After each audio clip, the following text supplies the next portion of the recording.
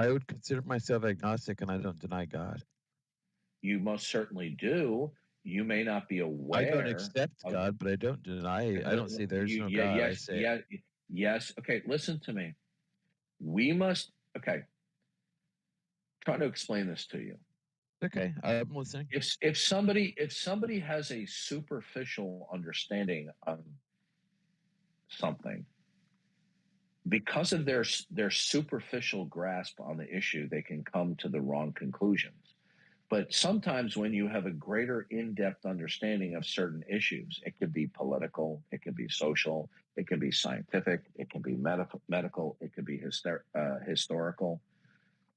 When sometimes we have a greater than superficial grasp on the issues, we can then see that why certain generalizations are not accurate.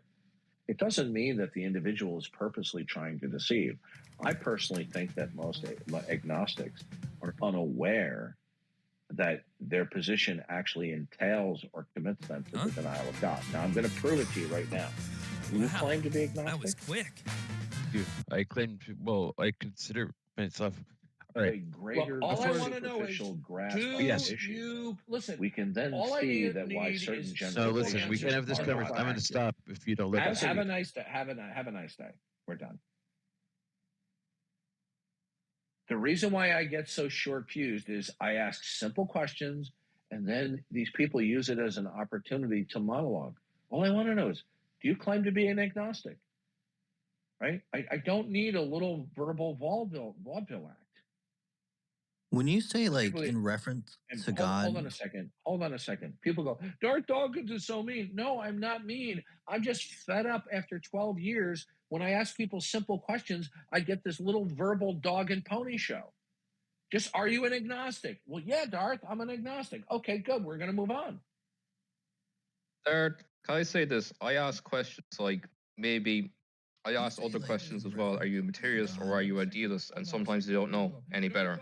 And then you have to explain and teach them. Well, those are issues. I agree with you, but these are not of the same order as when we're talking with agnostic. Excuse me. Theist, atheist, and agnostic are much simpler areas to understand. It's not complicated. Are you a materialist or are you a deist? And sometimes they don't know. when you say when someone's making reference to God in fact, or reference, when they're making a fact, they're referencing God. Hold on a second. Why are you at the top now instead of at the bottom or in between? You the same guy I muted before? I think you muted me once, yeah. Yeah. Okay. So, you better up your adult transparency game because the same thing's going to happen again if you repeat the same evasiveness. Okay. Okay. When you say making a fact in reference to God, I was texting that to a friend and he wanted me to get clarification for that. I was thinking about it. I don't know. A fact will be invoked to be either because it derives and necessitates God, or the fact simply exists without necessitating God. A human being will either necessitate staying alive with reference to oxygen, or a human being will stay alive without referencing the necessity of oxygen. You can understand that, right? Yes. Okay. So we define that oxygen is a necessary precondition for the sustaining of life. It's not I actually do know that. Right. So now either God is going to be considered a necessary precondition for anything and everything, or God will not be referenced as the necessary precondition of everything. Gotcha. You see how simple that is?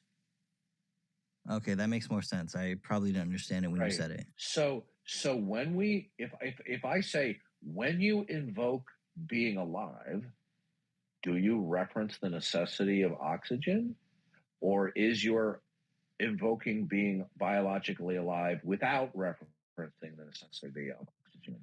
People can understand that, but when we talk about God, the existence of facts either being with or without the necessity of God, all of a sudden they have a brain fog. All right? Can I explain why that might be, or No, Okay. no, because this is not complicated philosophy.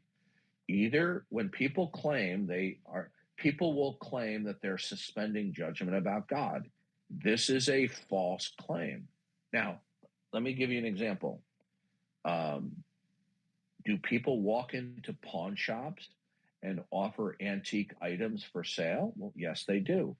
Now, do sometimes they knowingly present a false claim about the item? Yes. Now, are there other times people present a false claim, but they are unaware that the claim is false?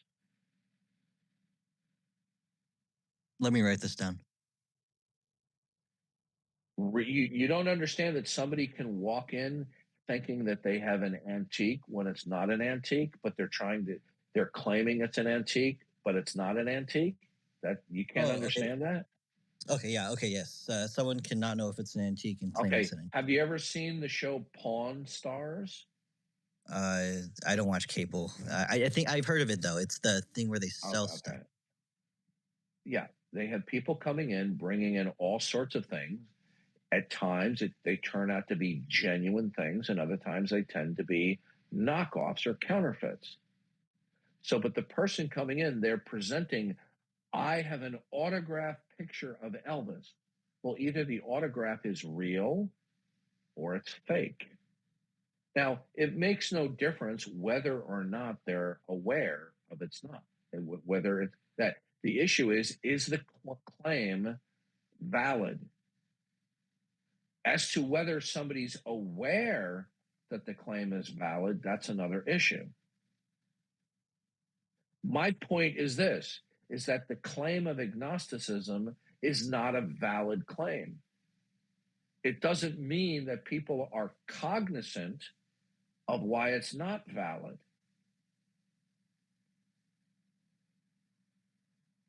So if I'm like pawning something and I don't know if it's an antique, you're still claiming it's an antique. So the claim will either be valid or invalid, regardless of whether you are aware or not aware as to its validity. So on Pawn Stars, there was like no one who came in that wasn't sure if it was an antique, and they said that. That's unrelated. The point of the analogy is this: people come into the shop or the store, and they will present something. They will make a claim about this. This was John Wayne's cowboy hat from War Wagon, the movie. Okay, and they'll say, "Do you mind if I call in an expert?" And then they bring the expert in, and the expert examines the hat. And having certain expertise in certain movie props will say the claim is either true or false, or there's insufficient evidence to make a determination. The point is this: in certain cases, the expert will say this is definitively what it claims to be, or they will say this is not this definitively is not what it claims to be. As to whether the person bringing it in is aware of that is a separate issue. Is the expert ever like not sure? That's not the issue. Okay. What you're doing is you're taking an analogy and you're going off on a tangent. It makes that has nothing to do with the situation. The issue is agnosticism is a claim, correct? I thought I guess I'm wrong. I assumed it not to be a claim, but of course it's a claim. It's a claim to suspend judgment. I didn't realize that was a claim. Sorry. Yeah. If I say to you, do you believe that the Loch Ness Monster is real? And you say, well, I don't assert that it is, and I don't assert that it isn't. I'm suspending judgment. So you're claiming to suspend judgment, right? I mean, I guess I've never heard of it said like that, but sure. Yeah. This is really uncontroversial. I thought claims were positive. Agnosticism is the claim not to be making a declaration, about the nature of ultimate reality. They're not asserting that ultimate reality is God or not God. It's still a claim. They're just claiming to suspend judgment. If you evaluate the claim from a transcendental perspective, the claim turns out to be false. Okay? Look, let me give you an example. You walk into your local supermarket and you hand them a $100 bill. Now, unbeknownst to you, it's a counterfeit. You are unaware that it's a counterfeit. Now, the clerk who's taking your money has been poorly instructed to notice the marks of a counterfeit. He looks at it, and because it has a very strong and superficial resemblance to a $100 bill, he accepts the false claim that that's a $100 bill. Okay? Now, in order to understand whether the claim is real or not, we have to look deeper. We have to have a transcendental analysis and say, okay, it has to have this, and this, and this, and without all of this, it's not real. Right. Okay? So when it comes to the claim to suspend judgment, the person making the claimant, just because they're claiming to suspend judgment doesn't necessarily mean that they are. Maybe they are, maybe they aren't. They could be uninformed that they are implicitly making a denial without realizing it. Or maybe they're involved in some sort of self-deception where they're tricking themselves. That's right. So the point is this. The agnostic says, I make no claim about ultimate reality. I'm not asserting that ultimate reality is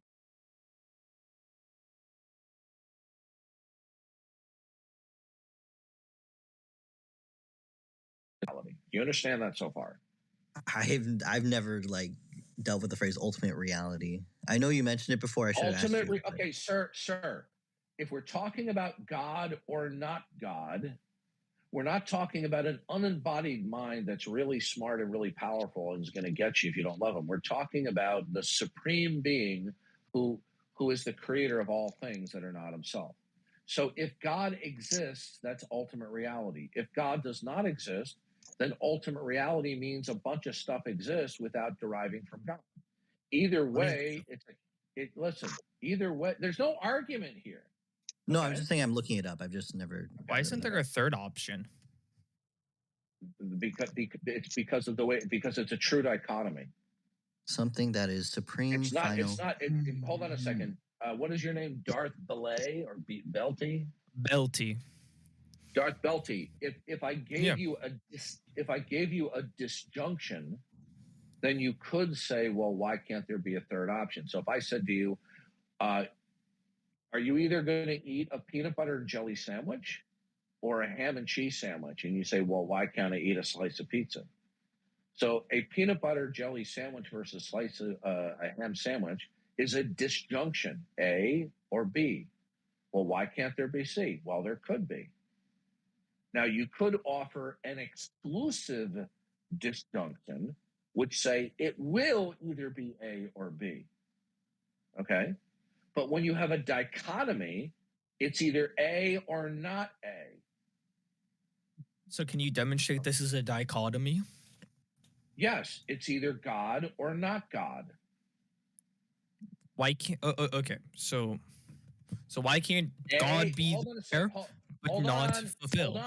Hold on. You know what? Hold on. You don't need to scream, bro. You scream, bro. I was paying attention, please, but then you started to scream and you Hold down. Now, Hold on, son. The reason why I have to do Who's that. yelling? Hold on a second. Okay, the reason why I have to do that is because I have people like you who are impulsive, and you know that you are less informed and you're inquiring of me, and I'm trying to explain something to you, but you're bickering with me. Okay? Now, Is a true dichotomy A or not A?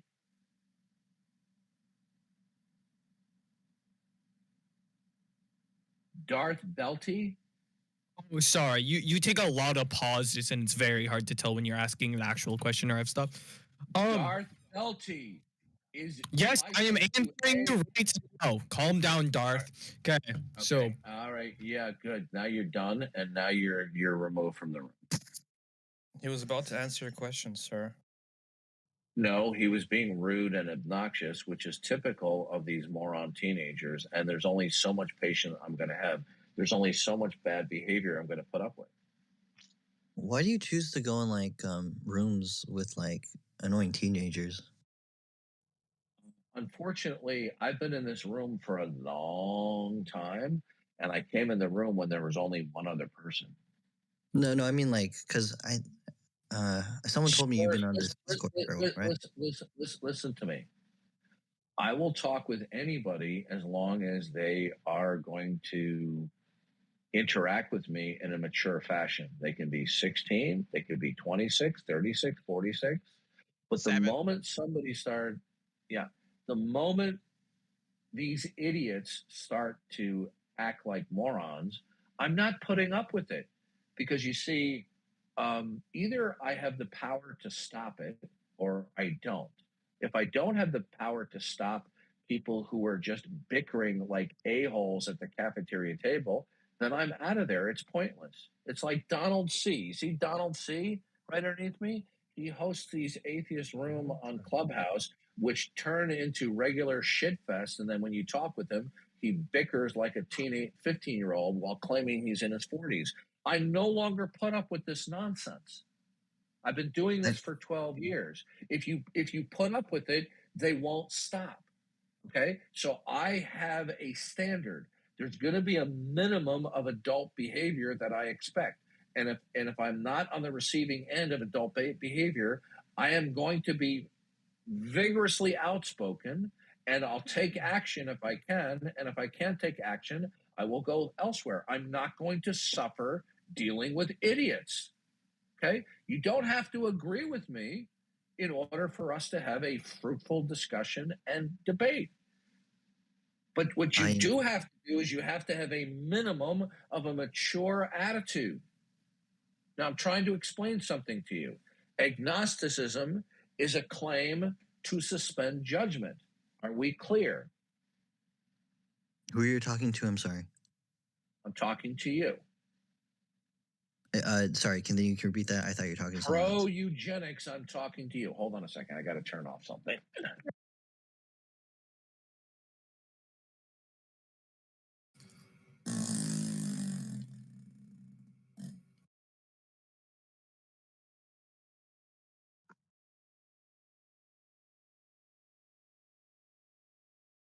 And I'm back. Okay.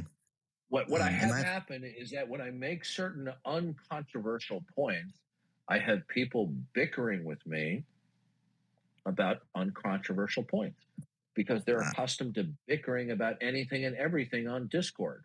Okay, I'm not putting up with it. I may do something like bickering. I'm not very well versed with like this Christian fundamental. I'm not finding fault with you right now.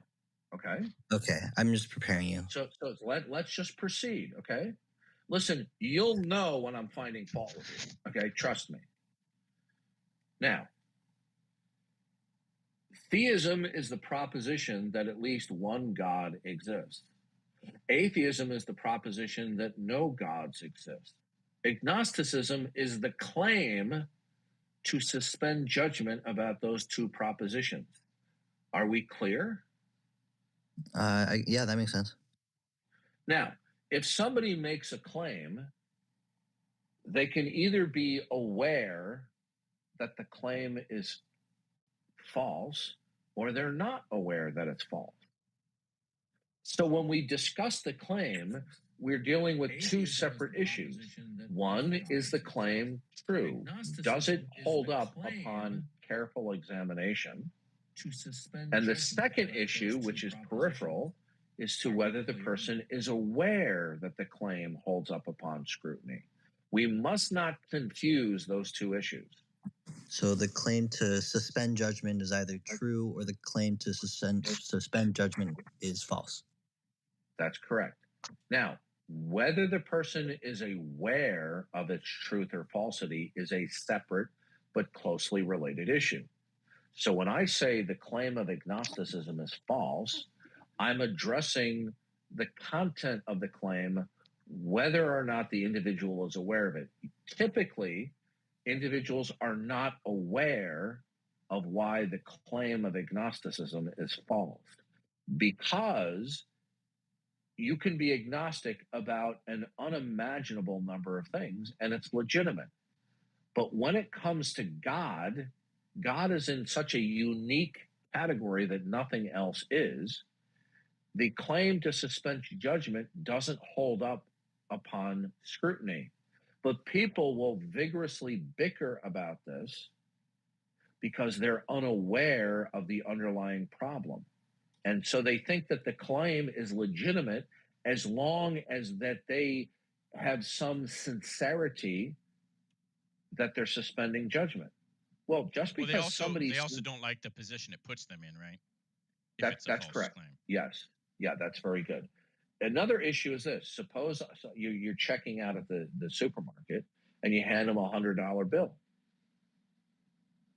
People can get very uncomfortable that the thing is not what it says it is. Now, if you've ever seen any episodes of Pawn Stars, there are people who bring in some artifact, let's say they inherited from their mother or their aunt or uncle, and they think it's worth a lot of money.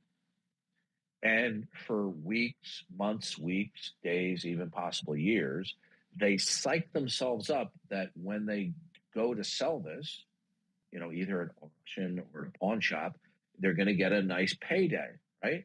And they get very enthused, and they hype themselves up. I mean, and when they go into the pawn shop, at least on this show, and they bring in the experts, the reaction of some of these people that the thing in question is definitively false, they just refuse to accept because they've psyched themselves up and like, no, because they're expecting to get, 30, 40, 50, whatever. All you have to do is watch this show. It's a great way to show you how people, when they're confronted with very powerful evidence that the claim about the object is false, and they refuse to believe it. Because if they acknowledge that the claim is false, they now have to come to grips with the fact that, wow, I'm not going to get $50,000 for this. I'm not going to get $75,000 for it. It's not that they're being overtly deceitful, but because they have an emotionally invested interest that the claim be true. And the same is true with agnosticism. So when you tell people that the agnostic claim is false, and then you attempt to give a very methodical philosophical analysis of it, this is very disconcerting for them because they have an emotional commitment to the claim. Right? What do you mean I'm denying God? I'm not denying God because I'm telling you I don't deny God. Well, you can deny God in more ways than one. Okay? So here's how the analysis goes. Hold on, I got to turn something on. I might talk with someone about this. So when somebody claims that they're suspending judgment about God, all I have to do is ask one question to demonstrate why the claim is false. Not that they're lying, but that the claim is not genuine. So when they say they're suspending judgment about God, all I have to say is, when you invoke facts, are you invoking facts with reference to the necessity of God? Or I could put it differently, you're invoking facts with God needed. So one will either be invoking facts with God needed, or with God not needed, or with no God needed. Okay? Now, this is a truly dichotomous situation. which again makes people very uncomfortable, because once they realize they're in a truly dichotomous situation, they don't want to affirm God for whatever reason, but they realize they can't defend the falsity of God. So they opt for the agnostic position. But this is not an option when it comes to God upon a transcendental analysis. If you don't employ a transcendental analysis, it is easy to be fooled that the agnostic claim is legitimate. So, for example, when somebody brought in what appeared to be a pistol from the American Revolution, right? They were excited, and the pawn dealer himself was excited as well. But because he's experienced, he knows that he needs to bring in an expert. So they brought in the expert, and he says, well, this is a fake. And both the customer and the pawn dealer were like, what are you talking about? And he said, what you have to understand is that what we have here is a very well-crafted prop from what is probably a movie, right? And then he went through the characteristics that distinguish a real pistol from the American Civil War versus a movie prop. And then once he gave the analysis, it became clear to both of them why the pistol was not real. Okay, so we could say that the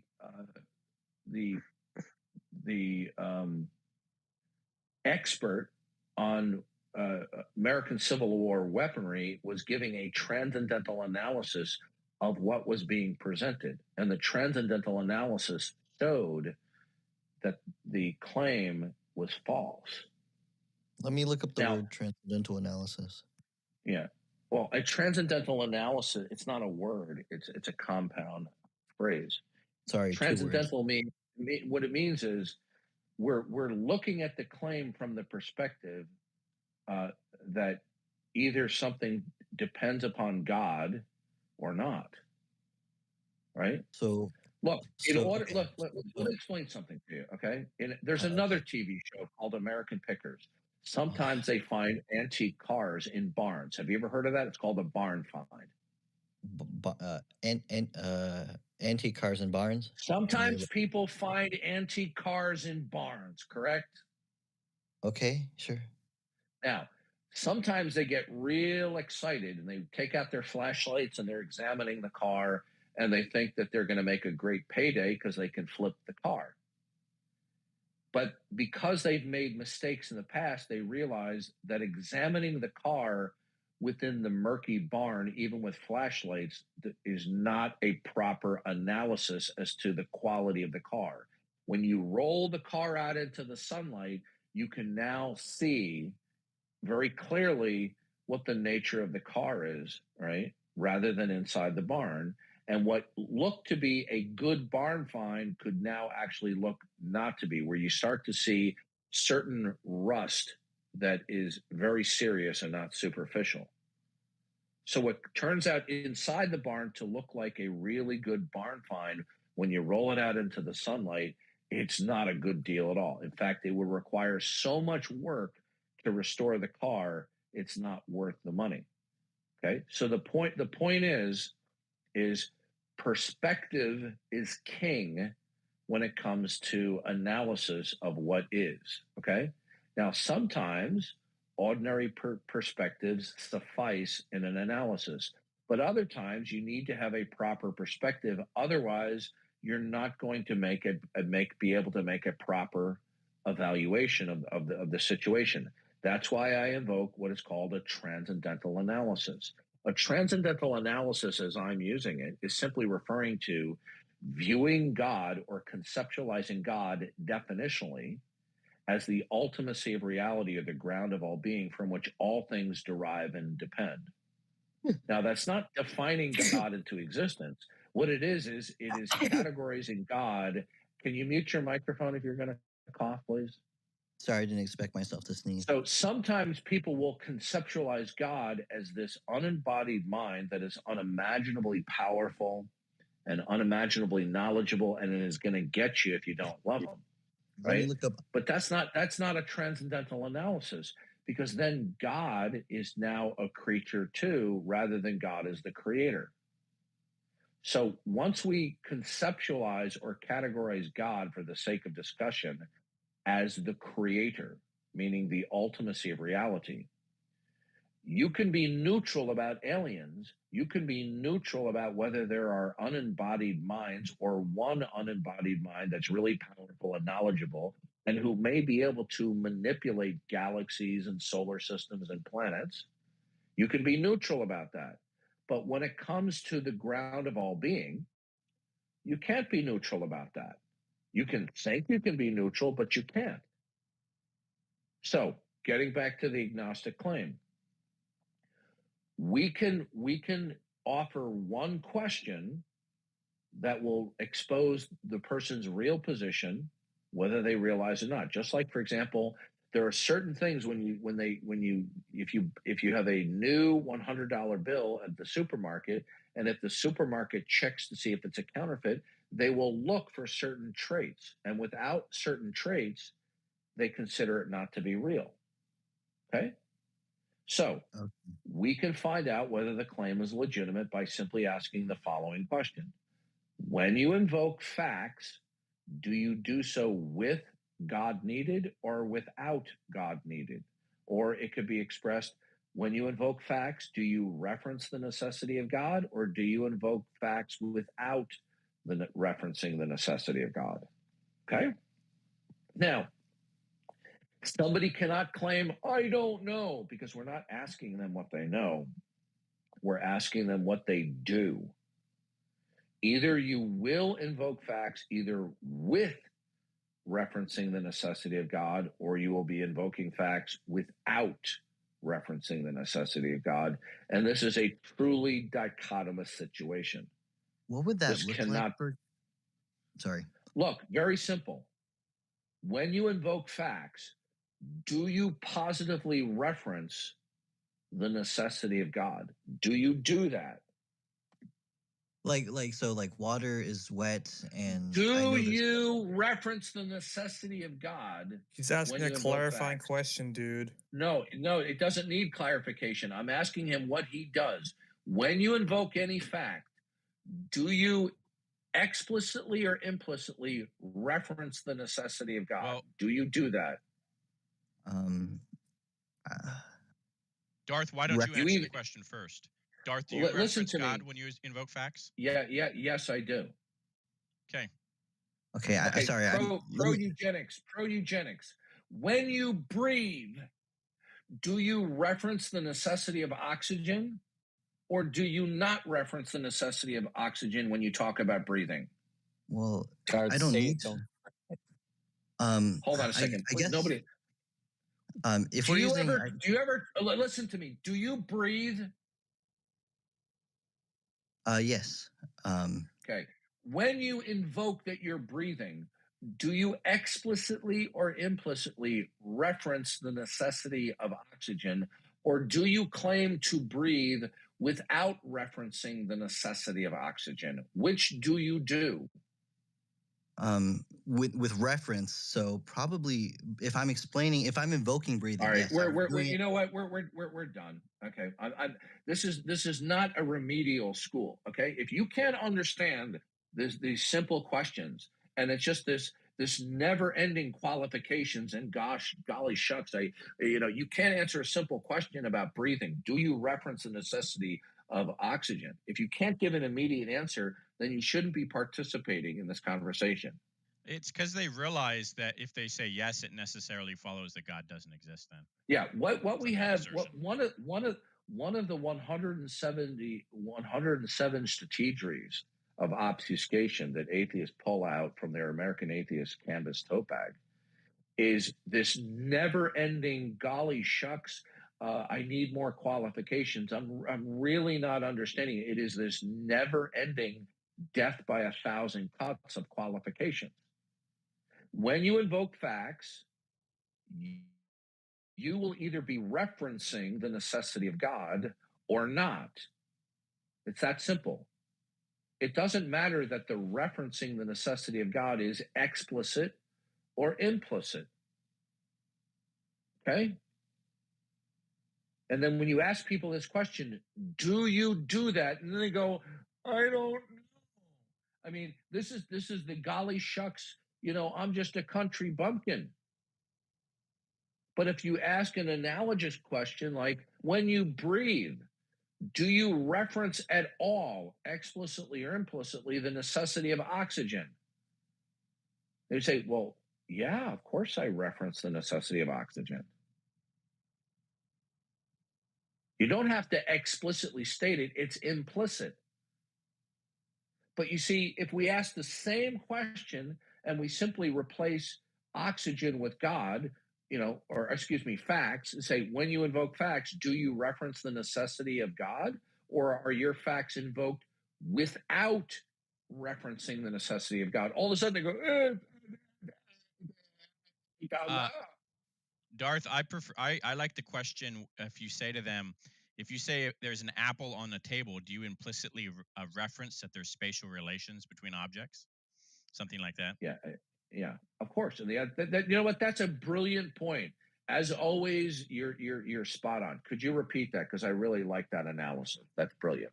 If you say there's an apple, it could be any objects. If you say there's an apple on the table, do you implicitly reference that there's spatial relations between objects? Yeah, that's brilliant. I love that. Can I steal that from you? Yeah, sure. I always love stealing. Or you could also say, do you implicitly reference that things are extended in space? Yeah, exactly. Yeah, that's spatial dimensions. Right. No, what happens is that when you start to give an analysis, people don't like where it's going. Okay. So then all of a sudden it's just like it's the play dumb routine. Right?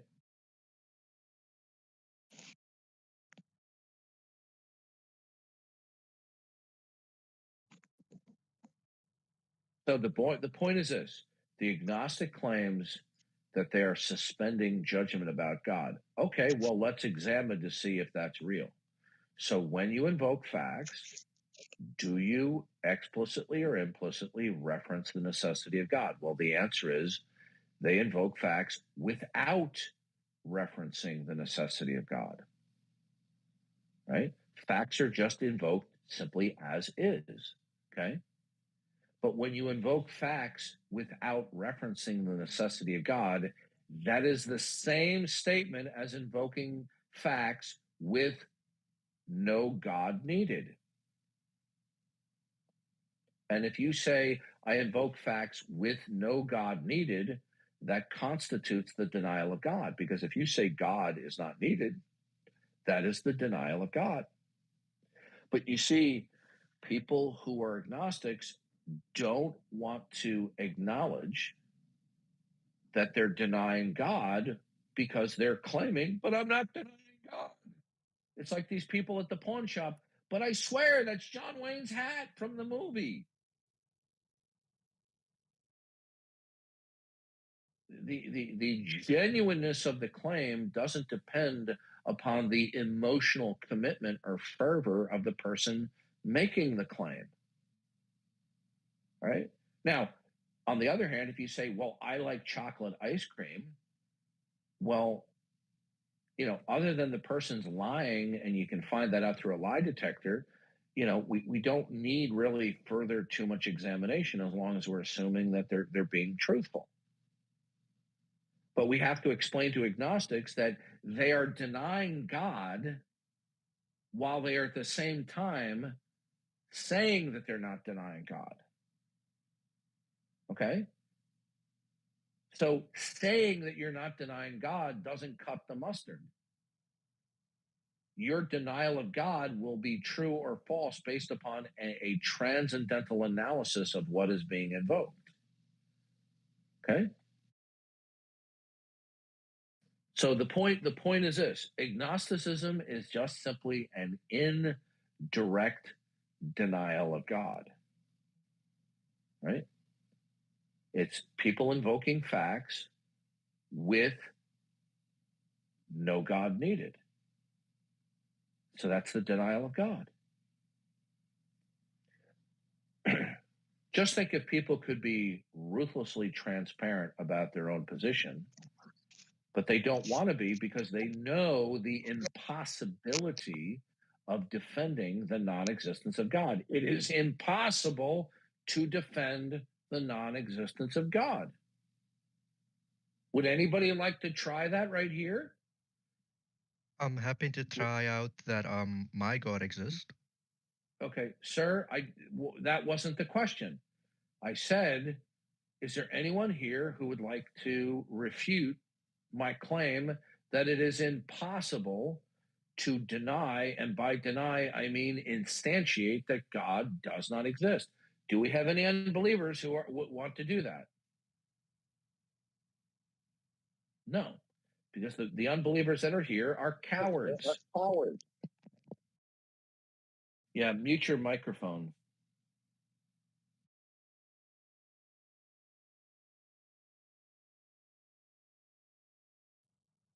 You see, unbelievers like to shoot their mouths off when they're in a situation where they can get away with it.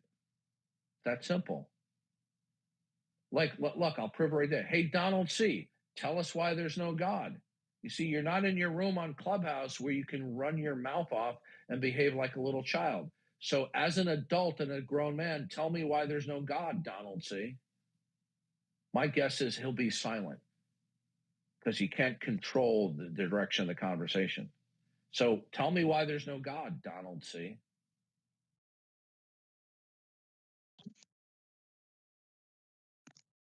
See? No answer. I'd say even like it's like informing ideas, like sort of never go at someone too strongly. You know, it's like say for example, if I was trying to explain if I was trying to explain Shipathesis, you know, Shipathesis, right? Change. I would talk about are you the same person you were 5 years ago? He's Irish, you gotta forgive him. And then you would talk about the paradox. You get what I'm saying? And then they're better prepared. So it's like no paradox. There's no paradox because when you talk about identity over time, identity over time allows for incremental change. Okay. Well, in order for there to be change at all, there'd have to be identity, because how could there be change if in each time index the entity is a brand new entity? It wouldn't be changing at all. It would just be a spontaneous new entity. So there'd be no change without identity. So here's another slant. Donald C. is an atheist, but he hides behind "convince me God exists." Well, notice how they represent themselves as though they're in a seat of incredulity. Why don't they say, show me atheism is false? Okay. Right? Most atheists that you're going to encounter will not defend what they really believe, that there is no God. What they will do is they will represent their God denialism as something that it is not, kind of like the Transformers, otherwise known as transvestites. Right? They deny God, but they want to represent it as, golly shucks, I'm just a country bumpkin and I'm just unconvinced. Convince me that there's this overlay that you call God. We have the natural world, and you have this overlay that we call God. Convince me. But that's not their position. Their position is God doesn't exist, whether they admit it or not, whether they realize it or not. Okay?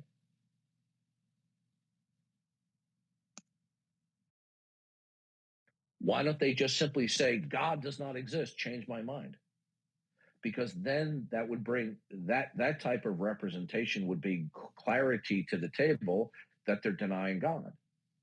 But they don't want to bring clarity to the table. So they will call themselves atheists, but then when you ask them, how is it there is no God, they're going to just say, well, you're the one making the claim. You've got to demonstrate it. Now, I agree that if I affirm that God is, I have to make a case for that. But you see, they don't have the luxury of sitting in the seat of neutrality, or that they're just in a mere state of incredulity. But this is the little game that they're playing. And if you don't believe me, just go watch the debate between Christopher Hitchens and William Lane Craig. And when William Lane Craig questions him in the interrogation mode in the Q&A, and he says, "Do you have an argument for atheism?" It was beyond embarrassing to watch Christopher Hitchens BS his way out of it. And then finally, at the very end, he finally ponies up and says, well, because there's insufficient reason to believe in God, and I'm paraphrasing, that we can conclude that therefore there's no God. But you see, that's a failed argument. Well, that's also an assertion, right? Yeah, that's an assertion that they also cannot defend. And you see, this is why, like when I go on a Clubhouse, that you get these atheists who, when they're moderators or they have the backing of moderators, have 5-pound brass balls. But when they don't have the power of moderation, they no longer have balls that are 5 pounds and made of brass. Oh, that cuts both ways. I beg to differ. Now, explain to me. I don't care if you beg to differ. This is an empirical question. Anyone can see for themselves. I'd like to say, and you disagree. Now, are you an atheist? Me? Oh, all of a sudden, me? Are you talking to me? Yeah, you. Yeah. We've talked before. Now, are you okay cognitively? Yeah. No, yeah, I am okay. No, he's Are not. You? He's definitely not. Yeah, I know. I knew the answer to that one already. Look, if you want to be a wannabe stand-up comedian, this is not the room for you. Now, if you want to get here in mature, please shut up. Shut up, or I'll mute anybody who overtalks. Now, Gray, I've dealt with you before. Now, if you want to respond to me in an intelligent, mature-minded fashion, every time you've tried. Every single time. Here we go. You see, we can't find any intelligent, mature-minded atheists. This is the kind of shit that we get. Okay? Well, it's a victory if you successfully build the wall of words, Darth. If you just stop anyone from coming across the border, it's a victory, I guess. This is why I have no compunctions about saying to the world, of anyone who hears the voice of Darth Dawkins, not that I'm any special, but to tell people, atheists, with rare exceptions, are defiant 15-year-old boys in adult bodies. This is what we're dealing with. But you're the one muting people, though. I mute people because they're either trolling or they're obfuscating or they're lying. I have no time to put up with this nonsense. I guess you didn't get the memo. Did you hear me give the qualification? I'm looking for mature, intelligent unbelievers to talk to, because otherwise, if you're not going to bring an intelligent, mature-minded defense of atheism, then you are going to get server muted. Okay? Look, do you understand that if you own what do you think store, they own that? Okay. Who am I talking to? So I know who I'm talking to. It's me. It's me. Who's me? It's just this. Okay, all right. See now you're an asshole. These people. Okay, so this is all we got. We get nonstop trolling, and then when they're not overtly trolling, then they're playing the obfuscation game. This is what they do, and then people wonder, well, Darth Dawkins is so mean. No, I'm not mean. I'm just not putting up with nonsense. Okay. No, you do a great job, Darth. And rather than focus on the nonstop chronic bad behavior of the atheists, they go, look, Darth Dawkins is so mean. Do you ever hear them talking about the horrible behavior of my atheist interlocutors? No, they don't. They conveniently have amnesia. That's because they delight in it. They support it. They're white knighting for them. They love it. Right. Yeah, but they do their Emmy award-winning performance that they have amnesia for it, but they actually do delight in it. Okay. Look, sometimes it's funny. Hold on. I went into a room on Clubhouse today, and they had 3 moderators, and I very quickly looked at their profiles to see if I had any of them blocked. So right away, it lets me know in advance that these are trolls. Well, one guy was blocked. So when I started talking with another guy, the guy who was blocked started in with his low-level trolling, but pretending that he wasn't a trolling.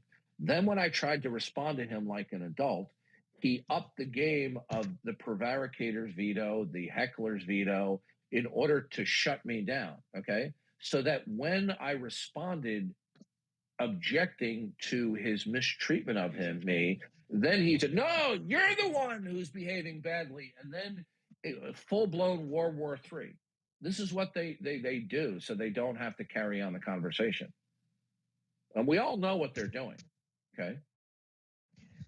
Yeah, sometimes it could be funny, but it is sad, ultimately. And you know what? Almost all of the atheists in here and unbelievers, they know exactly what I'm talking about, and they don't disagree with me. But when they come on mic, they want to do their stand-up comedy routine and pretending that Dawkins is just nuts. They all know what they're doing. No, it's not poisoning the well. It's a spot-on, accurate representation. When they're in their private rooms, they actually they talk about it and they delight in it. You can hear them talk about it sometimes. Yeah, when I've gone into rooms under different accounts, they talk about it. It's not poisoning the well. Yeah, okay? Darth, people are always talking about you behind your back. Hold on. Who said it was poisoning the well? You want to defend that? That was Innovo. Okay, good. How is what I'm saying poisoning the well? I'm waiting. Is what you said was, I'm answering, is what you said was, never mind if someone's going to just be a child. Yeah, you see, you call them out on the carpet and immediately you did a concrete facial there. I was talking and somebody made a fart noise. So yeah, that was probably an atheist trying to protect you, dude. Yeah, I can guarantee you that wasn't a Christian doing that. Whatever. I don't care who it was. It was childish. Okay, so then we'll continue. Okay. Look, so he's giving you a way out. So he has protected you. Yeah. No. Would you like me? That. Do you want me? Look. Do you want me to server mute everyone in the room? All I have to do is type a 4-letter and I can server mute everybody. Okay. I'm not an atheist. I'm Scientology. No, No, I don't need you to mute everybody in the room. Okay, so I wasn't poisoning the well. What I was doing is I was making a characterization, right, of how badly behaved atheists are. That they're fake interlocutors. They're like little 15-year-old boys who like to bicker while pretending they're wearing the big boy pants. That's not poisoning the well. Now, if you want to disagree with me that this characterization is accurate, you're free to disagree. But it's not poisoning the well. And you know what? Most people in here know exactly what I'm talking about, okay? Atheists are notorious for their bad behavior. They're notorious for it. You should hear them, Darth. They're always frothing at the mouth behind your back, like in a different chat rooms. Well, that's because I call them out. That's because I speak the truth of what low-life lying scumbags they are. By the way, it just doesn't apply to atheists on Discord and Clubhouse. When I had the opportunity to speak with about 7 or 8 professional PhDs, all of which were well-known atheists, all of them engage in the same kind of antics that atheists do on these forums here. They obfuscate, they lie, they impugn, they dodge. They do the same thing. Yeah. Look, for example, when I spoke with P.Z. Myers, PhD in biology, he's a foaming at the mouth atheist and a hardcore evolutionist and anti-creationist. When I was invited to speak with him, I said, "Can you tell me why there's no God?" All of a sudden, like magic, he goes, "Oh, I'm not saying that there couldn't be a guiding intelligence." The guy was lying through his teeth. He was lying. And then weeks later, he does a YouTube video where he declares there's no God.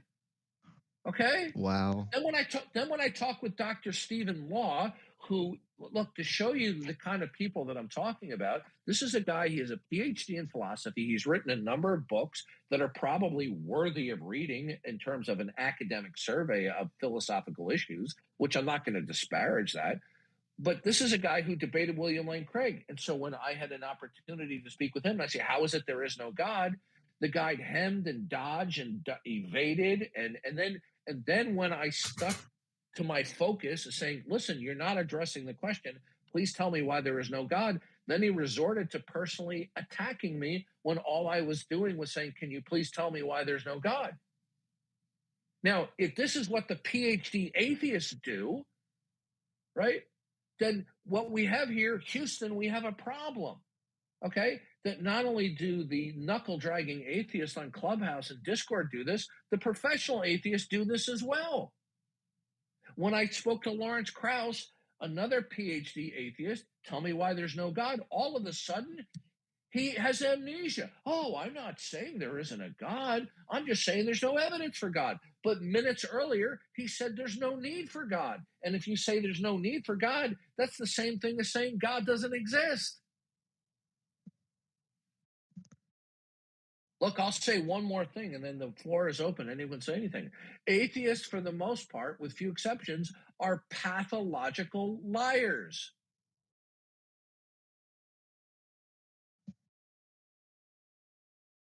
Yeah, I would say it can be most really people annoying. are liars. Most people lie. Yeah, but atheists. Sir, listen, hey, bartender. That is not the issue that all human beings lie from time to time.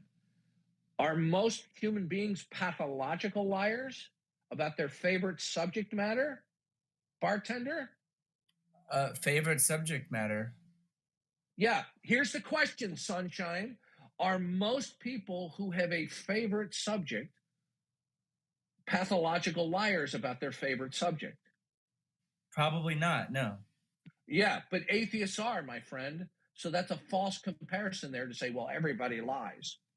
Do you think that most atheists are passionate about being an atheist? Bartender, listen carefully. What if I said to you, this is an analogy, and this isn't referencing atheists here, but suppose I said to you,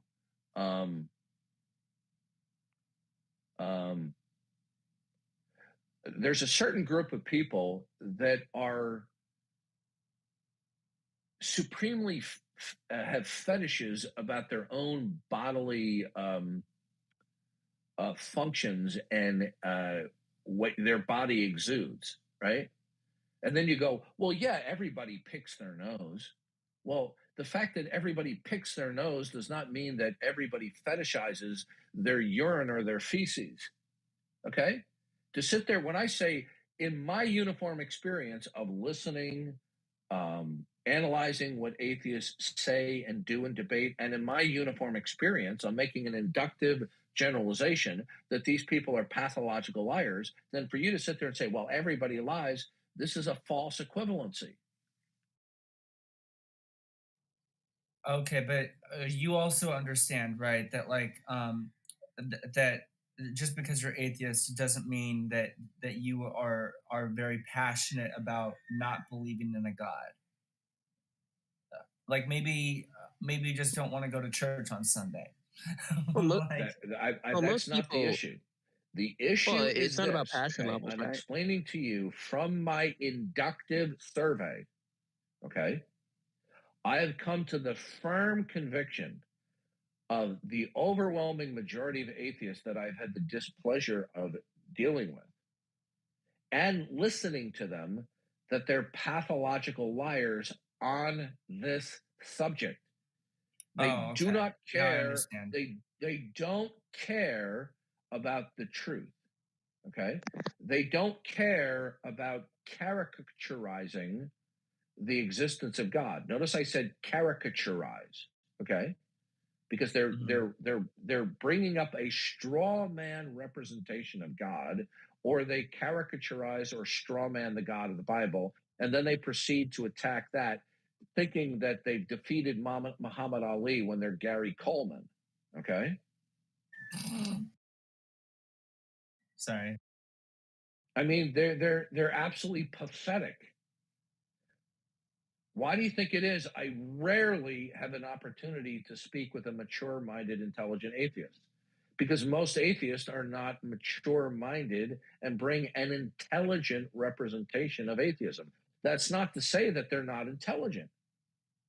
Like I said, I told you, I interacted with 7 or 8 atheists with PhDs. These are highly intelligent men. But when it came to defending it, most of them didn't present an intelligent defense of it. The only person that even attempted an intelligent answer to the question was Graham Oppie. But the rest of them were sleazy. Hi, Darth. Otangelo! You naughty boy, you. What's up? Hey, buddy, I hope everything goes well for you in the turmoil with the election there. Oh, yes, but I think it has been pretty well. I mean, they are still trying to get Bolsonaro again on the table, but he hasn't the force to make a coup, you know. Yeah, So. yeah. Let me ask you this question. Do you think that he legitimately lost? Do you think he did? Yes. So you think that the opposition won fair and square? Not only that, they didn't but cheat. Yes, but No, who play? Give me examples of cheating. Give me examples of cheating. Okay, so who played foul here was actually Bolsonaro.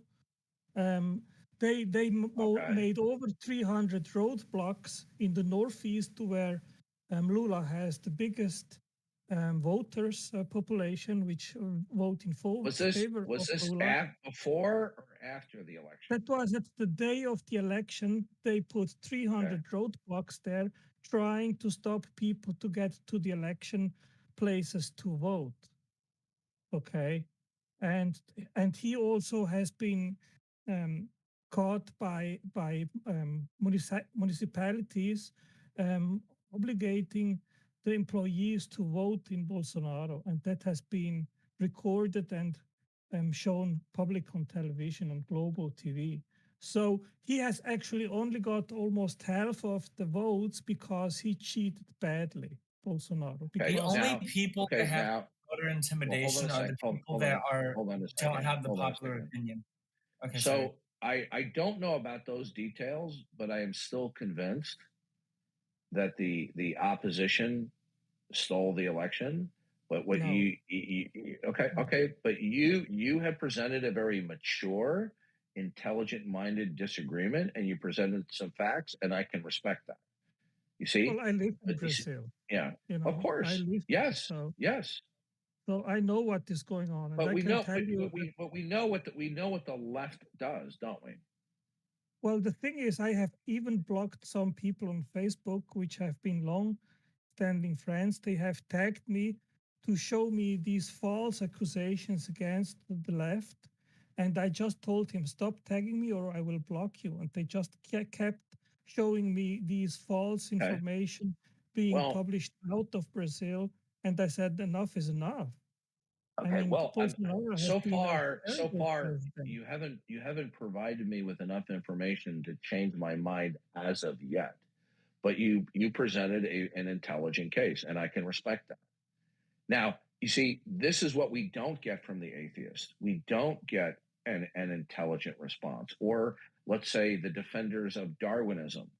Like, for example, when Otangelo debates against these people, we just get the same old cliches and piss poor reasoning. They don't bring their A game. I'm sure you would agree with that, Otangelo, right? Yeah, of course. I mean, I'm writing a book on evolution right now. I've just published one on abiogenesis, and I read constantly the scientific literature.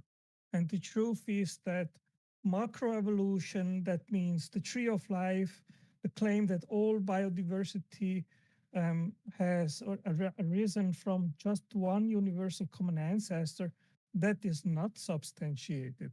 And in regards of the virus world, even the scientific literature they say it openly. There is no common ancestor for viruses.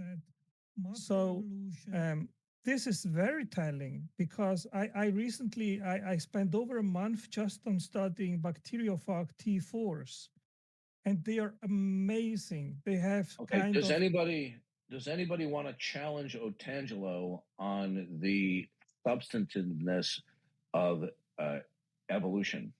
Yeah, I actually wanted to challenge what he said. Okay, go ahead. Everybody else, mute your microphone. Yeah, I was wondering, why does it matter if there's no... Hold on.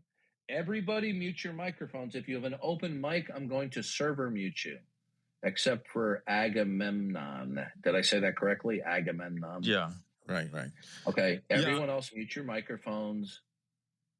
Okay, go ahead, Ag. And it's Agamemnon, I was just wondering, and Otangelo. Why does it matter if there's no common ancestor for viruses? It could have been that, viruses developed independently in like multiple times.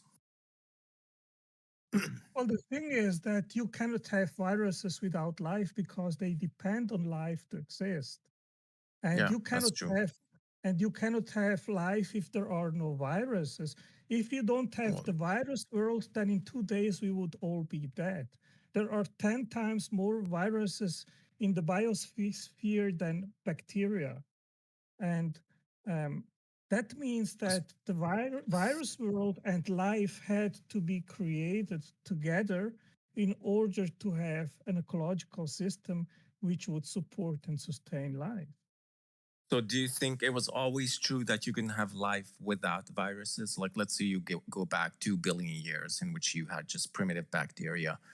Couldn't if it had been the case that you could have had bacteria even without viruses? No. Viruses, they're essential in order to have diversity, because otherwise there would be no bacteria diversity. And today science is admitting that there are maybe even up to 1 trillion different bacterial species. Why do you say there can be bacterial diversity without viruses? Because viruses are precisely providing the mechanism for a gene horizontal transfer, for sharing genes amongst the population, for having that kind of variation which is necessary. Otherwise, you get to the Müller's ratchet, which means that the population would die out precisely because there is not sufficient diversity. Yeah. So viruses are one form of horizontal gene transfer, but there are actually multiple different ways of horizontal gene transfer. So one of them would be transformation, in which bacteria break down and they lyse and they release DNA into the environment, which is then taken up by other bacteria, which results in horizontal gene transfer. The other mechanism is called, I forgot the other mechanism, but transformation is definitely one of these, which results in horizontal gene transfer. And that shows that viruses are not necessary for that process. Well, I'm not saying viruses are necessary for horizontal gene transfer, but it is one of the mechanisms which is used in the living through viruses. But viruses are essential in order to have the necessity or the bacterial diversity which is necessary to have life. And this is common knowledge. You can just Google it. There is no big mystery here. That is not something which but if you say viruses are not necessary for horizontal gene transfer, and then you said, well, then why do you think viruses are necessary for bacterial diversity? Because you said, well, what's necessary for bacterial diversity? There should be horizontal gene transfer, but you admitted that viruses are not necessary for horizontal gene transfer. It is, to clarify, it is one of the mechanisms, but the thing is that without viruses, there would be not the variety of bacteria which is necessary, and there would be just they would just die out. Okay. So viruses are essential for life. And if you don't have viruses, then you don't have the shuffling of the basic building blocks like carbon, which has to be cycled in the biosphere, and viruses, they are necessary for the cycling of the elemental building blocks of life. So they are vital, and this is one of the big questions. Where do viruses come from if they depend on life, and where does life come from if they are depending on viruses? That's precisely the topic which I am addressing in my book, in regards of the origin of life. It just seems like though virus that theory. it just seems like though that you already said that horizontal gene transfer doesn't necessarily depend on viruses. So we can easily imagine a case in which 2 billion years ago there might have been bacteria, and the way they had horizontal gene transfer was just through transformation, which is when they share DNA. Another process, by the way, is just when they have something called a pili. A pili is basically a protein between two different bacteria through which they share DNA. So it could have been the case that 2 billion years ago they used these processes for horizontal gene transfer. At some point, then in the after that, viruses developed from bacteria, and then viruses just further drove bacterial diversity. Why is that not possible? Yeah, if you don't have viruses, you don't have life. I said that already, that is not an assertion which I am making up. This is common knowledge, this is fact. And you need viruses even to start life. Otherwise, if you start without viruses, then you have what I mentioned already, which is the Miller's ratchet, which then you have just genetic deterioration and extinction. So, well, but aren't you just saying there's going to be genetic deterioration because there's no horizontal gene transfer? Now, what I am saying is that you need a pool of diversity of bacteria in order to have life. If you don't right, and what causes genetic diversity is horizontal gene transfer, but you already said that the viruses are not necessary for horizontal gene transfer. The thing is that you need a pool of different life forms to start the entire ecological system. Like, for example, you need a minimal number of interdependent bacteria in order to have the nitrogen cycle. If you don't have all the bacteria in that cycle involved, then you break up the nitrogen cycle.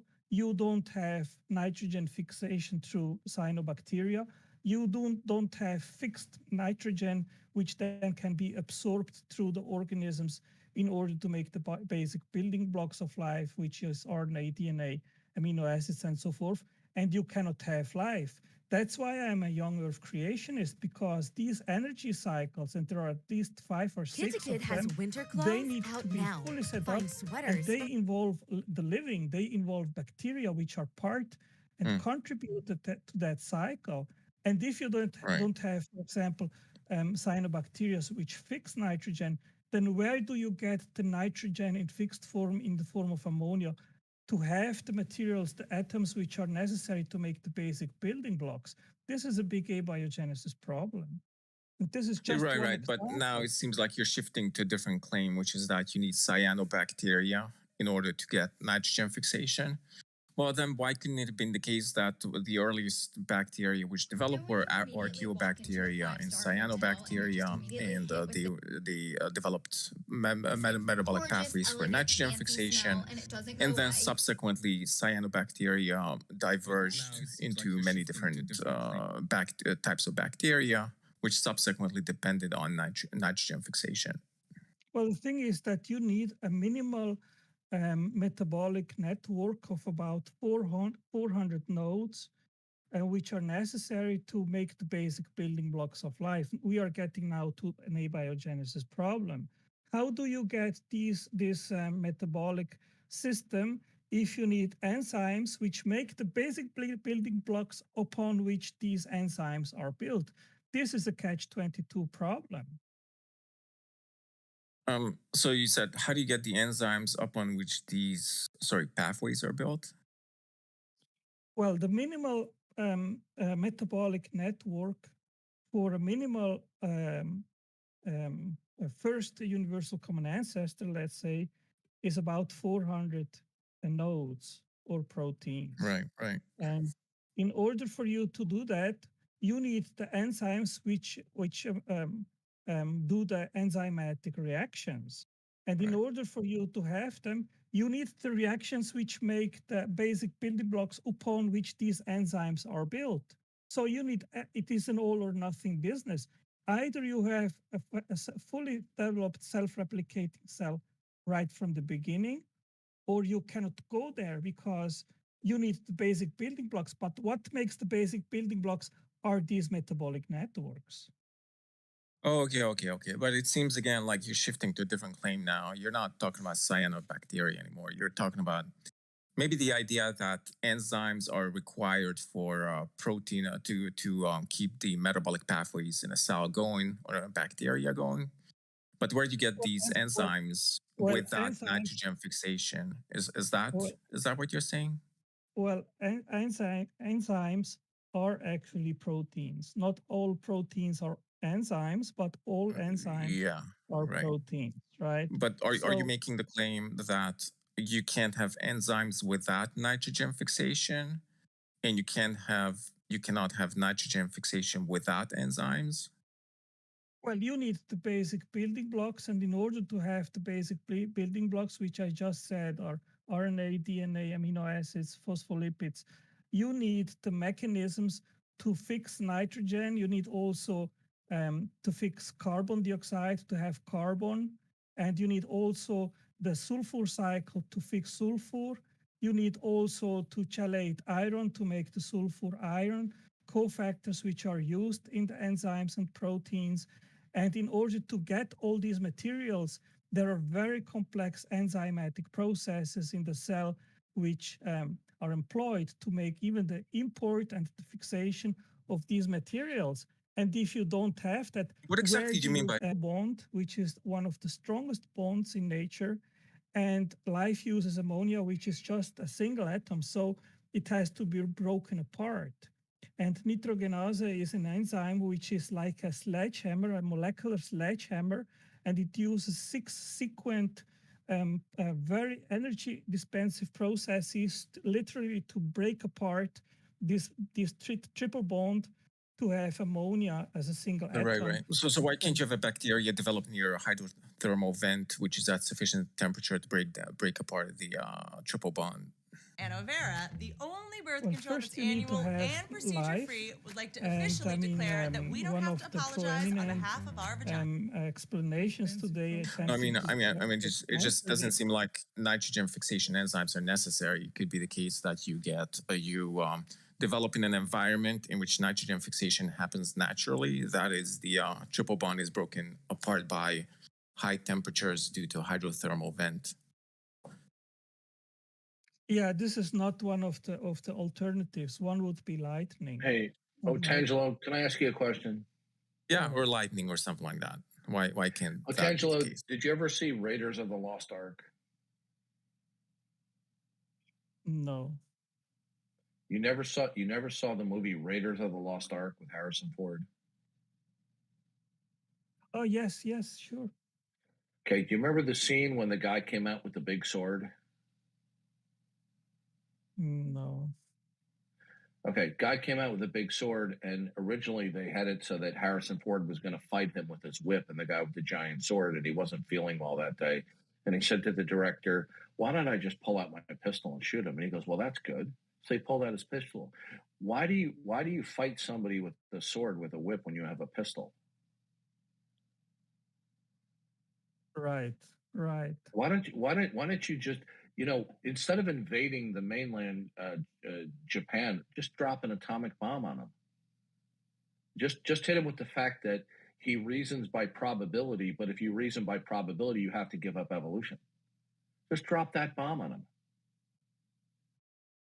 Yeah, there are very different ways to have a conversation, but I mean, obviously for you, in order to have evolution, you need to have life starting, and it's similar to building a house. If you don't have a stable foundation, how do you build the rest of the house? They don't care about that, Otangelo.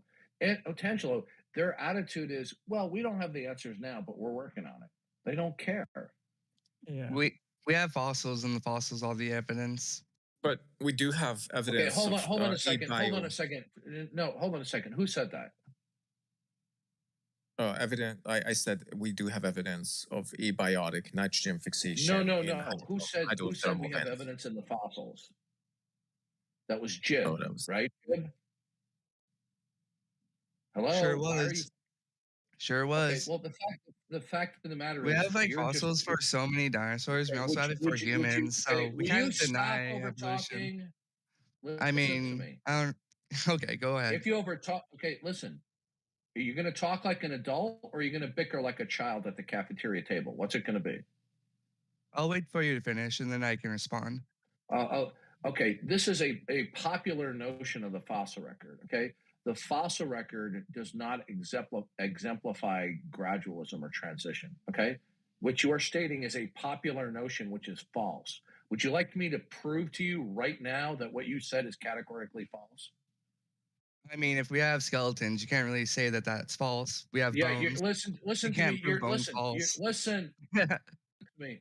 Listen. You're just giving me a teenager recapitulation of this. Look, I'm gonna prove to you right now. That's the evidence. Okay. Oh my God, you're so stupid, and you don't even know. I mean, you're the one who thinks that 10,000-year-old Earth argument is valid. Oh God, where were the dinosaurs? Like, come on, where were the dinosaurs when Jesus was around? I don't see any like dinosaurs mentioned in the Bible. Do you know any dinosaurs mentioned in the Bible? I would like to hear it. I'm pulling up the quote. Hold on a second. Yeah, let me quick answer to that. First of all, fossils are completely irrelevant to substantiative evolution. It's physical evidence. They're right there. Hold on a second. Jib. I'm going to say they're faked. All the fossils in the world are faked. I will tell you why. Hold on. Do you have evidence against punctuated equilibrium? Okay, I'm gonna start muting people. Okay. Now I'm talking to Jib right now. Jib, you said that the fossil record, okay, is powerful evidentiary support. I'm going to show you why that's a completely false statement. Okay, it's a popular idea that you've learned in school, but it's false. Okay, now Dr. Eugene Koonin is a foremost expert on evolution. Okay, he wrote a book called The Logic of Chance: The Nature and the Origin of Biological Evolution. The guy is scary smart and is as good of an expert in microbiology as they get. Okay, he's an expert on it. Now, Darth, let's have a heart-to-heart for a second. Have you heard of the saying, there's a time and a place for everything? Now, does the fossil record exemplify gradualism, yes or no? Yeah, because we can see how humans evolved too. We have all the... No. Yeah, we have all the skulls and fossils. We got everything. Jib, listen to me. I'm going to tell you one last time. You better respond like an adult instead of like an impulsive teenager. Okay, like you're at the cafeteria table.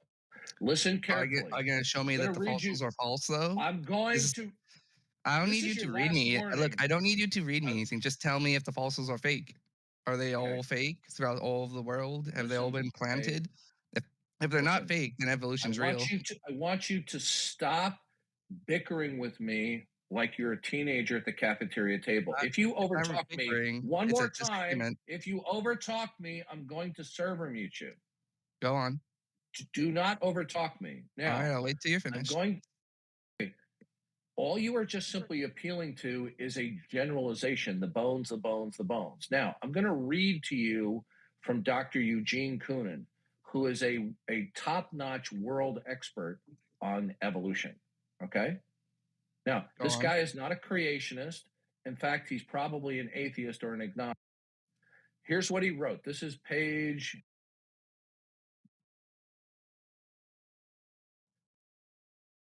37.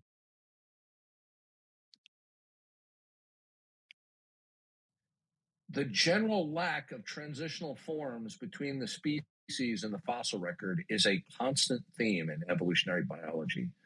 Darwin recognized this problem and traditionally interpreted it, along with paleontologists in the Darwinian tradition, as a reflection of the dramatic incompleteness of the fossil record. Now, did you understand that last statement? The general incompleteness of the fossil record, he's saying. Yeah. Did you understand what I just read to you? Somewhat. I somewhat understood All what right, you said. I'll read it again, okay? Okay. The general lack of transitional forms between species in the fossil record is a constant theme of evolutionary biology. I'm going to read it again. The general lack of transitional forms between species in the fossil record is a constant theme in evolutionary biology. Now, all I would have to do is just read to you that one sentence, but I'm not. I'm going to read you a good bit more.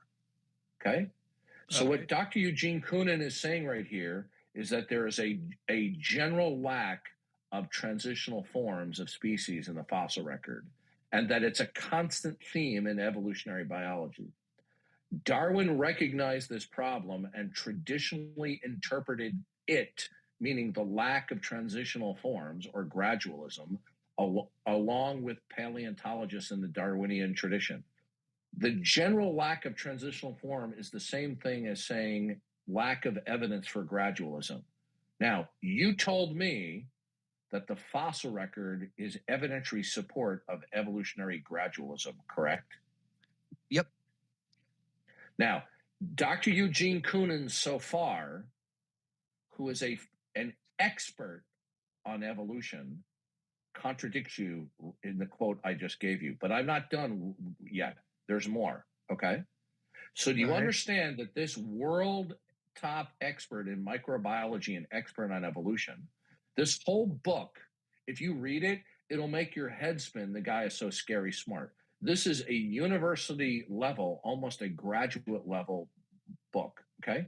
So in these opening sentences, he's flatly contradicting you, okay? Now, you can choose to believe that he's wrong here, but what you don't have the luxury of saying is that he's not contradicting you. So do you understand that what he's saying about the fossil record so far is flatly contradicting you? Do you understand that? All right. From my understanding of it, it seems like he has some disagreement with it. However, No, sir, listen to me.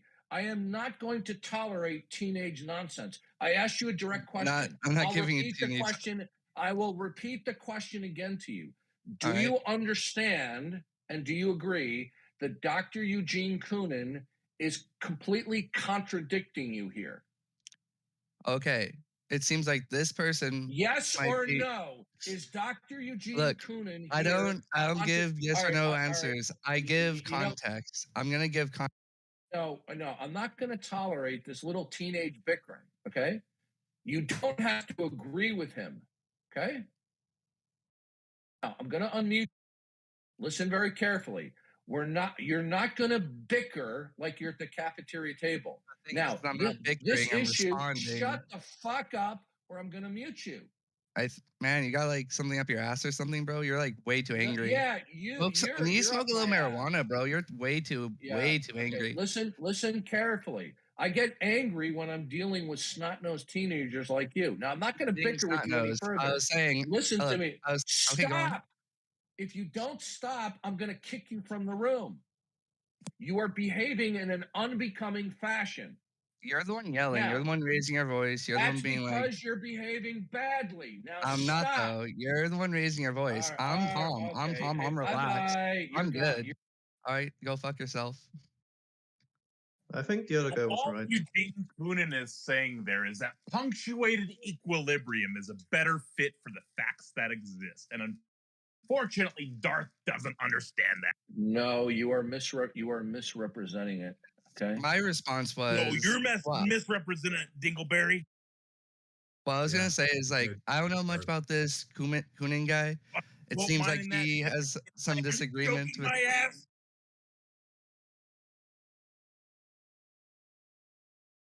So this is what happens when you have pot-smoking teenagers who have. Barry, look at his fucking body of work. You don't understand evolutionary theory, Dingleberry. Okay, hey Taco, you've trolled me before. Now you've sealed your fate. You're never going to participate in a room where I'm in again.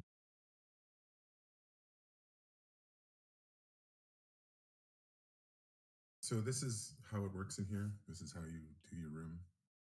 Call everybody else childish as you act childish. That's ridiculous. Have a good day.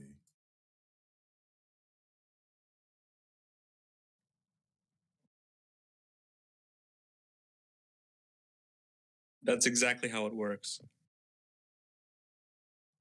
Yeah, if you guys want to mentally masturbate by trolling like that, if that makes you feel good, go ahead. But I'm not putting up with people trolling like teenagers. Okay, this guy is an imbecile. Okay, he doesn't know what he's talking about. Right, I could tell right away. The point is this: Dr. Eugene Koonin in this book makes it very clear, right, that the fossil record does not actually support gradualism, and in fact, the lack of evidentiary support for gradualism in the fossilized remains is so overwhelming and so compelling that people like Stephen Jay Gould, who is a foremost expert on evolution and world-renowned paleontologist, developed a sub-evolutionary theory in order to explain why the fossil record does not display gradualism. You see, this is what people have been taught.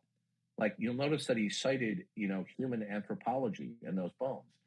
People cannot differentiate the sense datum, these mineralized bones, from the extrapolations about how there's an alleged ancestor-descendant relationship, especially when they have all sorts of Latin nomenclature put on these things. And they think that because they have Latin nomenclature put on these bones, that therefore when they explain how there's an ancestor-descendant relationship, that they're citing empirical fact. They're not.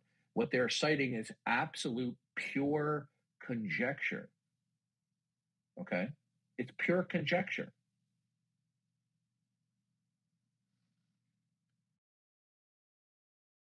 So I'm going to continue. I wanted to respond to Otangelo. Okay, hold on a second. I'm going to continue reading this, okay? Extensive accumulation of paleontological data in the 20th century helped very little, if at all. So a different perspective emerged, first in the quantum evolution of George Gaylord Simpson. Okay, let me read this again. This is Dr. Eugene Koonin. He's an expert on evolution. He said, extensive accumulation of paleontological data, that's bones, okay, in the 20th century helped very little, if at all. So a different perspective emerged. Then he says, in the punctuated equilibrium concept of Stephen Jay Gould and Niles Eldredge, Gould and Eldredge collected extensive evidence, right? Let me repeat this again. Gould and Eldredge collected extensive evidence indicating that the history of the great majority of animal species, as reflected in the fossil record, represents mostly stasis. That is a virtual lack of change. Stasis is punctuated by sudden disappearances of species, followed by a rapid replacement of new species. The implication of this pervasive pattern is that speciation is a rapid process compared to duration of stasis. It's not an implication, okay? It's an inference that they're drawing as an ad hoc maneuver in order to explain away the absence of evidentiary support for gradualism that they all acknowledge, right? So you'll notice the reason why he says it's an implication of the pervasive pattern, right, is because he doesn't want to admit that it's an inference rather than an implication. He says it's an implication because he's already drunk the Kool-Aid that evolution happened, okay? And since they believe that evolution already happened, therefore, when there's this vast missing array of evidentiary support for gradualism, then that the inference that they draw, which is an incorrect inference, is that speciation occurs rapidly rather than in terms of gradualism because it's not represented in the fossil record. Okay? Wait, I have a question. Yeah, go ahead. Okay, just so I got this straight. So you do disagree with the author of this book? I disagree with him in his belief that evolution is true. And in fact, when you read through later on the book, and I haven't finished the book yet, One of my friends on here who has finished the book pointed out to me that he goes great at length explaining the complexity of the genome, and that the improbability is so great that the only way that we can guarantee that evolution happened is that there's a multiverse, and that a multiverse will guarantee that there will be at least one universe where mutations can build the genome. Okay? So this is the length that this expert in microbiology will go to, and will postulate a multiverse as the only hope of securing that evolution happened. And this is the guy who's a staunch evolutionist. I mean, right? Right. See, people have been brainwashed ever since Darwin to believe that little tiny fortuitous changes can accrue over millions or billions of years. Well, this is ludicrous when you actually look at what has to take place at a molecular level. There's not enough time, not only within millions or even billions of years, for mutations to build a genome. Even if you threw, are you ready for this? Even if you threw 1 trillion squared Earth-like planets, mutating for 13.7 billion years, that wouldn't be enough time and trials for mutations to produce the coding sequences of even the simplest of proteins. And this is what Dr. Eugene Koonin, being an expert in microbiology, understands. But because he's a devout believer that evolution happened, then just like Stephen Jay Gould opted for an ad hoc explanation of punctuated equilibrium, Dr. Eugene Koonin is opting for the ad hoc explanation that in a realm of where there is a multiverse, and when we say a multiverse, we're not talking about a couple of dozen universes. We're talking about the number of universes that are at a minimum of, let's say, 10 to the power of 500, okay? 10 to the power of 500 zeros. That in such a multiverse, that's a minimum, that such a universe, though it will guarantee that at least one universe within 10 to the power of 500 universes where mutations will build the genome. Okay? Yep. You see, people have been brainwashed by going to the public school, even even taking maybe some undergraduate courses, that evolution is supported by weighty evidence. It is not. Now, the reason why they think that is because the evolutionary extrapolations have been so pervasive that they think that the pervasiveness, the ubiquity of it, and the dogma of which they present the evolutionary claims, that this makes its weighty evidence, is not. Neither mutations building the genome can be supported, nor does the fossil record support gradualism. Okay? Yep. It's not that, this isn't a very complicated issue, but you see, people cannot bring themselves to believe that all of these smart people all over the world who have PhDs could all come to a wrong conclusion that evolution happened, because they're the high priests of knowledge. They're scientists. I mean, okay, I have to interject here a bit, because now, if you believe in evolution, do you believe in evolution? Me? Yes. Yeah. Okay. Explain to me in your own terms why evolution is true. I'm not going to do that because I have not studied evolution, and that's you because have. That's because you can't. Go do you understand? Do you understand? Okay. Do you understand that? Look, I'm going to mute this idiot. We're going to give him a second chance here. Now, Jib, do you understand that Stephen Jay Gould? Do you know who Stephen Jay Gould was, Jib? Jill. Jib, my name is there? I muted your microphone, Jib. I think he is like Dawkins. Stephen Jay Gould died in the early 2000s. He was one of the world's top paleontologist. He was an atheist. He was an anti-creationist. He despised creationism. He was a top world paleontologist.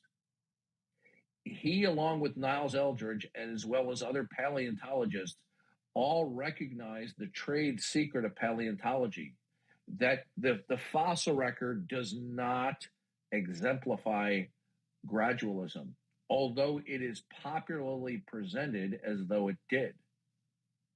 Okay?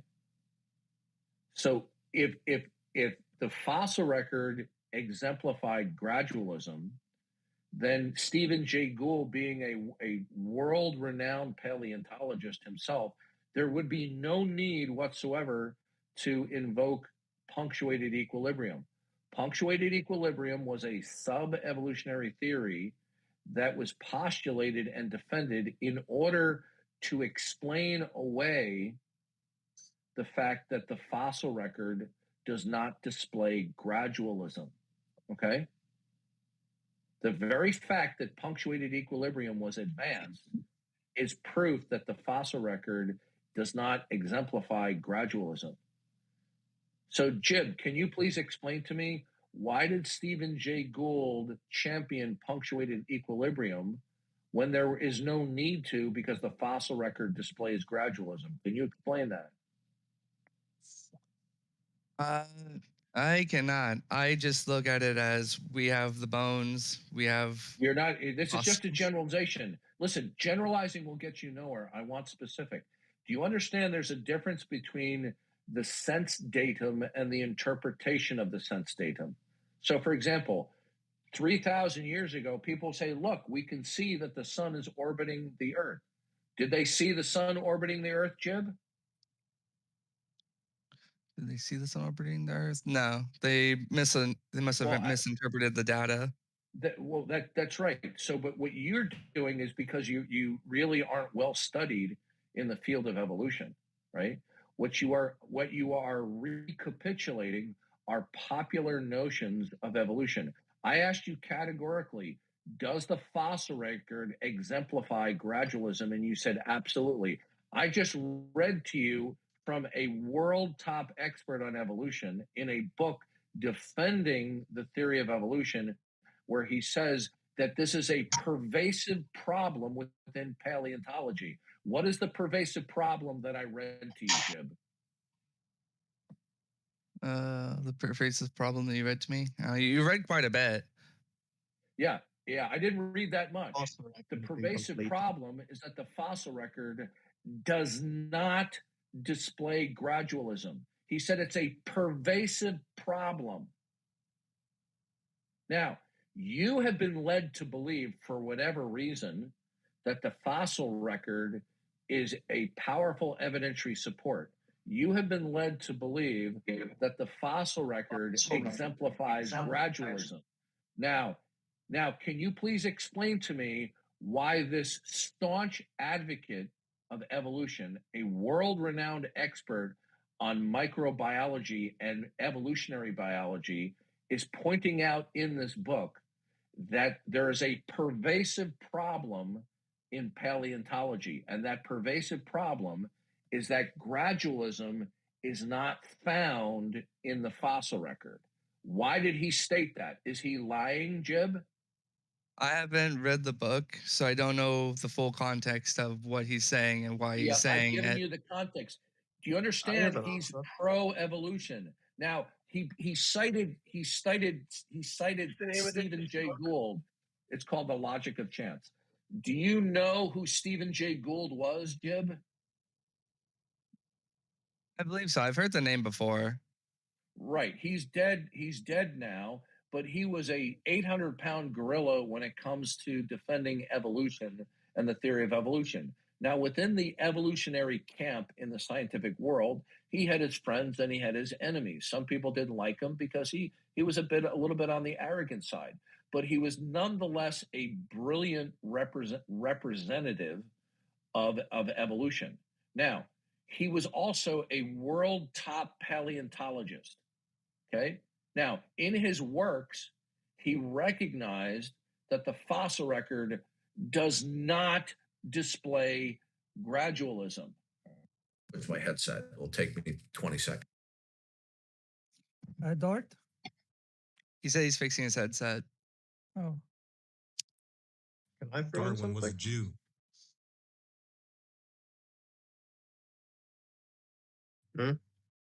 So let me just quote here quick from Michael Behe, what he says. In order to say that some function is understood, every relevant step in the process must be elucidated. The relevant steps in biological processes I'm back. Occur ultimately at the molecular level. So a satisfactory explanation of a biological phenomenon such as sight or digestion or immunity must include a molecular explanation. It is no longer sufficient now that the black box of vision has been opened for an evolutionary explanation of that power to invoke only the anatomical structures of whole eyes, as Darwin did in the 19th century. As most popularizers of evolution continue to today, anatomy is quite simply irrelevant. So is the fossil seems like record. the entirety of this book was written It to does bolster not matter whether or not the fossil record. Why am I being interrupted? The bottom line is this. Why am I being interrupted? I would like Are to you finish finished, the quote. Okay, No, okay, not yet. please finish. Go ahead. It does not matter whether or not the fossil record is consistent with evolutionary theory any more than it mattered in physics that Newton's theory was consistent with everyday experience. The fossil record has nothing to tell us about, say, whether or how the interaction of 11-cis-retinol with rhodopsin, transductin, or phosphodiesterase. I agree with you. I agree with you. Yeah.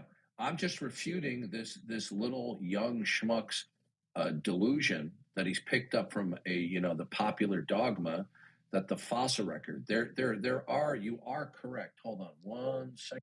How about you when you're back though, I'm curious on what you have to say on vestigial limbs though, like structures that that's another subject, and I'm glad to debate it. What Otangelo is saying is correct, and this is why people who are in the know about evolution themselves will not, if they are knowledgeable in this area, they will not advocate that the fossil record is an exemplar of Darwinian gradualism.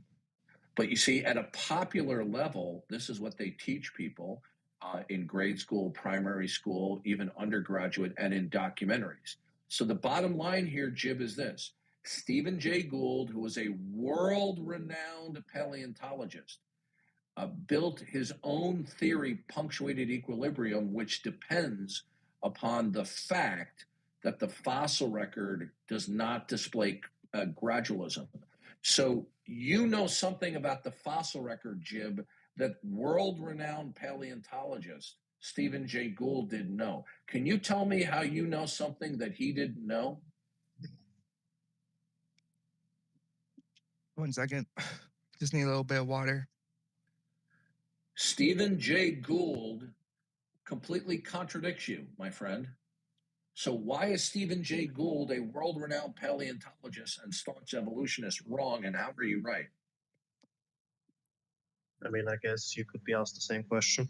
No, jurors, please do not interfere. You wait your turn. The point is, you're just repeating popularized notions and misconceptions about the fossil record. And Otangelo is right. People who actually are really serious about defending evolution, and when they're confronted with the fact that the fossil record does not support gradualism, they would say, well, we don't even need the fossil record. Okay? And Otangelo is right. They will. Yes, go ahead, Otangelo. You know that they cannot even quantify or say how evolution or mutations are fixed in the population. And if you cannot measure that and know the fixation rate and what it takes for a positive trait in the allele to spread in the population, then you cannot measure the essential mechanism, which is natural selection. And if you cannot measure it and quantify it, then you cannot even make predictions. what does that mean? That evolution, as it is presented, isn't even a scientific theory. It is an unsupported and unquantifiable hypothesis. What do you mean by we can't measure gradualism, though? Hey, Jeb, listen carefully. Stephen Jay Gould contradicts you. Now, he was a world-renowned paleontologist and a staunch proponent of evolution. Now, when you boldly assert here on Discord by your very vague and ethereal generalizations, you are contradicting what Stephen Jay Gould built his reputation on. Okay, he built his reputation on the promulgation of punctuated equilibrium. Punctuated equilibrium as a sub-evolutionary theory depends entirely, okay, or I shouldn't say entirely, but significantly in part, that the fossil record does not exemplify gradualism. Now, would Stephen Jay Gould, one of the world's foremost paleontologists, make such an elementary blunder, Jib? What do you know about the fossil record that Stephen Jay Gould didn't know?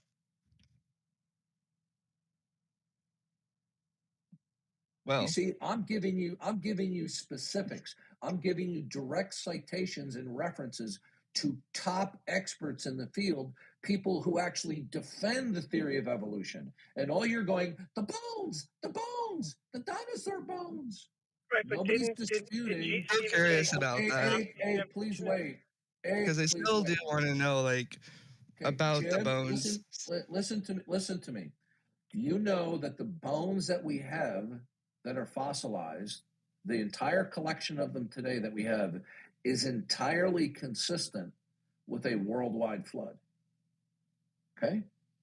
You know what? This actually kind of reminds me of what I was going to ask you last time on Discord, but you were too busy. I was going to ask. So, if the 10,000-year-old Earth model is accurate, I was curious, when it came to the dinosaurs and all that, were they just not allowed on the boat? Like, since they're not around today? No. It's actually a very simple answer, okay? All right. The first thing is the atmospheric and environmental conditions before the flood were significantly different and more conducive than they were after the flood. Number two, animals go extinct if they don't reproduce in sufficient numbers. So we could have a case here where certain of the dinosaurs depended upon a much richer environmental and atmospheric conditions, that after the flood, it was not conducive, nor did they reproduce in enough numbers. The idea, Noah did not bring full-grown animals upon the dark. All he had to do was bring immature exemplars of these animals onto the ark. And if they didn't reproduce in enough numbers, they went extinct. Do you know that the American buffalo almost went extinct? Do you know that the dodo bird went extinct? Do you know how many creatures? Those I do know. Yeah, do you know how many creatures that were not hunted into extinction went extinct because they just simply didn't reproduce in enough numbers? The bottom line here is this. You were repeating this popular notion that the fossil record exemplifies Darwinian gradualism. I just gave you citations from Dr. Eugene Koonin and references to Dr. Stephen Jay Gould to the exact opposite. These experts on evolutionary biology and paleontology completely contradict you. Are they wrong? The Koonin's book seems to bolster evolution substantially. Okay. Hey, please stop. Yeah. We're not going to do your usual stick, Aristotle providence. Okay. So, Jib, was Stephen Jay Gould and Dr. Eugene Koonin, are they wrong in staunchly advocating that gradualism is not displayed in the fossil record? Are they wrong? I would say if it doesn't line up with what scientists are teaching now, then I would say they must have made some You're inaccuracies. not understanding. Find me any world-renowned paleontologist, okay, where they will show that the fossil record exemplifies gradualism. Explain to me this question. Stephen Jay Gould, who was a world-renowned paleontologist and staunch advocate of evolution, he advocated and promoted punctuated equilibrium. Why did he do that if the fossil record exemplifies gradualism? Why did he do that? Well, I haven't read the book, so I don't know what his reasoning would be. No, you're not understanding. Punctuated equilibrium is a sub-evolutionary theory deployed to actually explain away the complete absence of gradualistic transition within the fossil record. Okay? So the idea that one of the world's top paleontologists, Stephen Jay Gould, would advocate a sub-evolutionary theory, the only reason for the sub-evolutionary theory of punctuated equilibrium is to explain away the pervasive absence of support for gradualism. I'm going to read you the quote. Go ahead. 1 second, I need to go grab some water. I'll be right back. Yes. So I'll read it, and I'll read it again when he gets back. The general lack of transitional forms between species in the fossil record is a constant theme in evolutionary biology. Darwin recognized this problem and traditionally interpreted it, along with paleontologists in the Darwinian tradition, as a reflection of the dramatic incompleteness of the record. Dramatic incompleteness of the record. Those people who advocate gradualism, that gradualism is exemplified in the fossil record, are saying, no, the fossil record is complete insofar that it exemplifies gradualism. But Darwin himself recognized this problem. Dr. Eugene Koonin states right here that it is a dramatic incompleteness of the record, okay? Okay? I was grabbing water. I don't know if you heard. Okay. All right. I'm going to repeat this all again. Okay. All right. The general lack of transitional forms between species in the fossil record is a constant theme in evolutionary biology. It's a constant theme. Darwin recognized this problem. What was the problem that Darwin recognized? Jim? The problem that Darwin recognized in evolution. What was the problem that Darwin recognized?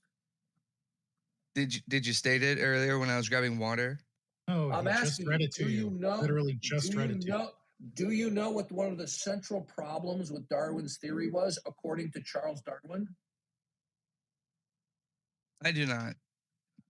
The central problem is that the fossil record in his day did not demonstrate gradualism. Lack of transitional forms. You said now. Okay. Okay, I heard it that time. Hold on. Everyone quiet. Go ahead, Otangelo. I'll quote here Eugene Koonin, the biological Big Bang model for the major transitions in evolution from 2007. He says, major transitions in biological evolution show the same pattern of sudden emergence of diverse forms at the new level of complexity. The relationships between major groups within an emergent new class of biological entities are hard to decipher and do not seem to fit the tree pattern that, following Darwin's original proposal, remains the dominant description of biological evolution. Yeah, that's devastating. The cases in point include the origin of complex RNA molecules and protein folds, major groups of viruses, archaea and bacteria, and the principal lineage. All right, just stop. You're just overloading them with too many details, and when they get overwhelmed with too many details, their brain shuts off and they ignore it. Okay. By the way, can you send me that in a DM? It is the biological Big Bang model for major transitions in evolution. Okay, so from my understanding, this is to be on vacation. Okay. So what problem did Darwin recognize, according to Dr. Eugene Koonin? All right. So from what I understand, the problem he said was there's a lack of information about transitional fossils at his time, right? No. I will read it to you again. The general lack of transitional forms between species in the fossil record is a constant theme in evolutionary biology. Darwin recognized this problem. Okay, now, extensive accumulation of paleontological data in the 20th century helped very little, if at all. So, what Dr. Eugene Koonin is saying here is all of the fossilized finds that they collected in the 20th century did not help at all with the problem that existed in Darwin's day. The problem still persists. Okay? Now I'm going to continue. Extensive accumulation of paleontological data in the 20th century helped very little, if at all. So a different perspective.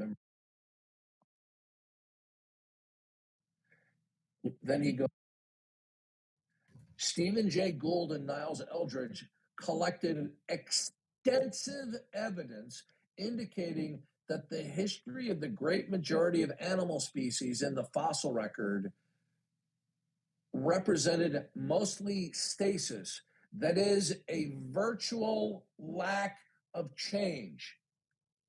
In other words, gradualism is not displayed in the fossil record. Okay? Do you know what gradualism is? Yeah. Like, what's the difference between gradualism and punctuated equilibrium? Do you know? Can you explain that, Jib? Okay, who speaks?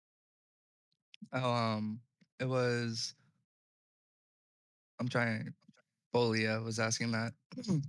Yeah, I just don't think you know what it is. I don't think you know what these are. I know what gradualism is. Like gradualism is like the transition through like species from like my understanding of it. But it's how fast it happens. Punctuated equilibrium is no change for a really long time and then bursts of change. Gradualism is constant change all the time. Bolia, your knowledge on this is admirable, bro. Good job. The point is that the fossil record doesn't show gradualism because the fossil record shows bursts of change. And it used to be that they thought, oh, that's because the fossil record. No. Stop right there. No, that is incorrect. You said it shows bursts of change. No, that is an extrapolation or an inference. Yeah. Sorry, that would be the evolutionists, Stephen Jay Gould, etc., would say that that's more compatible with the fossil record.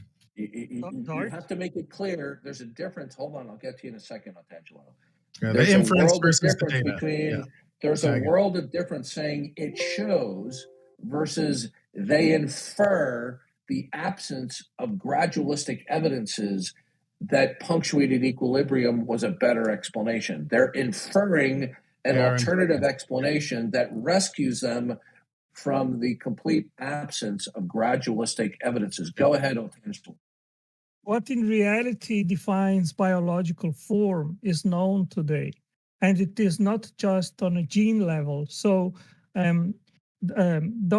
Dawkins' selfish gene hypothesis has been refuted in the last 10 years, especially by science demonstrating that the mechanisms which are involved in construction of complex form and architecture is not just genes and the information stored in genes, but I have done extensive investigation in this, and in reality there are over 50 epigenetic codes and languages working in a synergistic manner. This is a change of topic here, okay?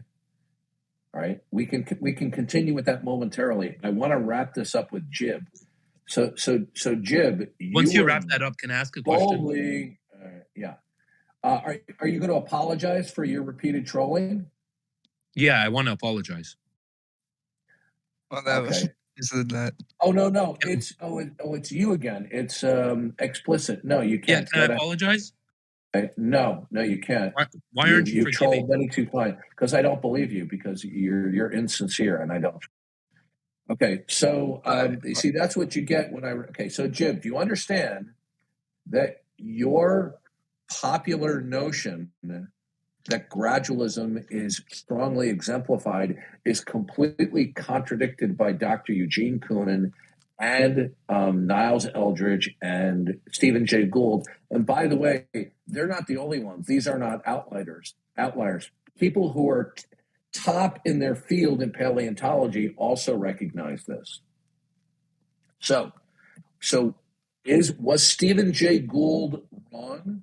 Was Dr. Eugene Koonin wrong when he said that Niles Eldredge and Stephen Jay Gould accumulated extensive evidence of the absence of transitional forms? He said they collected extensive evidence of the absence of transitional forms.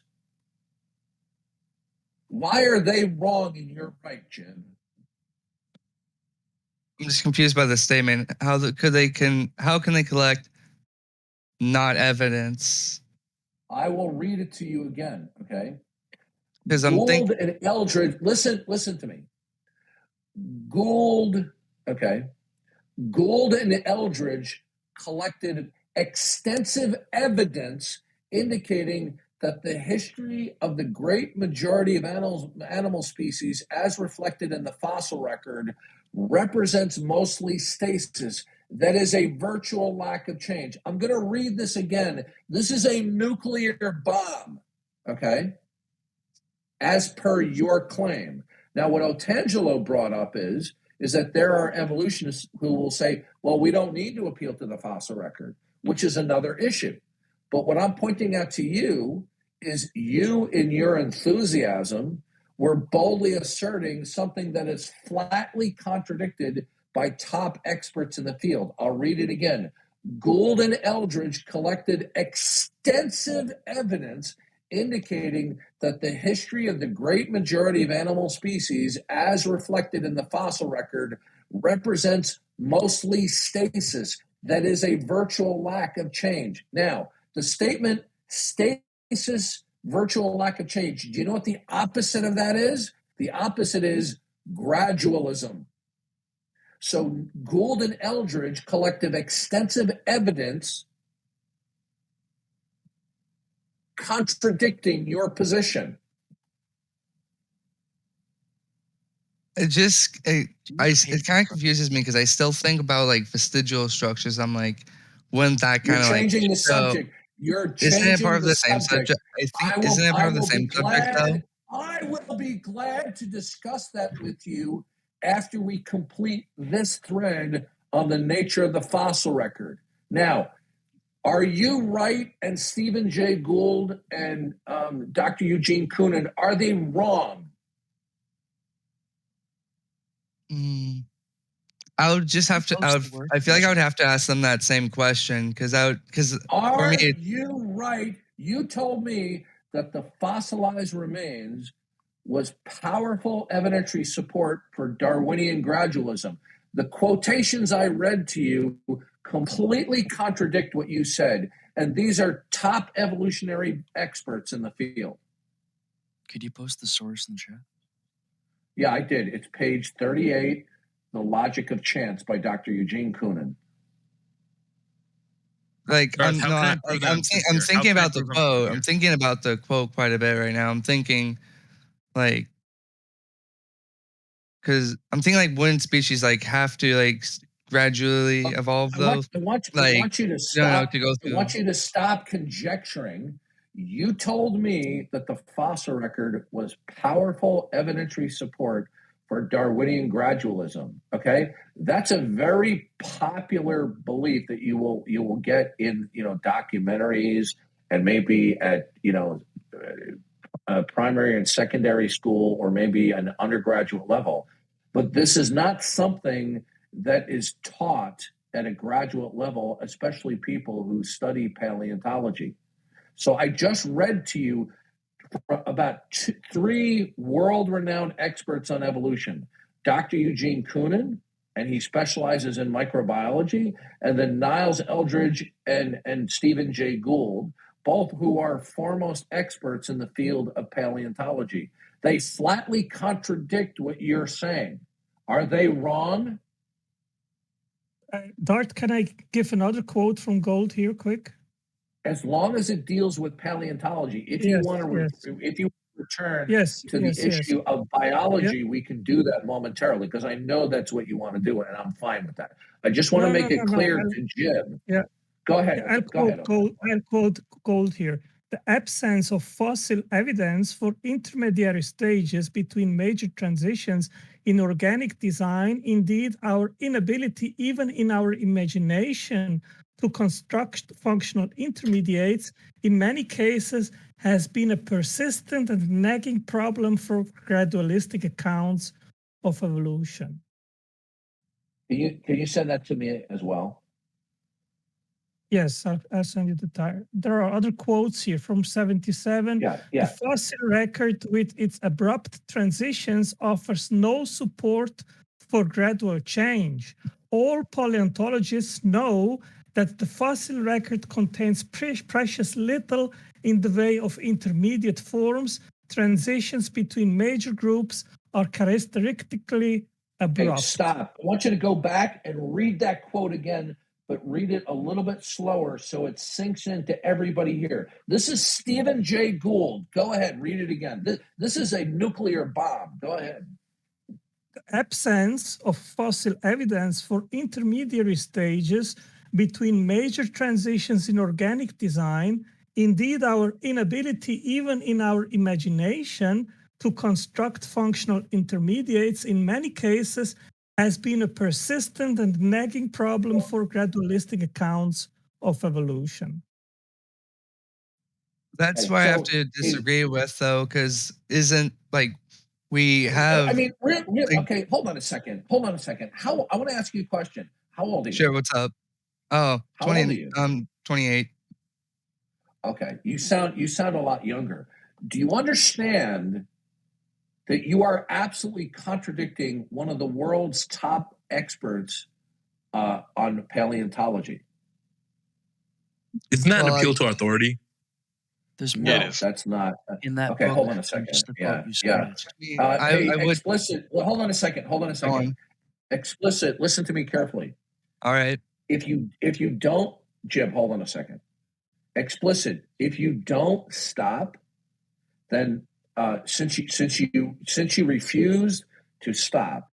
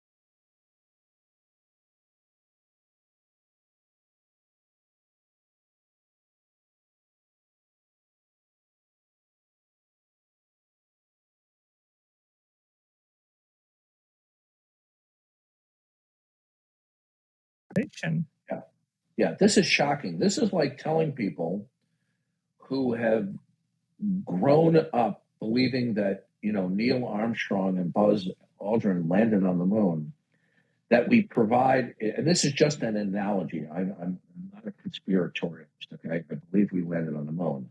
But telling people this about the fossil record is as shocking as saying that Neil Armstrong, that we had powerful evidentiary support that we didn't send a rocket to the moon. It was all a scam, okay? People just cannot believe that the fossil record doesn't support it when they've grown up, and every documentary they watch, they hear these scientists, extrapolating about the glories of the fossil record. The fact of the matter is, appealing to the fossil record to support Darwinian gradualism is a total bust. But you see, this is why Stephen Jay Gould said in one paper, he said, the trade secret among paleontologists is that the fossil record does not exemplify transition.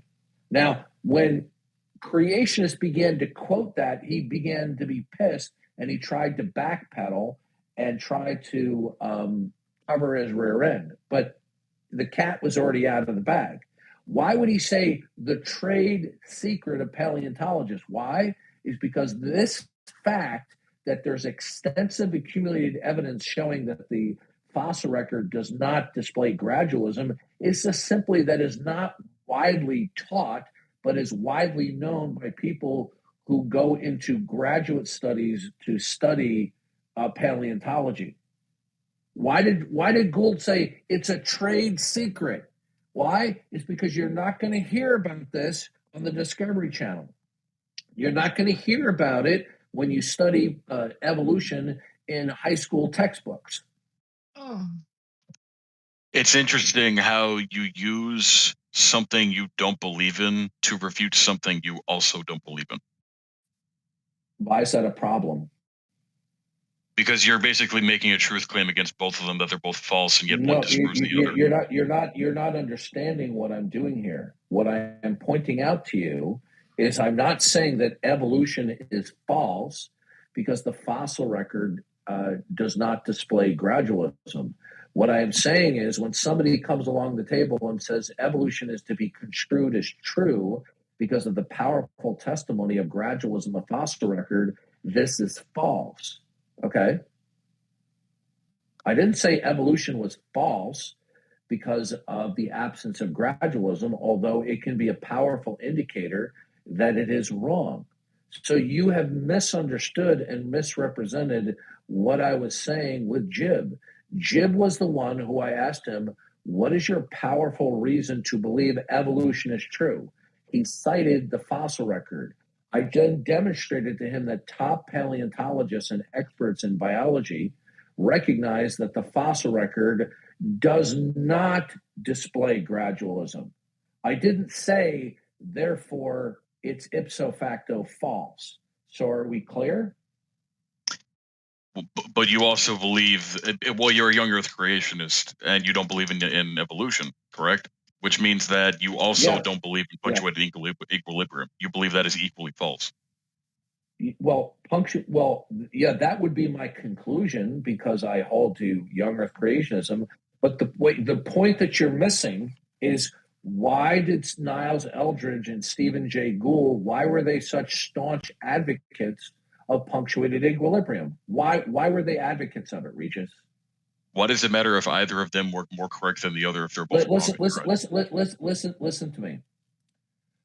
I'm going to repeat the question. If you dodge the question, you will be sending a signal to me that you're not an honest interlocutor. Why did Niles Eldredge and Stephen Jay Gould champion punctuated equilibrium? I don't know. Well, how long have you been listening? I've honestly been thinking about the fact, the question that How long have you been in the room? Like 10 minutes. Okay, for the last hour or so, I have been repeating over and over again why Niles Eldredge and Stephen Jay Gould promulgated punctuated equilibrium. Would you like to know why? No, I would not. Okay, then have a nice day. So the next time you try to show that I'm wrong, you better come with some weapons. Okay. I wasn't making a claim about you being right or wrong. You were saying, oh really, dude? I wasn't. Oh please, I wasn't born yet. Questioning your logic doesn't mean you're right or wrong. I'm just confused, is all. Okay, I didn't know. You see, you misunderstood my logic. I didn't say that evolution. I didn't say that evolution was ipso facto false because the fossil record doesn't display gradualism. You didn't hear me say that, did you? No, and that's not what I'm claiming you said either, or implied even. Now, why was I trashing the idea that the fossil record exemplified gradualism? Why was I doing that? Well, I understand why you're doing that, because within the realm of science. I said, okay, listen to me carefully. Strike two. You get 3 strikes, and I'm going to server mute you. Why? I can just go to another room. Okay, have a nice day, sunshine. You want to act like a little Girl Scout there? Go ahead. Okay, now.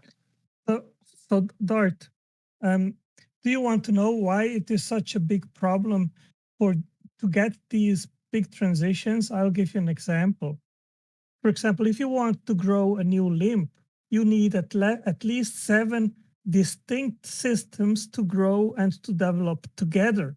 That is, for example, the muscular system, the skeletal system, the nervous system, the endocrine system, the circulatory system, the integumentary system, and the lymphatic system. So if you don't have one of these parts, then you cannot grow a new limb. These systems, they have to grow together. You know what? That's a devastating, look, what you're saying is a devastating line of reasoning. But you see, given the fact that, and I'm not trying to suck up to you, but since you are so smart and educated in this area, they simply don't care this devastating line of reasoning, okay? Because all they care about is, well, evolution is true, and we've got Otangelo and Darth Dawkins and a couple other people who are just foaming at the mouth creationists, and therefore, if what they're saying was true, then they can't imagine that evolution would be dogma in academia and in the scientific world. They just don't care about this stuff. It's a genetic fallacy. Darth, your reasoning is fallacious. Again, man. No, I didn't commit. Listen, if you overtalk me, I'm going to server meet you. Well, I was speaking while you were. I didn't commit a genetic fallacy. All I simply said was when strike 2. Get 3 strikes and you're going to be server muted. And by the way, I'm going to check my notes on you. Let's see what we got here. I do like you, Darth. It's you again. Okay, have a nice day, sir. Hey, Otangelo, do you think it's really true that you need all those different systems? Yeah, this is why I keep notes on people, okay? Bye-bye, Laser. Go ahead, sir. Question, Otangelo. Yeah. I have a question for Otangelo. Otangelo, do you think it's really necessary to have all those different systems to have a limb? Because we can imagine that there's a very primitive limb which has no lymphatic system because it's so small that it doesn't need lymphatic drainage. And it's so small that it, and then in terms of connective tissue, bones are just collagen, made up of type 1 collagen. Well, connective tissue is also just collagen. So maybe it doesn't have bones. It just has collagen. Do you see what you're left with? Do you have any idea what you're doing right now? Well, this is what am I doing? Okay. Do you know who Stephen Jay Gould was? Yeah. Okay. Are you familiar with him at all? I mean, I've heard about him. Not very familiar. This is what you are doing right now is what Gould called just so stories. Okay. But isn't Otangelo's point that it's impossible? That there's irreducible complexity? Yeah. answer to Well, that. yeah, it is. But you're coming up with a just so story as an ad hoc maneuver. Okay, I'm going to ask you a very simple question. Do you believe that ERVs are evidence of a common ancestry? ERVs, like endogenous retroviruses? Yes. Do you believe that they're indicative that humans and chimps are from a common ancestry? I was actually kind of convinced that they are, but now recently I'm not exactly sure. Okay, but are pseudo genes evidence of common ancestry? Pseudo genes? You mean like vitamin C? Yeah. No, look, sir, look. We'll just go back to ERVs, all right? Do you know that it is referencing ERVs is a common defense of a common ancestry between chimps?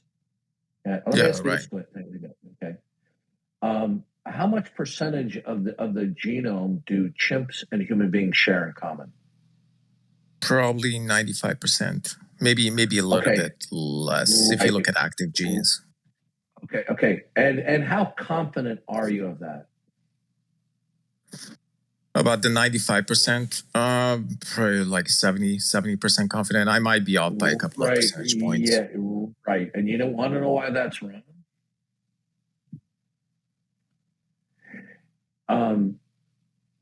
Do you understand that they only compared the protein coding regions of the chimp genome and the human genome? What percentage of the human genome codes for proteins? I think maybe 10%, maybe 20%. Yeah, it's actually less than that. It's less than that. But the problem is that you have a very distant physiological. Before we go on, hold on. Just put a pause on that, Otangelo. Okay, so Otangelo, this is something that I wanted to do some research on, but you've done more. So, what would be the best precise figure? Is it 2% that codes for proteins, as you've stated? Yes, it's 2%. Okay. So hold on a second. So I don't think that's true, though. Yes, it is. It I think it's 2%, which is active at any single time in a given Why are there cell. so many people here today? Listen, why? Because Otangelo is not only has a sexy voice, he's brilliant when it comes to evolution. He's the next up and coming James Bond. Okay, which most people don't know that. Yes, Otangelo is the next coming next James Bond. They've always wanted a Brazilian to play James Bond, and they found their man. Anyway, so Agamemnon, okay, you told me that human beings share 97%, 96%. Okay, now the coding regions for proteins is about 2%. Even if you want to say it's 5%, even if you want to say it's 10%, okay, which would be inaccurate, I can even grant that. But you see, those comparisons of those protein coding regions, they have to shift and move things around in order to get them to be lined up. What that means is that the bulk of the human genome has not even been compared. So this fact that you have been given is simply not accurate, because it assumes that the only relevant coding material within the genome are the protein coding regions. Okay? So you have been sold a pig in a poke. Okay? You have been led to believe that 95% or more of the human genome is of irrelevance. Okay? And you said, well, I mean, I've read that in multiple sources. So can you provide a source that it's only protein coding genes which were compared between chimps? They only compared the protein coding regions.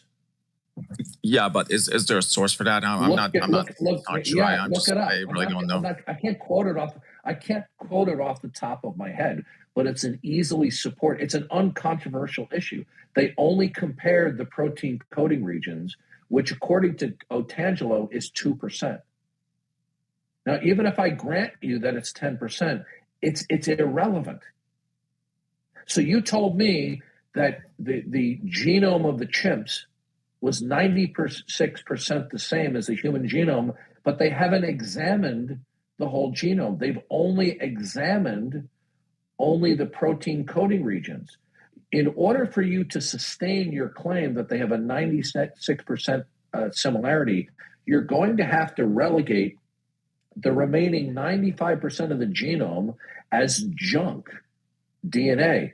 But do you know that more and more research into the non-protein coding regions, both in humans and in lower life forms, they're finding out that it's not junk at all? Yeah, I never thought they were junk. I'm sort of agnostic when it comes to evolution. But the point is, the claim that human beings share 96% similarities is a complete misrepresentation of the facts, and it's a statistical fact based upon evolutionary assumptions, which themselves are not demonstrable. Okay? Look, let me explain it to you this way. The claim that human beings share 96% or 97% the same DNA is the same sort of claim that people say that the fossil record demonstrates powerfully gradualism. It does not. And the same claim, showing that there are similarities, striking similarities within the protein coding regions, does not demonstrate a common ancestry. Okay. Yeah, I'm agnostic, but what about human endogenous retroviruses? How do you explain the fact that they have the same, they inserted in the same place in humans and chimpanzees? So you want to go there? Do you want to go there, my friend? Yeah, but I said I'm really undecided on evolution. No, sir. Do you want to go to the ERVs as a defense for evolution? So I just think it's evidence for common ancestry. There might be evidence against common ancestry, but listen. So you think it's evidence for common ancestry? Okay, now listen carefully to what I'm about to say. All right. The ERVs, the endogenous retroviruses, can be better explained by virtue of random mutations producing these similar sequencing. What's your response to that? Well, I mean, these ERVs are stretches of up to 1,000 nucleotides, and I just think it's very unlikely. Answer to what I just said to you. Okay, I want you not to give me generalizations. My response that the ERVs are indicative of common ancestry, which I won't go into because you understand it, but maybe some people here don't. I will say to you, no, it's not evidence of common ancestry or hereditable traits. That it's just their random mutations producing similar sequencing. Right, what's your response to that? Yeah, one hypothesis is less likely. Well, the random mutation hypothesis is less likely than the common. No. So are you employing a probabilistic analysis of what I just said? Yeah. Okay, so that a common ancestry, the ERVs reflecting common ancestry, is more likely due to the improbability of mutations producing the similar sequencing of the putative ERVs? Yeah, you said it's no, you didn't recapitulate what I said. Are the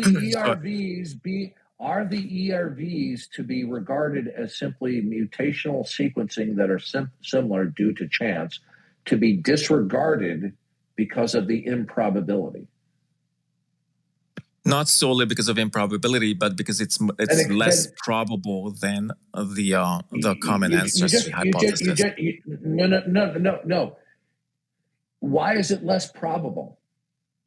Well, because first of all, in the mutational hypothesis that you brought up, you would also need to explain why the ERVs have the specific sequence that they have. Can chance produce a certain length of nucleotide sequencing? Yes, of course, it's very unlikely that the same nucleotide sequence is going to be produced in both organisms. So what you're saying is that the ERVs being dismissed as being indicative of common ancestry, by virtue that mutations produces these nucleotide sequences, we will favor common ancestry due to the improbability of mutations producing the ERV nucleotide sequences. Is that your position? Improbability compared to the common ancestry hypothesis. No. Not only you, because not only you would need to explain. We're dealing with two different realms of probability. Okay, one is a statistical improbability. So what you're saying is the chance mutation of the ERVs is less probable because chance producing these nucleotide sequences are highly improbable. Therefore, common ancestry is more probable. That's your position, right? I mean, yes, essentially, this yes. This is not complicated. I'm not giving you a loaded question. So you reject the notion that due to the improbability of mutations producing these linear nucleotide sequences is highly improbable. Therefore, the ERV similarities between human and chimps, it's more probable of common ancestry. Okay? But what it really comes down to... But you didn't allow me to outline my position. Listen to me. What I'm asking you is completely uncontroversial. Okay? I haven't even gotten to my point yet. And you're arguing with me over something that's uncontroversial. So you believe that the nucleotide sequences that are putatively ERVs we are to reject the notion that random mutations produce these, okay, because of its improbability, and that because of the improbability of mutations producing these nucleotide sequences, therefore it makes common ancestry more probable, correct? Yes. Yes, but with some caveats. Okay, now, you fell for the trap. Now, you believe that the short nucleotide sequences, the ERVs are very short in comparison to other sections of the genome. They're relatively short. Yes, that's true. Okay, now, so you regard these short sequences, this precise sequence, as being the result of randomness, that there's just not enough time. But here's the problem. You've now bit the bullet. You've rejected that a certain sequencing is so improbable that chance producing the linear sequences is not to be accepted. But you believe that there's enough time and trials over billions of years for mutations to build the genome. Why does Dr. Eugene Koonin completely disagree with you in his book, The Logic of Chance, then? I think he disagrees with gradualism, not specifically common ancestry. Sir. In the book, The Logic of Chance, he goes into the molecular complexity of the entire genome, and that even in a grand universe such as ours, there's not enough time and trials from a mathematical perspective for mutations to build a genome. And do you know, but you see, he still is a staunch believer in evolution. Do you know how he solves that problem? He makes an appeal. He makes an appeal to the multiverse, that in a multiverse where, let's say, you have 10 to the power 500 multiverses, that 1 out of 10 to the power 500 is going to be guaranteed where mutations can produce it. Why would Dr. Eugene Koonin, who is a world-renowned expert on microbiology and evolution, why would he in this book advance that a multiverse will guarantee that such mutations can arise if a multiverse... Because he's using fallacious reasoning. He's using fallacious reasoning. Yeah, you know what? See, at this point, I'm done with you because you're bullshitting. Well, wait, just let me explain why I think it's fallacious. No, I'm not going to let you explain, and here's why. Do you have a copy of the book? Have you even read any of it? No, but from what you summarized... Okay, I have, okay? I've read a good measure of the book, and I still need to finish it. The point is, the reason why he's talking about a multiverse, okay, in a book about evolution, there's a reason why he's including that in the book. Do you know what that reason is? Well, why don't you tell me what the reason is? The reason is because when you go down at a molecular level, the linear sequence of nucleotides, we can determine with absolute precision what the improbability is of it would be sequentially arranged to have a biological blueprint. And Yeah, this due to a random number process. is But okay. evolution is not random.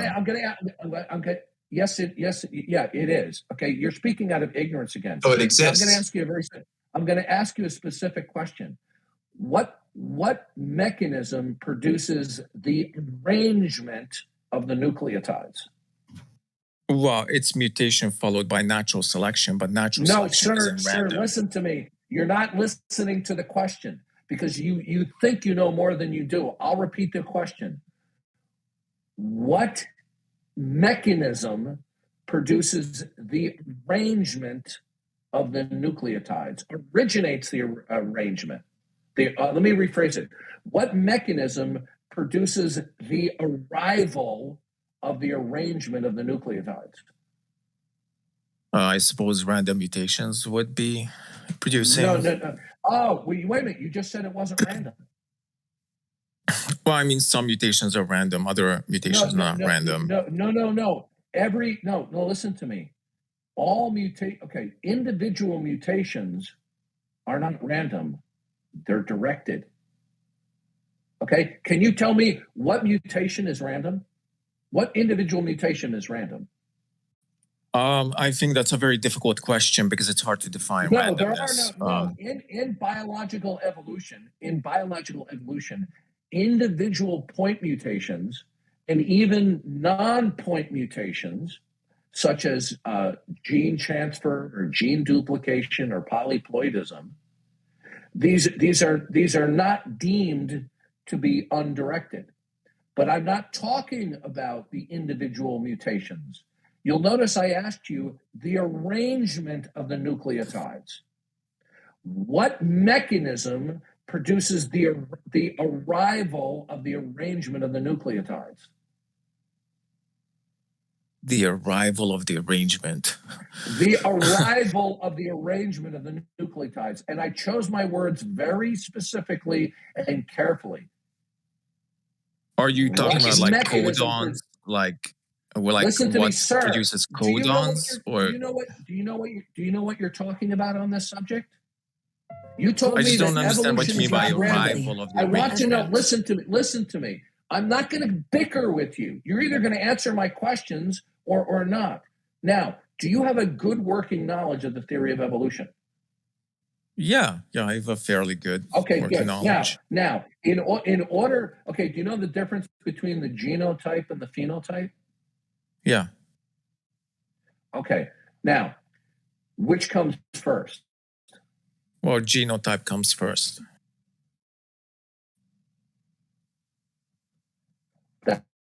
That's right. Now, Darth, my nuts are getting a little dry. Can you slurp them for me right quick? Type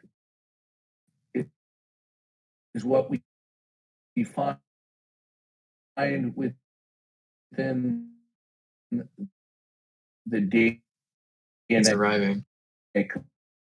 Code. The genetic code. Your mic is cutting out, Yeah. Darth. There's a transformer on the loose in here. What, your 6? Yeah, your mic kind of sounds the same way too. Okay. Fuck. I'm just gonna leave the conversation. I didn't hear what it's kind of you pointless. Yeah. You're cutting out. It's a little salty at this point. What did he say? Sorry, I'm just gonna do all you guys a favor. I'm gonna just have to go ahead and get you to some reason slurp my nuts at the moment. So here's the point. Slurp my nuts, Darth Dawkins. You said evolution. Yeah, unfortunately, you keep cutting out. It's still cutting out pretty bad. Transformer down. We got it.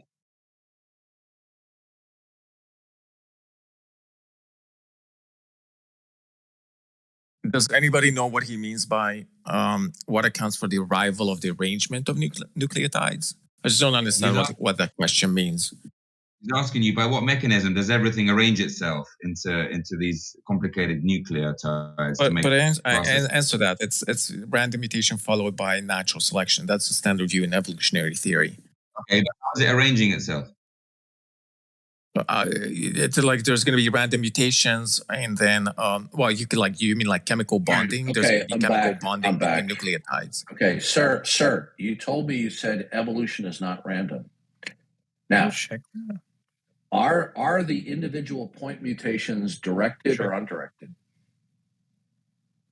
There's some which are undirected. For instance, if a UV light strikes the DNA double helix, that would be undirected. That's directed, sir.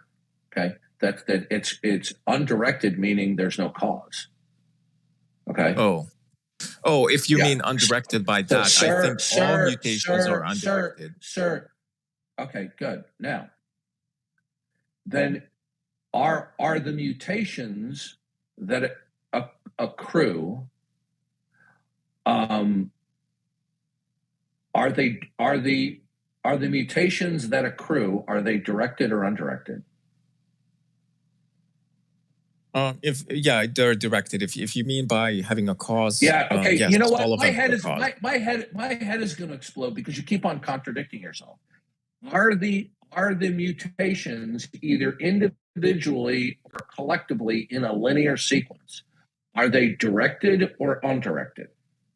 Yeah, I was wrong earlier, so I think they're directed. They do have a cause. Oh, so you don't know precisely what you're talking about, do you? Well, allow me to explain. I think at the molecular level, they're undirected. No, sir, listen to me. Are the mutations directed or undirected? That's all I want to know. Well, directed because they have a cause. Okay, sir, last chance. You get no more chances. Are mutations directed or undirected? I don't know what else to say. They're directed because they have a cause. Okay, you're done. Yeah, you're a blowhard. Okay. You see, you get some of these people. They get a little bit of working knowledge in evolution, but then you ask them specificity. And by the way, I am by no means an expert in evolution or biology, but I have enough working knowledge to know when people are BSing. And so I asked him a question, and he flips, he flops, he flips, he flops, he flips, he flops. He said, evolution. He says it's not undirected, but he can't even answer the simplest question about mutations, which are alleged to be the source material of the ever-increasing complex known as the genome. Well, but it's not undirected. Really? And you can't even answer a question about the nature of mutations? See, when people are lying and making stuff on the spot, this is why you can't debate with them, because they just make up crap all the time. The fact of the matter is, evolution is undirected. What people are confusing is, hold on a second. What they are confusing is the concept of natural selection. Natural selection is not creative. It's simply preservative. Natural selection does not produce an ever-increasing functional biological information. Natural selection simply preserves alleged increases of complex functional genetic information that will provide for an increase of fitness and survivability and reproducibility. See, people have been so brainwashed by evolution, they think natural selection, natural selection, natural selection. They think natural selection is creative. It's not. It's simply preservative. Okay?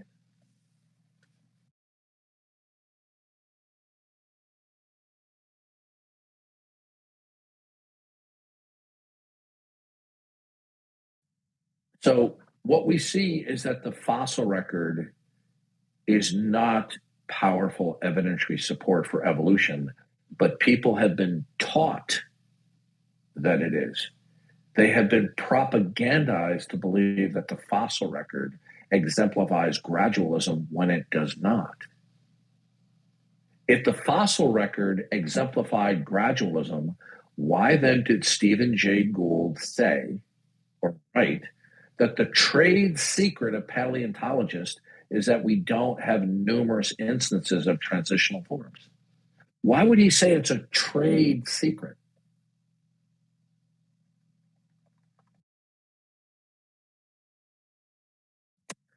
All right. Anybody have any other questions before we move on? Yeah, sure. Did either Eugene No, Koonin or Stephen Jay Gould? No, we're done with you. You have trolled me too many times, my friend. You can go pound sand. I have a question. Hold on 1 second. I want to put a note in this scumbag's account. Okay.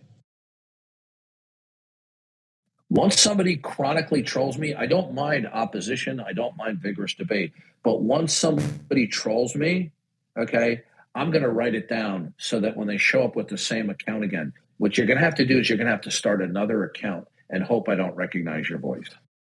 Oh, yeah, that's understandable. I mean, these guys, they have nothing better to do.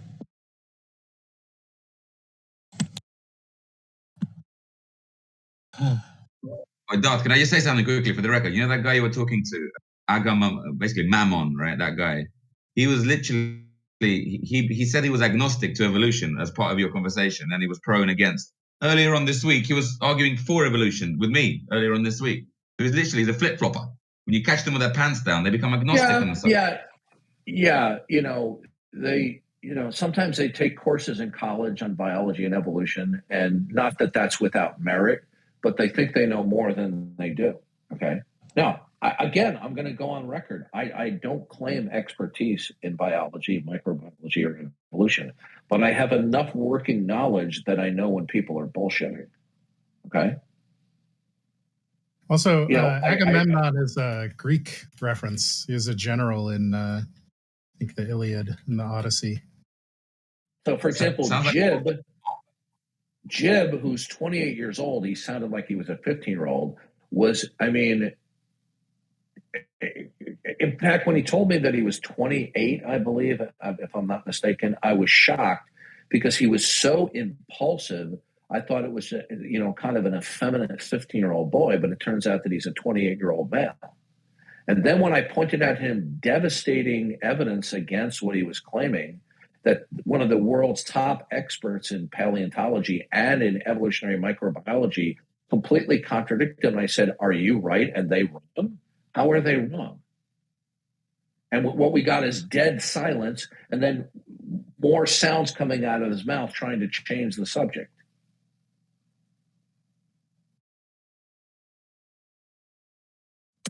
Okay.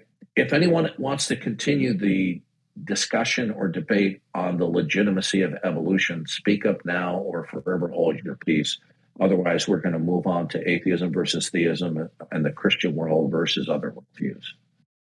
Hey, Darth. Hey, Darth. Yes, Donald. When's the last time Stephen Jay Gould published a paper? Well, he died in the early 2000s, so it had to have been before over then. 20 years ago. And you think we've not learned anything in 20 years? Okay, yeah, Donald, I don't want to insult you, but I'm going to be very transparent with you, okay? You told me you're a man in your 40s. You have the debating skills of a 15-year-old and the intellect of a 15-year-old. Okay, the fact of the matter is this. I just read the quotation from Dr. Eugene Koonin. Did you listen to it?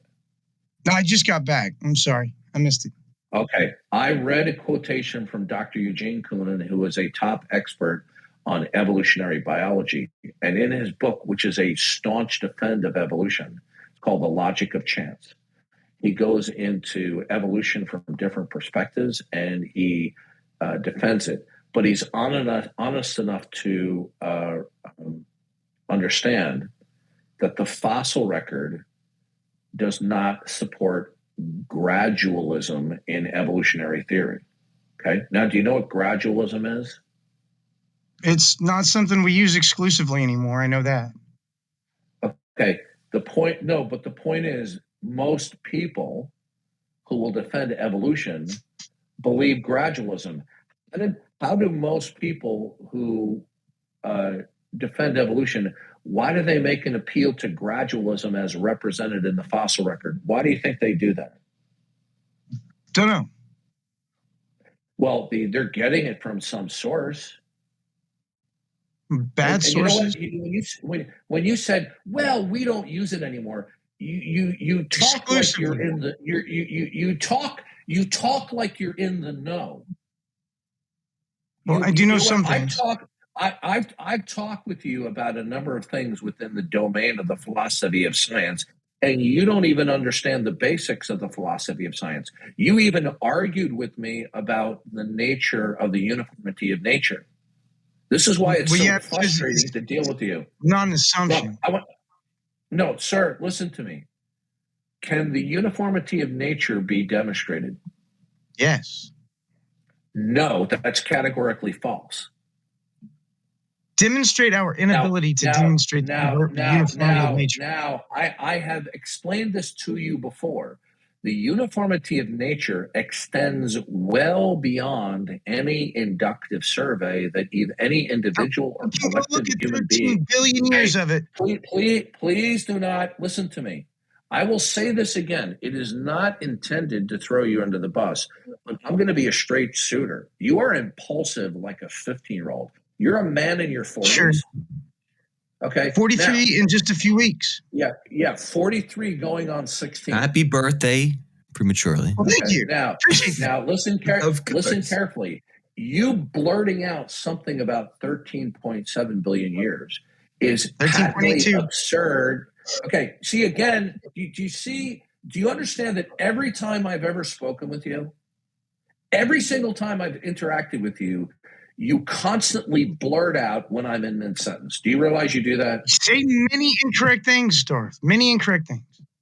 Okay. It's my birthday 2 days, by the way, guys. I'm going to tell you right now, if you blurt out one more time while I'm speaking, I will server meet you. This is something that you do chronically. You don't have self-control with your mouth.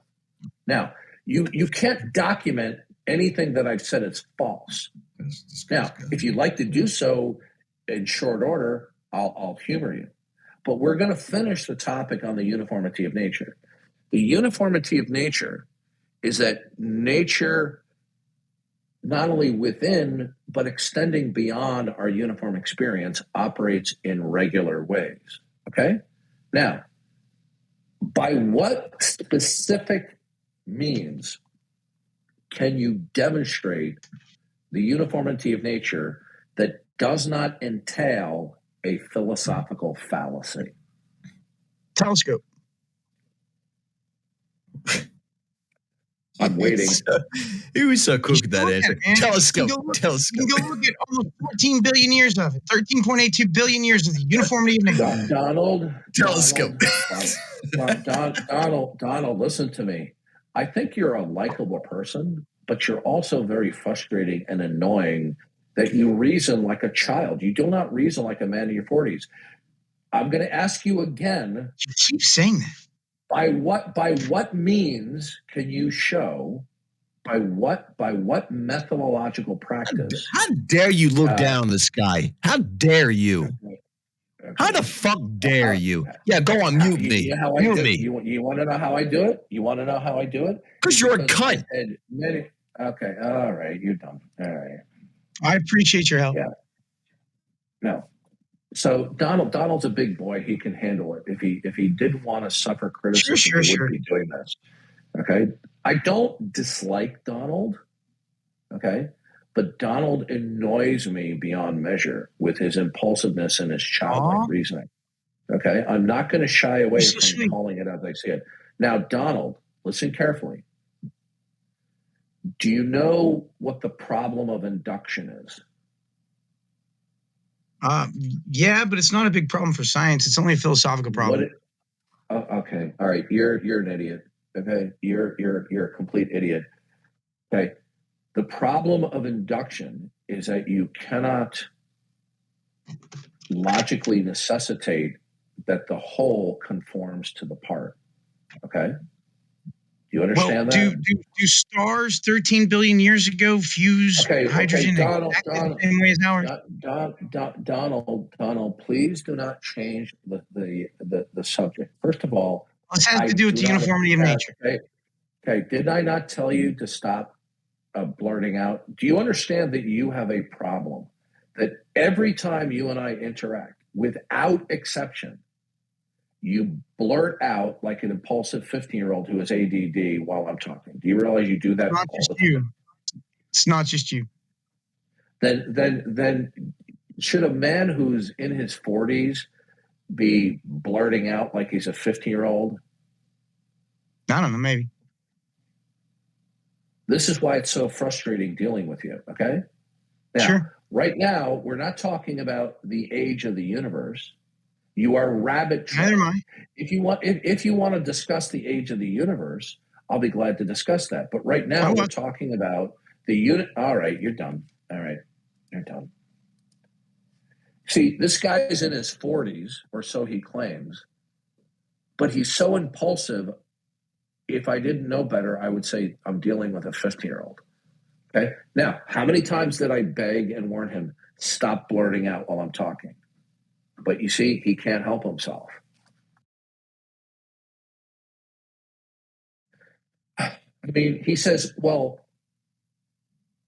induction is only a problem for philosophy and not science.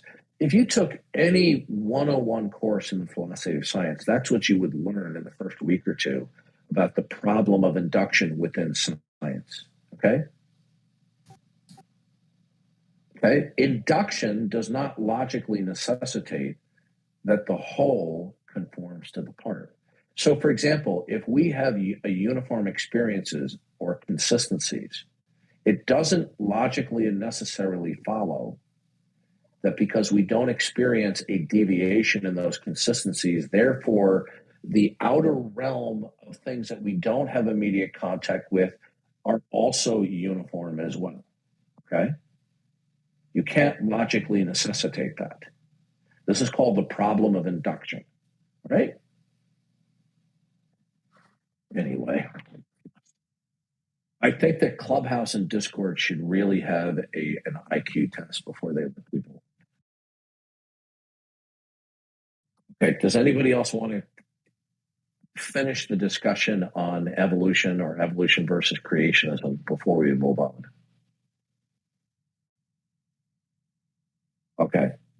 So does anybody want to discuss that unbelief in the existence of God and specifically unbelief in the Christian God is reasonable?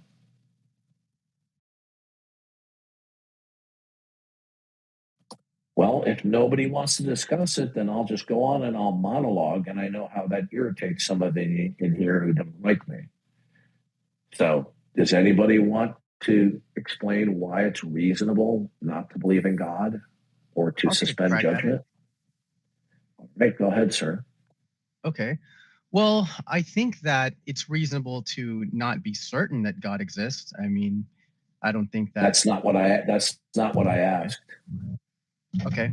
It doesn't matter. It doesn't matter to me your level of certitude. The issue is that it's reasonable not to believe in God, or it's reasonable to suspend judgment. Hey, Anavaki. Okay, and I guess I would agree. I'm sorry. You agree that it's reasonable to believe in God?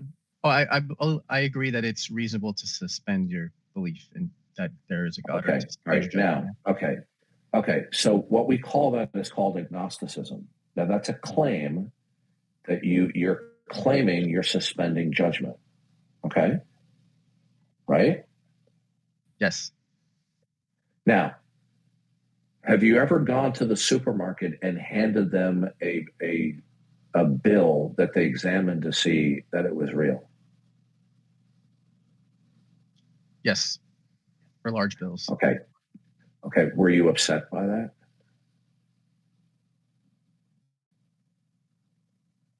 Hello? No, I was not upset by that. Okay. Well, you're making a claim to me that you're claiming that it's genuine. Your claim is that you are truly suspending judgment. Well, that's the claim.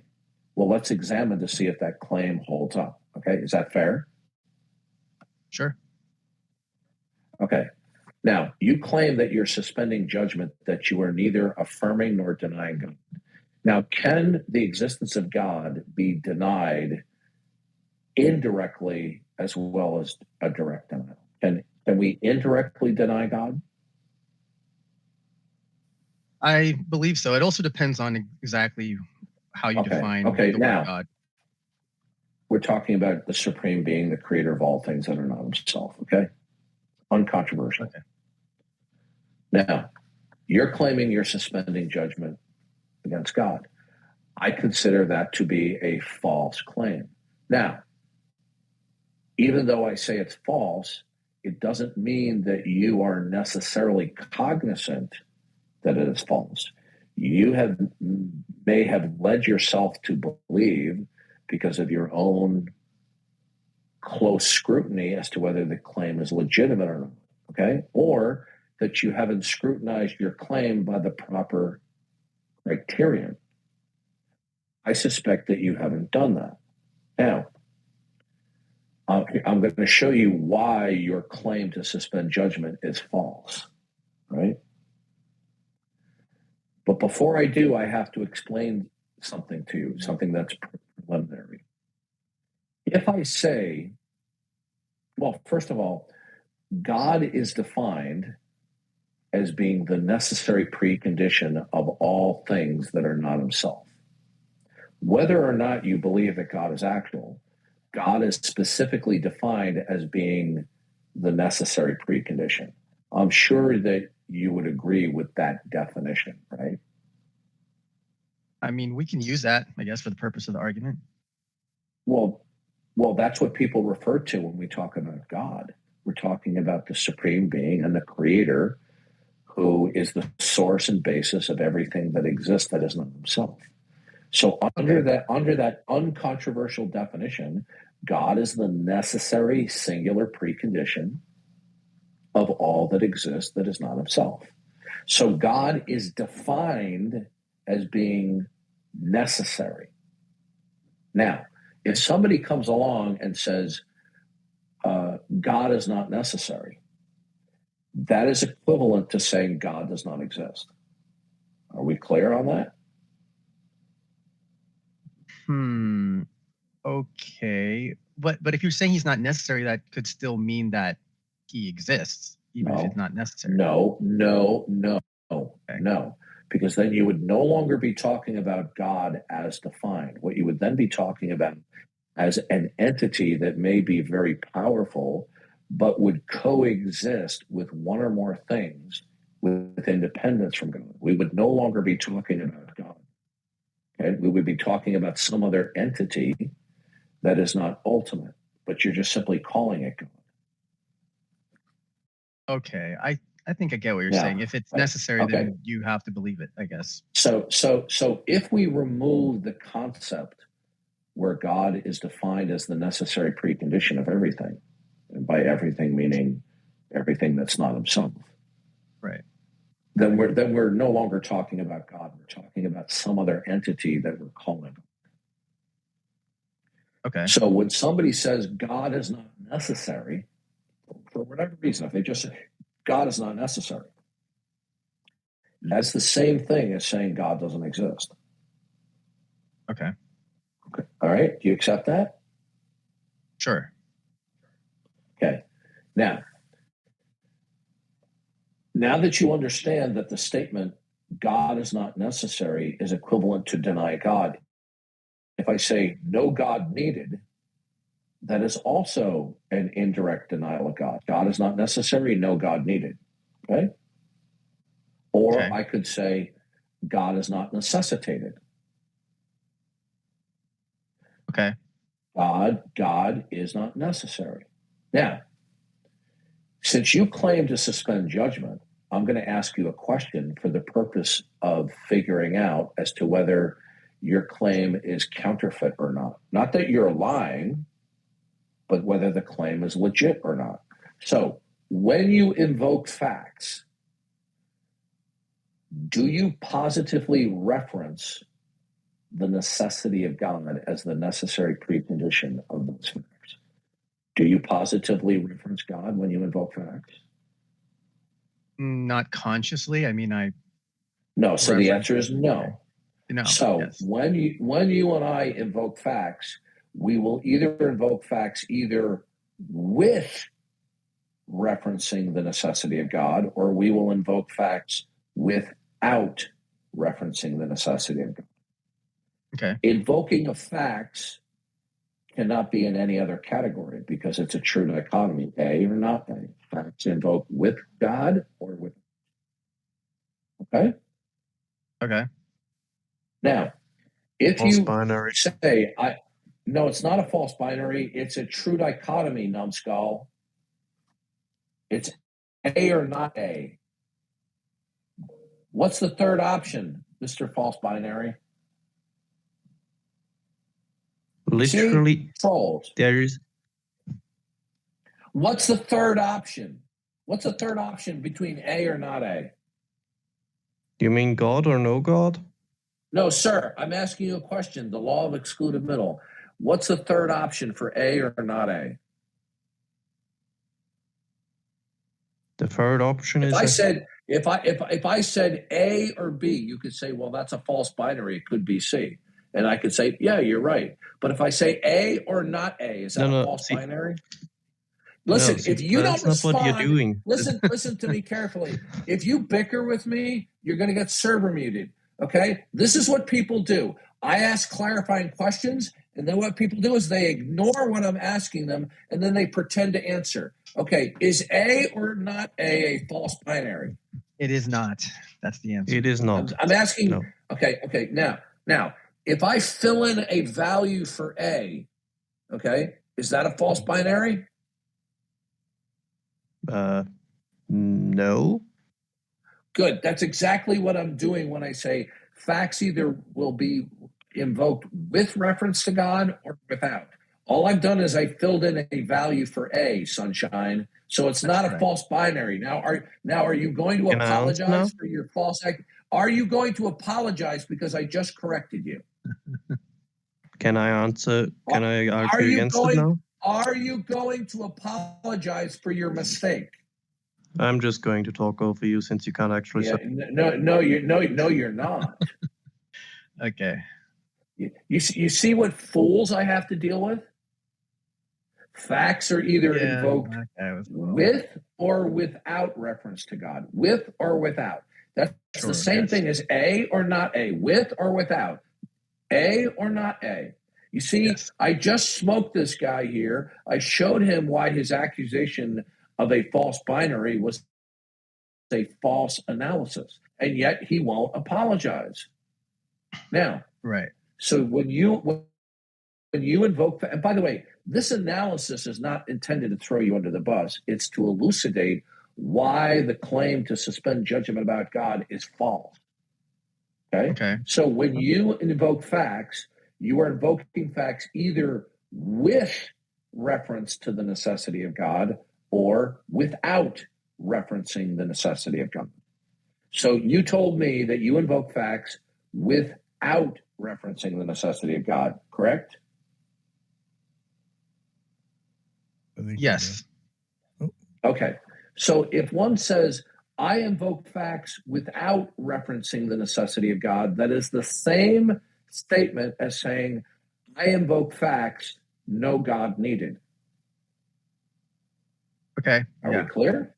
Yes. Okay. Now, if you say, I invoke facts, no God needed, well, you've already agreed that the statement God is not needed is the denial of the existence of God. Okay. Otangelo, you got an open mic, bud.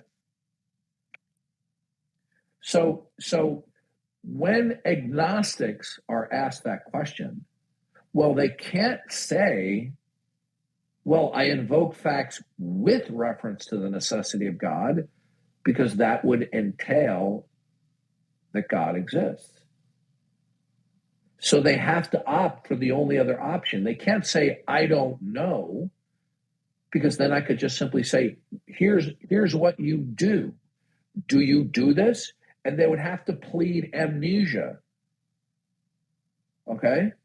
So they can't fall back on, I don't know, because they genuinely do know that when they invoke facts, they are not invoking those facts with positive reference to the necessity of God.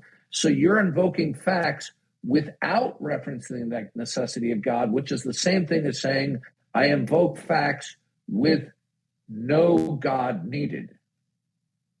Okay.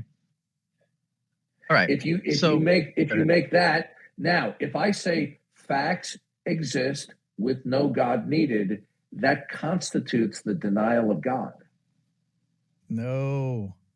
Okay. So, no, I get what you're saying. Listen, no.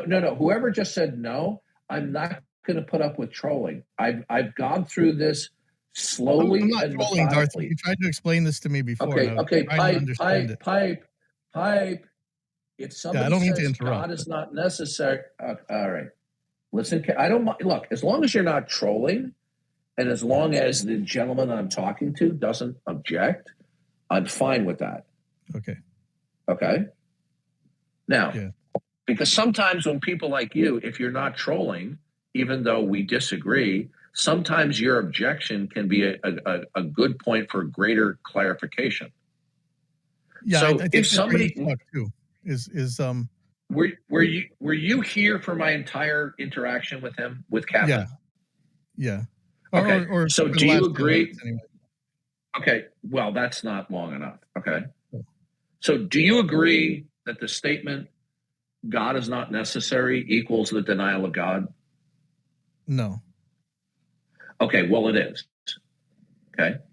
God is defined as the necessary precondition of all things that are not himself. That's definitional. It's the definition that makes it true. Okay, you're okay. So you're an idiot. Okay, I didn't say that. No, I'm talking about pipe. I didn't say because that's how God is defined. Therefore, God is true. Oh no, that wasn't me. Oh, okay. Who said that then? Well, what I'm saying is the definition, the way you made the definition is what makes it true. According to what you said, basically, it's definitional. Then if we're not agreeing to the definition, then we might as well stop talking. No, I don't disagree with the definition. I mean, I agree that there's like a necessary precondition for all things, and if that's what we're defining as God, then I would change my position and say that I believe in God for the all right, fine. So Pepin, listen carefully. To say that God is not necessary is the equivalent of saying God does not exist. And the reason why is because in an uncontroversial definition of God, where God is defined as the creator of all things that are not himself, God is defined as the necessary precondition. So if one says God is not necessary for X, then that is a denial of the existence of God, whether or not the person speaking the words is aware of the ramifications. So to assert propositionally God is not necessary is to deny the existence of God. So no, I understand. So to say that I invoke facts without referencing the necessity of God is the same thing as saying I invoke facts, no God needed. It's the same proposition, just simple. Okay. So when somebody says I'm an agnostic, I suspend judgment about God. I neither affirm nor deny God. Say, okay, fine. Sure. When you invoke facts, do you positively reference the necessity of God? And they say, no, I don't. When I invoke facts, it is without referencing the necessity of God. But that's the same thing as the statement of saying I invoke facts, no God needed, which constitutes the denial of God. So in spite of the claim to suspend judgment, the agnostic acknowledges that they're invoking facts with no God needed, which is the denial of God.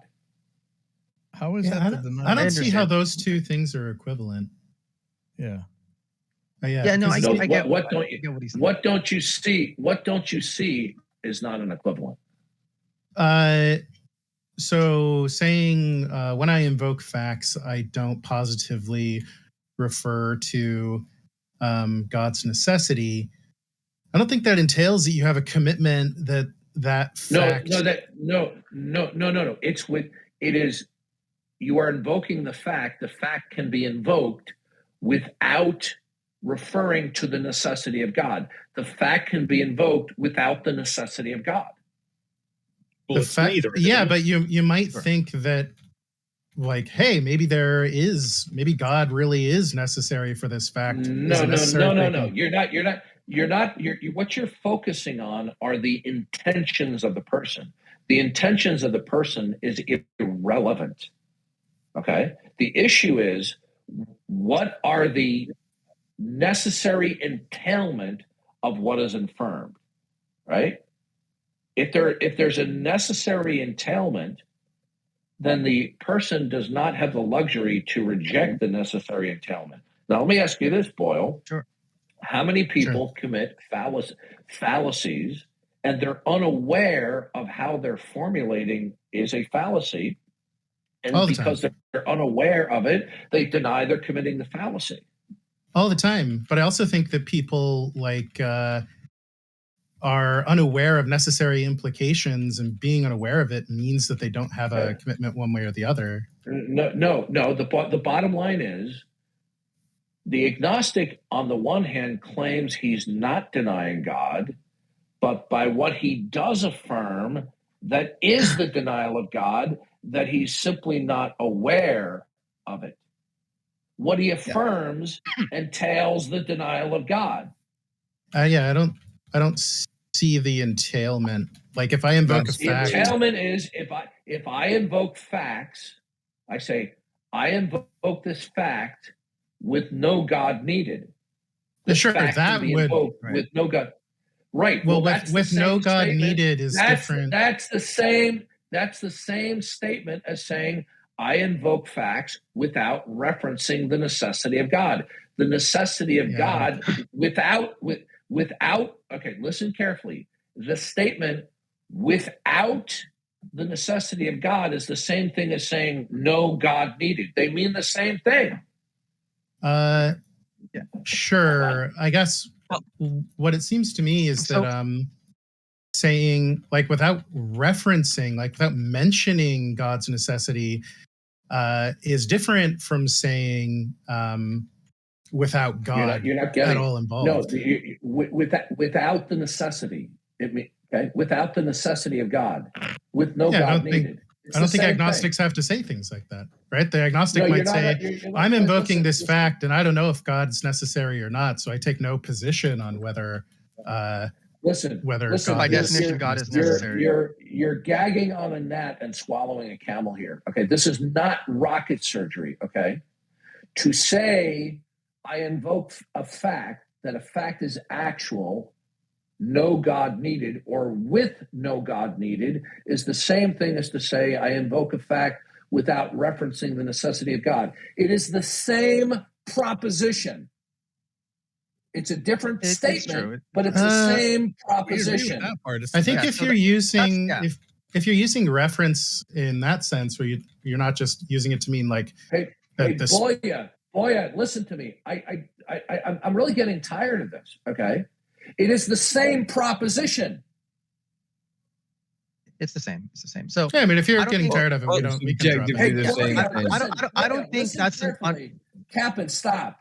Boya, this is not controversial. Shut up. He's trying to speak. Go ahead. It is the same proposition.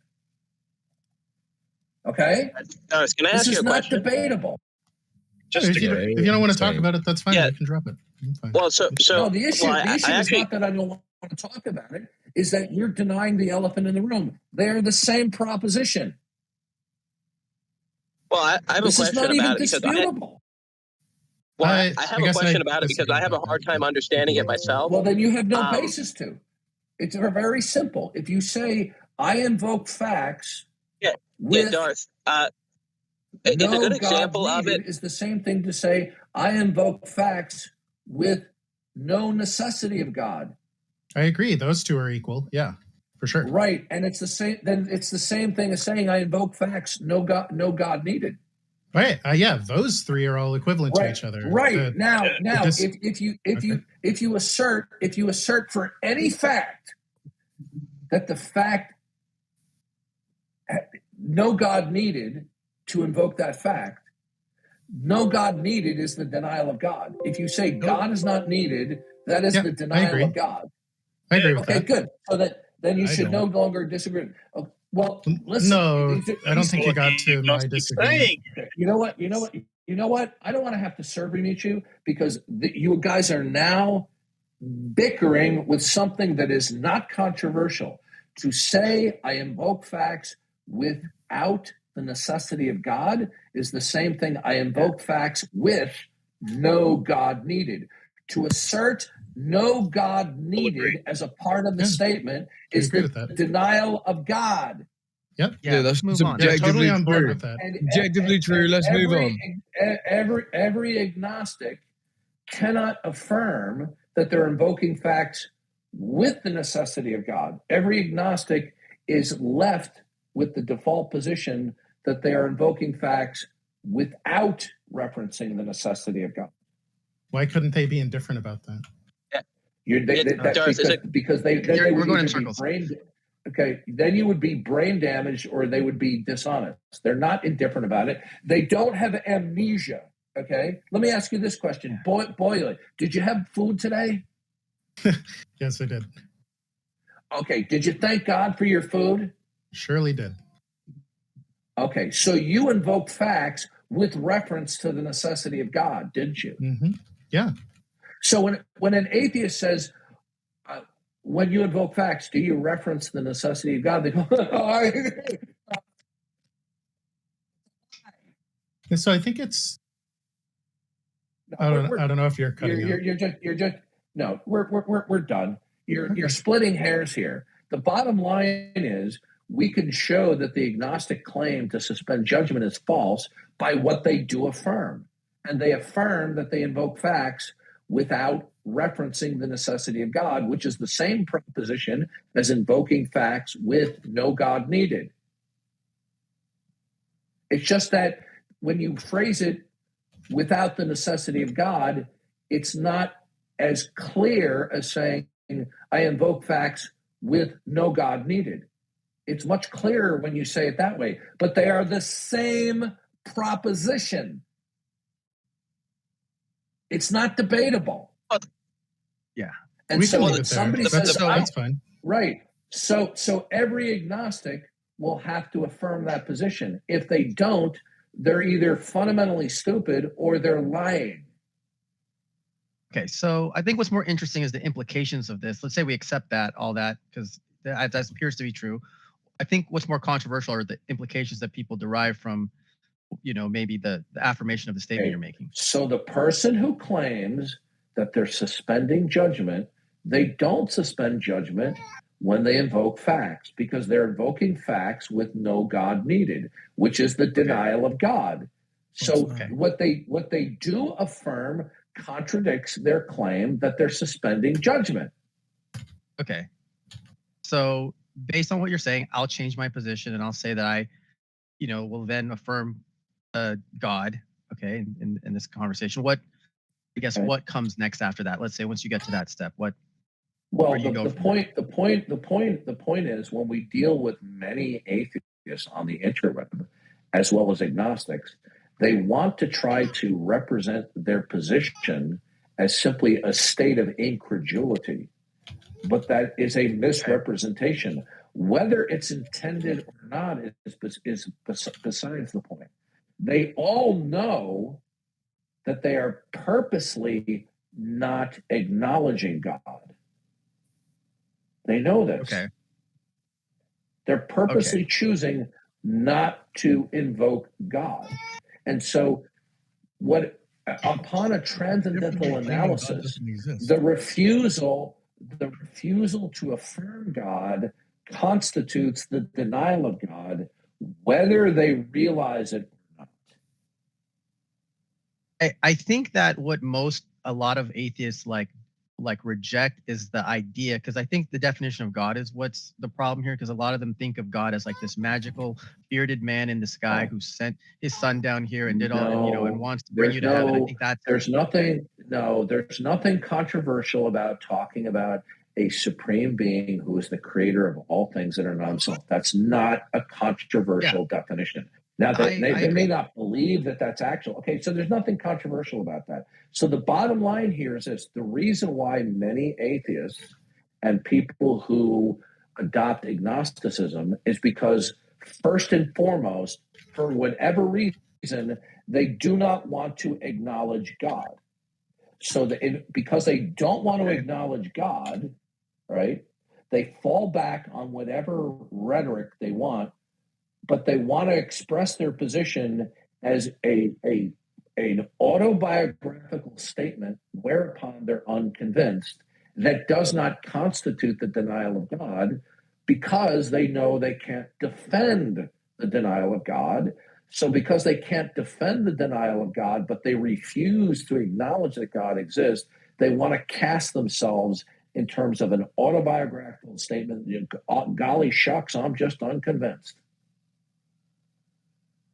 Okay? Nice. Speak. There are some atheists do that, but I think some of them just have a different idea. No. The only atheists that don't do that are the ones who say, "Yeah, I'm an atheist. There is no God." But if they're not, okay, the atheists who say, "Well, atheism is just the rejection of a claim," they're just simply claiming that they're suspending judgment, which they're not. They're not suspending judgment. They're claiming they do, but their claim doesn't hold up to scrutiny. Yeah, okay. Based on how we define God. Yeah, that's true. I agree with that. Look, I'm sorry. Sometimes a very methodical, careful analysis, we come up with some ugly situations that people don't want to confront. But I'm sorry, the truth is the truth. And you see, we waste all this time by people pretending that they're not denying God when they are. Okay? Okay. Atheists on the interweb, with some exceptions, but the majority of them, in my opinion, in my inductive survey, trying to represent atheism as an autobiographical statement where they're simply in a state of incredulity. But the reason why they're doing that is because they can't defend atheism as it is defined within the standard English language and how it is philosophically defined in the literature. So what they'll say is, well, atheism is a lack of belief. This is a completely ambiguous and non-informative presentation. And the reason why is this: every atheist that denies the existence of God lacks belief in God.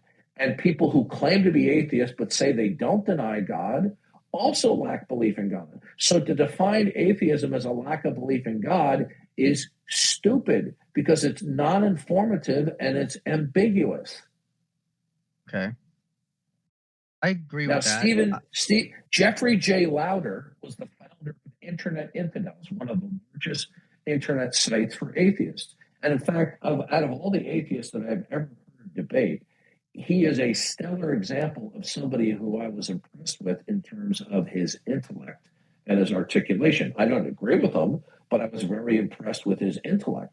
Now, this guy, who's a staunch atheist, said the following. He said, atheists continue to shoot themselves in the foot because they don't have a unified definition for atheism. To sit there and to say, well, atheism means the denial of God, but it also means not the denial of God. I mean, this is piss poor, okay? Now, I understand that certain words in languages, including English, are polysemous, that they can mean different things in different contexts, okay? But the point is, we only have one word in the English language that designates the denial of the existence of God. So if they're going to take the position that is not the denial of God, why are they selecting the only word in the English language that designates the denial of God? Okay. Okay. So what this results in is that it gives them a distinct advantage in discourse and in the dialectic, where they can pretend to be something that they are not, and that they semantically insulate themselves from having to defend what their position really is. We don't see theists doing this. Discord. Okay. So, yeah, I think that there's a misunderstanding going on there when it comes to what you're describing. But I also, because I'm pretty sure even most atheists are going to believe that there's a necessary precondition for the universe existing, right? Even if they just don't know what it is. I mean, But if you define it, whatever it is, it's God. If you believe in the necessary precondition, but you would some believe in God, don't. right? Like, for example, Okay. I talked to an atheist philosopher. You can see it online. I'm trying to remember what his name was. It was Jay Garfield. Okay, look up Darth Dawkins versus Jay Garfield. Jay Garfield is an atheist philosopher, and he said he rejected the notion that anything is ultimate. He first denied that anything was ultimate, and then he said, I don't even see a need for one. Okay? So some believe that there is something ultimate, and some don't. But you see, the problem here is this: they're both in the same epistemic quagmire, because there's no ultimate to instantiate. You understand the dilemma? Yeah. So even for those who do believe in an ultimate and those who do not, both of them have the same problem. There's no ultimate to instantiate. And if nothing is identified and instantiated to be ultimate, then nothing means anything. Exactly. Yeah. The human mind cannot impose intelligibility onto something, because intelligibility is derived from the thing's ontology.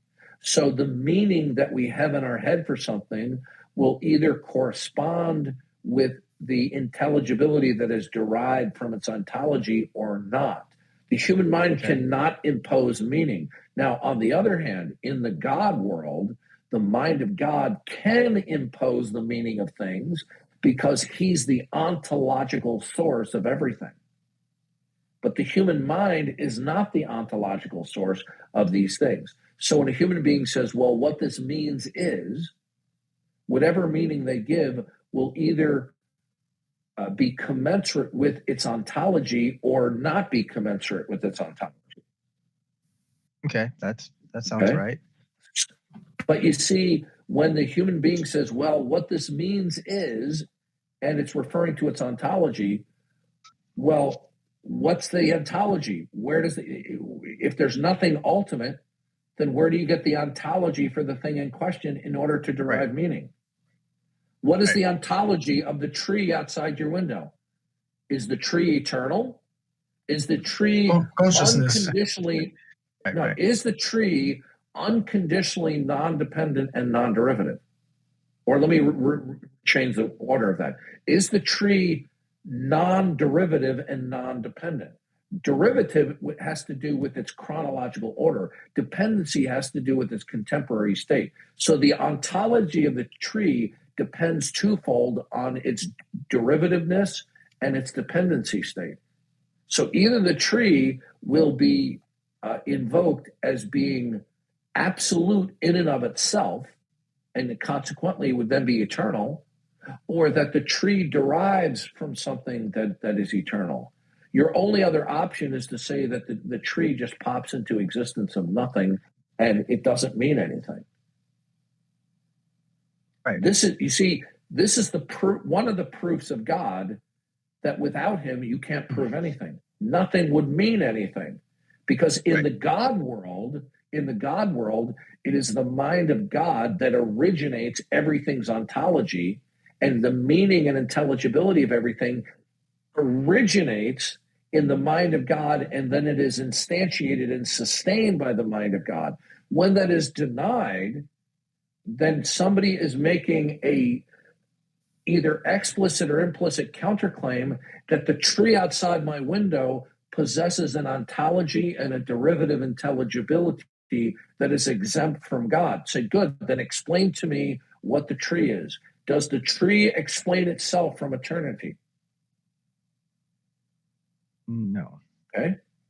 So the unbeliever thinks, I'm in no need of God. Say, good, you don't need God? Then good. Explain to me that tree. And they're going to go, well, there's biology, there's laws of nature. Oh, are all laws of nature eternal? Because only an idiot would say that all the laws of nature are eternal, because if you know about laws of nature, you know that many of them are hierarchical, so they all can't be eternal. Right. So you're then going to have to opt for a subsection of the laws of nature.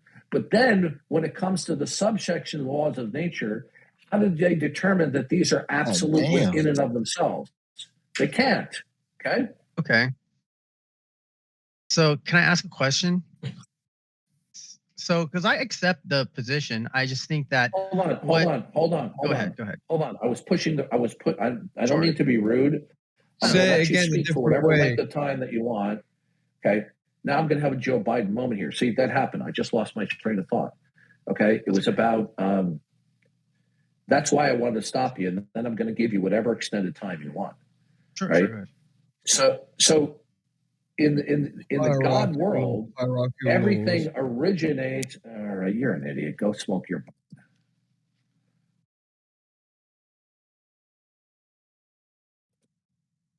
So the point is that when unbelievers refrain from believing in God, they're actually begging the question that their not God worldview or naturalism is just a given. But they are adopting that the tree is a tree or the world of naturalism is just the world of naturalism in violation of their criterion of reason that they say hasn't been met by God, therefore they dismiss God.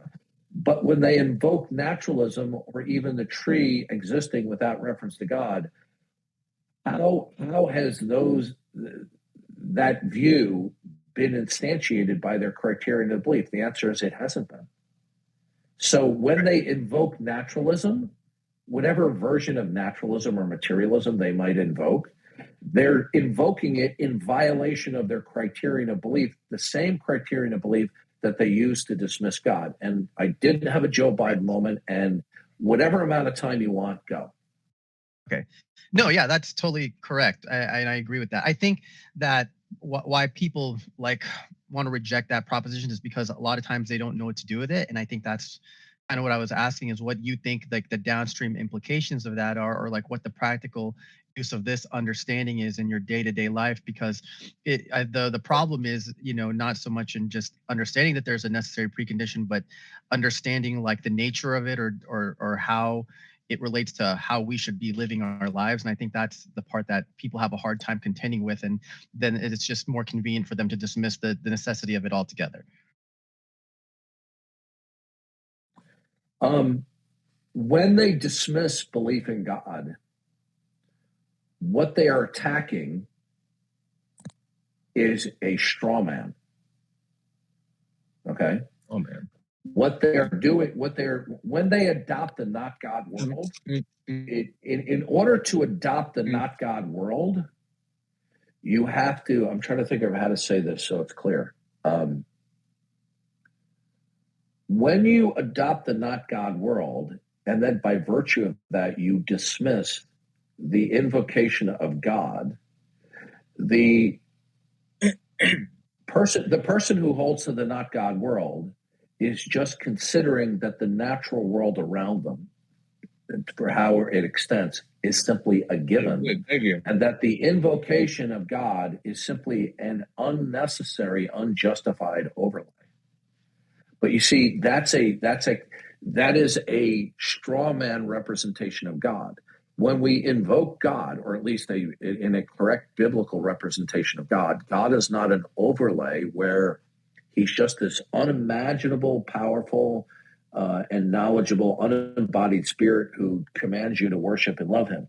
That's not the biblical God. The biblical God is, first and foremost, he is the eternal. He is the absolute. He is the ground of all being, and that he's an agent. And then he brings the world into existence and he sustains the world. So God is not merely an overlay, like a final boss of the universe, like in a video game, but God is the necessary precondition for everything. So when they reject God, they're rejecting a caricature of God as an overlay rather than them rejecting and denying that God is the necessary precondition. So if they reject the notion, if they have a correct apprehension that they are rejecting and denying that God is the necessary precondition of all things, then what they are invoking directly or indirectly, explicitly or implicitly, is that there either is something else that is the ultimate precondition, or that nothing is the precondition, which means they're now going to have to explain why all of the particulars within the set exist. They can do neither. How would you explain what it is that is ultimate, that is the precondition of all things that's not God? How could you identify it, and how could you instantiate it? How would you be able to do that? Well, the answer is you couldn't. And if you reject that notion that there is a singular ultimate that's not God, and you want to believe instead that there's just simply a plurality of states, and those states could be even the idea that there is just an ocean of fields out there, quantum energy states that are discrete, that may bump into each other and interact and things like that, but that there's this unimaginable plurality of energy states. How are you going to instantiate that each discrete energy state among the myriad of them all simply exist in and of themselves? How could you defend that? You couldn't. So when they adopt the not God world, they have to do so in violation of their criterion of belief. The same criterion that they use to dismiss God. This is why unbelief or atheism is incoherent. But they don't care, because if a person is motivated because they don't want God to exist at all costs, then what they will do is they will collect for themselves rationales and cliches and catchphrases and slogans as to why they don't have to believe in God, even though they don't hold up upon careful examination. And so nothing even if we present to them a nuclear strength line of reasoning that it is impossible to deny the existence of God, and we can show them to this in an objectively provable way, they will nonetheless deny this because they are committed to one thing, and that is their own personal autonomy. And when you attempt to preserve your own autonomy, you cannot accept the autonomy of God. This is why it is so difficult to talk with these people, because this is not an exercise, an intellectual debate. This is a moral issue. It is an issue of culpability. They don't want to be culpable to their creator. So they come up with all of these cockamamie rationales, and sometimes they do so with a lot of sophistication, or as we say, savoir-faire, as philosophers do. But you want to know the proof of the pudding of what I'm saying to you is that when I had the opportunity to speak with about 7 or 8 PhD atheists, and I began to question them in this line of questioning, all of them tapped out. Okay, all of them. Now, why did they tap out? Is because even their higher level sophisticated atheist responses cannot evade the line of transcendental scrutiny that this approach brings. And some of them even lied. Some of them even outright lied that they were denying God when they've made a career out of denying God. Okay? I mean, I'm sitting there listening, and I'm trying to stay focused on what they're saying and not to be, crosstalk and be seen as belligerent. But when I heard some of them denying that they deny God when they've made a career out of denying God, I'm just going, where do they grow these people?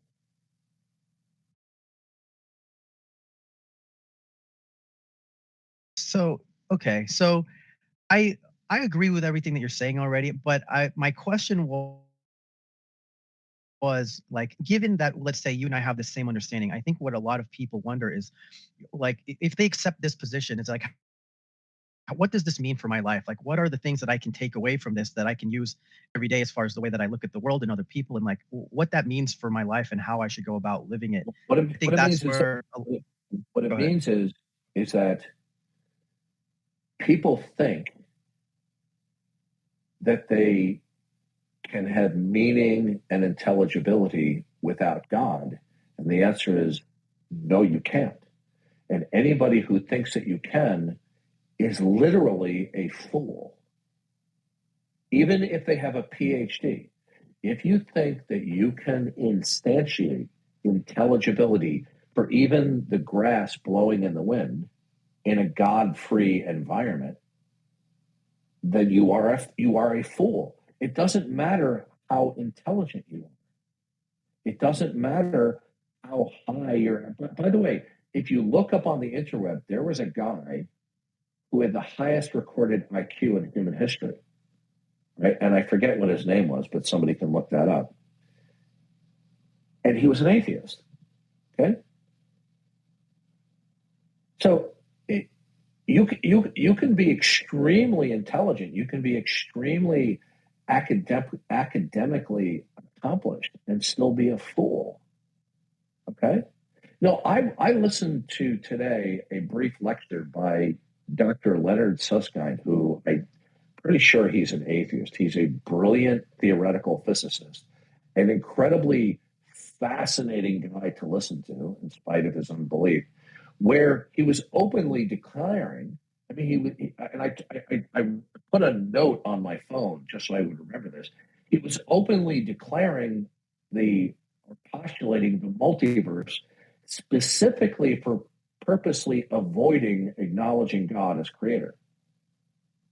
Now, he didn't use the word God there, but he used phraseology that it was crystal clear, and he was making it clear to his interviewer, this is why we're advocating the multiverse, so that we don't have to acknowledge a creator when it comes to the incredible narrow ranges of parameters that must be so, otherwise we couldn't exist. The guy was admitting to opting for the multiverse in order to escape the design implication. And I like the guy. I mean, the guy is so smart in his field, he makes me look like a retard. I mean, this is how smart Leonard this guy is. But it just goes to show you, you can be brilliant and still be a fool. You know Carl Sagan? You know who that was? Papa Murphy's presents How to Change the Way You Pizza. Step 1. Carl Sagan is one of those atheists who I actually loved listening to. Any opportunity I can, just goes to show you. Video of Carl Sagan. He's just intriguing because he was a man of just great intellect and thought. But he too was a fool. He actually said that he was not an atheist. Okay? There were a number of times where he says, I'm not an atheist.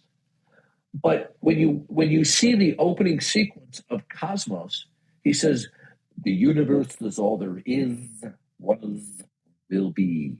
Well, such a statement is atheism. If the cosmos is all there ever is, was, or will be, that's God denialism. Yet he go, I'm not an atheist. Oh, yes, you are.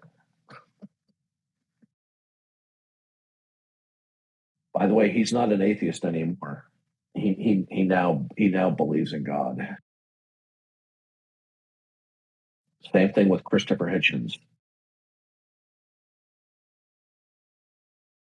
So you see, the atheists have been running amok for quite some time in Western civilization because there haven't been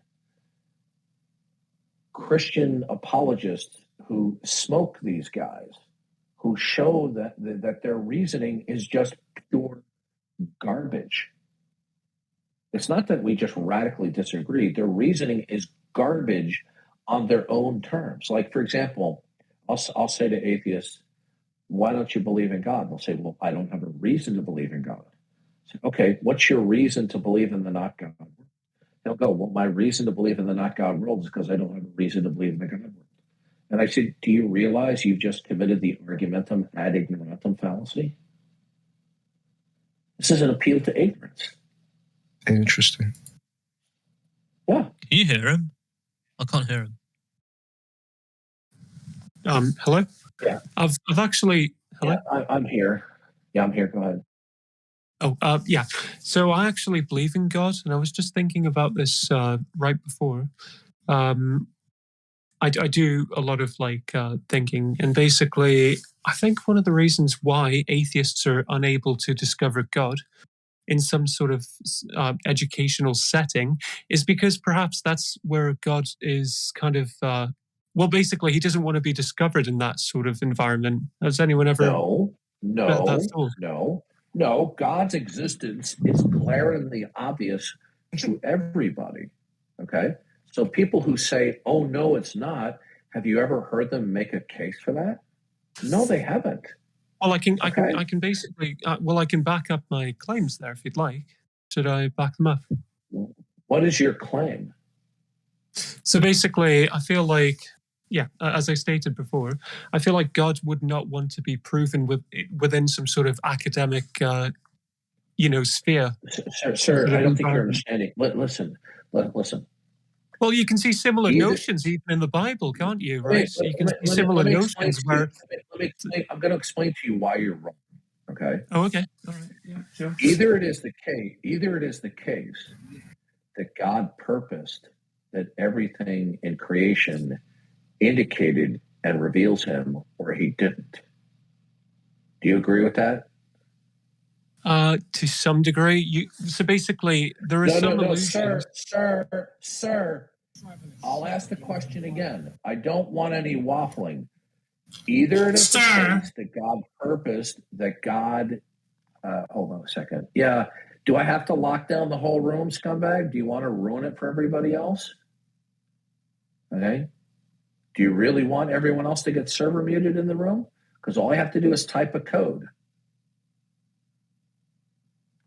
So, Zammer, either it is the case that God purposed that all things are indicative and revelatory of him, or God did not purpose to disclose himself through everything indicating him. What we have here is a true dichotomy. Now, you said you believe in God, right? I do, yes. Which God do you believe in? The Christian God, Jesus Christ. Okay, have you ever read Romans 1? Yes.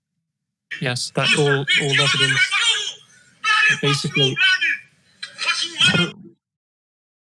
Okay. In Romans 1 says, ever since the beginning of the creation of the world, God's eternal powers, meaning his eternalness, have been clearly seen through everything that has been made. So what that means is that the rock on the side of the road, the tree, everything else there, these things indicate the eternal. But they could only indicate the eternal if and only if the eternal was an agent and had the requisite attribute set to purpose and ensure that it reveals him. Okay? Now, the problem is too many people are trying to demonstrate God in a way that God doesn't sanction. The God of the Bible says that we demonstrate God's existence by showing men you already know that God exists and that everything in the world is revelatory of the eternal. Now, when we put that to people, say, well, you haven't proven that. What we're doing is we're showing them that we're not neutral, they're not neutral, and they already have an axe to grind against God existing. Okay? So when they say, well, you haven't proven that, then they're just simply making a counterclaim. Now, I'm not saying we should just make a blanket statement. I think we should give a well thought out defense of how these things reveal God. Okay? But when an unbeliever says, no, I see no reason to believe in God, this is not merely a state of incredulity. What this is a statement of universality, that all the things that I'm acquainted with do not necessitate indicating or revealing God. Now, how could such a universal statement be defended? Well, the answer is it can't. The unbeliever will try to represent themselves as merely being in a state of incredulity. Because if you're in a state of incredulity, then you don't have to defend yourself, do you? No. But you see, they're not in a state of incredulity. They're in a state of defiance, where the God of the Bible says, no, God's existence is unmistakably clear in everything that has been made. Even your own self-consciousness is indicative of the eternal God and by his purpose. So when somebody says, no, I don't buy that, say, good, then you're making a counterclaim. Please make a case for that. And when they hear that, they're going to go, you're shifting the burden of proof. Well, we can I ask you something? Wait a minute, please. The point is this, is we can make a strong case that everything in the world reveals God, but the atheist will reject it anyway, right? But you see, they don't make a case for their not God world. They just simply say that the not God world is a given because the God world hasn't been established to them. This is an appeal to ignorance fallacy. Go ahead, sir. Okay. So could I just? Oh, okay. Does someone else want to? Oh, okay. Yeah. So I actually hear what you're saying, but perhaps maybe God doesn't want himself to be revealed through those certain notions, right? Or that method, basically. He doesn't want to be revealed. What do you mean, perhaps? Did you say perhaps? Yes. You better mute this guy. You said perhaps. Okay. Well, here's the problem. I'm coming at this not from a philosophical God.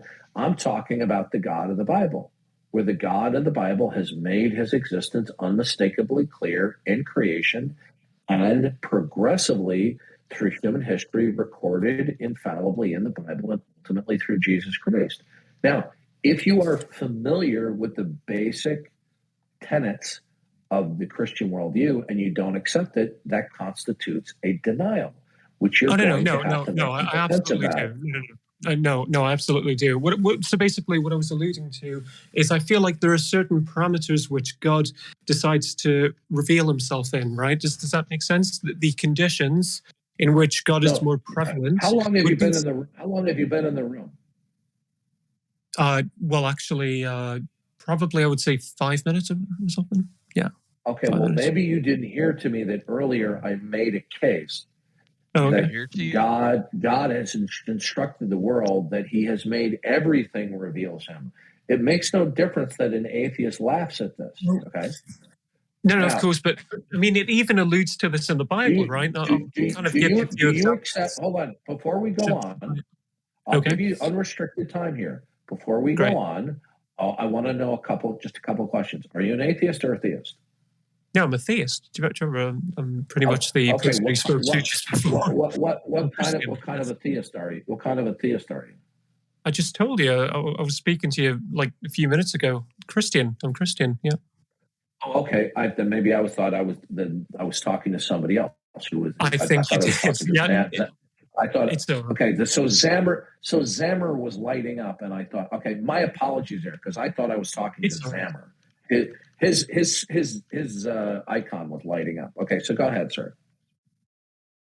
Well, I'm pretty sure you were talking to me. I'm the one who's talking now, and I was speaking to you. I agree with you. Yeah. Darth, please let him speak. Right. Okay. So basically, sorry, someone was just talking there. Can I ask a question? Hold on. Somebody in the room? Well, I just saw because I didn't hear. Then I bomber dad, dude. Let's be honest, sir. No, there's no here. Yeah. So basically, this guy Black Hole wants to ask you a question. He's an atheist. Yeah, I do. I'm an atheist, indeed. I'm a physicist as well. Hold on a second. Yes. Hold on a second. I will give you plenty of time. Now, what's your name? Kevin, are you done? The guy who was just talking. No. The guy I was just talking to. Are you done? The guy with the one in the background. I think he's done, dude. I think his name was Kev. His name was Kev. Are you done right now? I didn't say anything. Kev, are you done? All right. No, I didn't say anything. Okay, yeah, I'll take it. Okay, so we have an atheist who's a physicist. Yeah, go ahead, sir. Yes, but I'm gonna ask a very simple question. Okay. I was religious. That is true. Okay. And all right, before you do, you said you're a physicist. Mm-hmm. You said you'd give him plenty of time. Are you gonna? Do you have PhD? I do not. Although I am at the third year of physics right now. I don't know how to call it in English. I'm not 100% English, but okay. Is that undergraduate? I am. Yes. Okay, that's fine. Go ahead, sir. Okay, so from what I know, God gives every living being, and by being I mean human, to be exact, every living human a choice. Is that so far correct, right? I hold to the view that God, being an agent, gifts us with the being agents as well. So, in short term, yes, we all have a choice. After a child gets baptized, right? After the tabula rasa happens, right? We all get a clean page in our sin life, if I may call it that way. Okay, so here's the dramatic part. If I walk in onto the baptizing and the child gets baptized and after all of the ceremony, if I shoot the child, what choice did it have? I don't hold to that view where baptizing is anything efficacious to the child. Baptism in the Bible is simply an outward demonstration of the inward repentance and faith in Christ. So those people who baptize children are not actually following biblical doctrine. All right, so let's skip a time a little bit forward. Let's skip a time a little bit forward to like when the child is 10 years old, okay? Let's say 10 years. That's like a very pretty round number. I shoot that child when it's 10 years old. It never sinned, but at the same time, it didn't believe in God. But for example, it said, Mom. Sir. Okay, stop. But this supposition that you're, I know that. I'm going to tell you why I'm not going to let you finish. Okay. Go ahead. I don't accept the supposition. Two things: that a 10-year-old child doesn't know the existence of God, and number two, that they're sinless. Okay. I don't accept that. Yeah, I agree with Darth.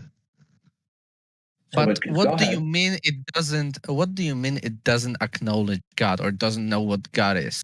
If it lived in a religious family, and at the same time, for example, if it dealt drugs in the school. Hold on a second. Are you asking me what the biblical view is?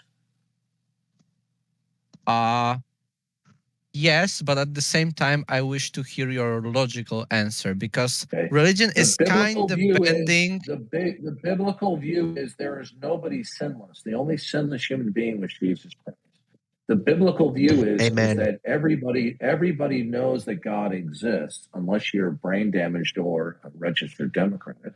And that at a certain point of neurological development, the concept of God will arrive in your mind, which is something that you cannot eradicate, but you can suppress by adopting a figment of your imagination of an alternative world. That's why we find such a wide variety of religions in the world, because they decide they don't want to believe in God. Okay? Right. That's the biblical view. That's the biblical view. Now, hold on. If you don't accept that, that's your prerogative, but that's the biblical view. But you're kind of forcing that on me right now because the religion kind of bends the rules of logic right here. Meanwhile, but you're not letting me talk. You're bending the rules over here, my friend. Stop. Black hole, stop. Now, I'm going to stop you in midstream. This is kind of pointless. This is kind of pointless because you're bending the rules. I'm going to let you talk. But you see, when you go say ahead, let me talk. I will momentarily. Do you know why I'm stopping you? Because you said I'm forcing you. I'm not forcing you anything. You asked me what the biblical view was, and I gave it to you. Me telling you what the biblical view is not forcing you to do anything. You're not forcing me by anything, and yet you do not let me talk and force me to stay quiet. Did you say I was forcing something? Yes, you are. I'm sorry to break your mental point. What was I forcing? Moment. What did I force? Me to stay quiet, for example. You wouldn't let me talk, okay, and that's okay. forcing your power. Listen to me. You're You're empowering so yourself above Excuse me. I don't want to have to server mute you. You see, you said I was forcing you to do something. You're still doing that. To me. Okay, good. And I'm going to kick you out of the room in a second. You see, you told me. Do it.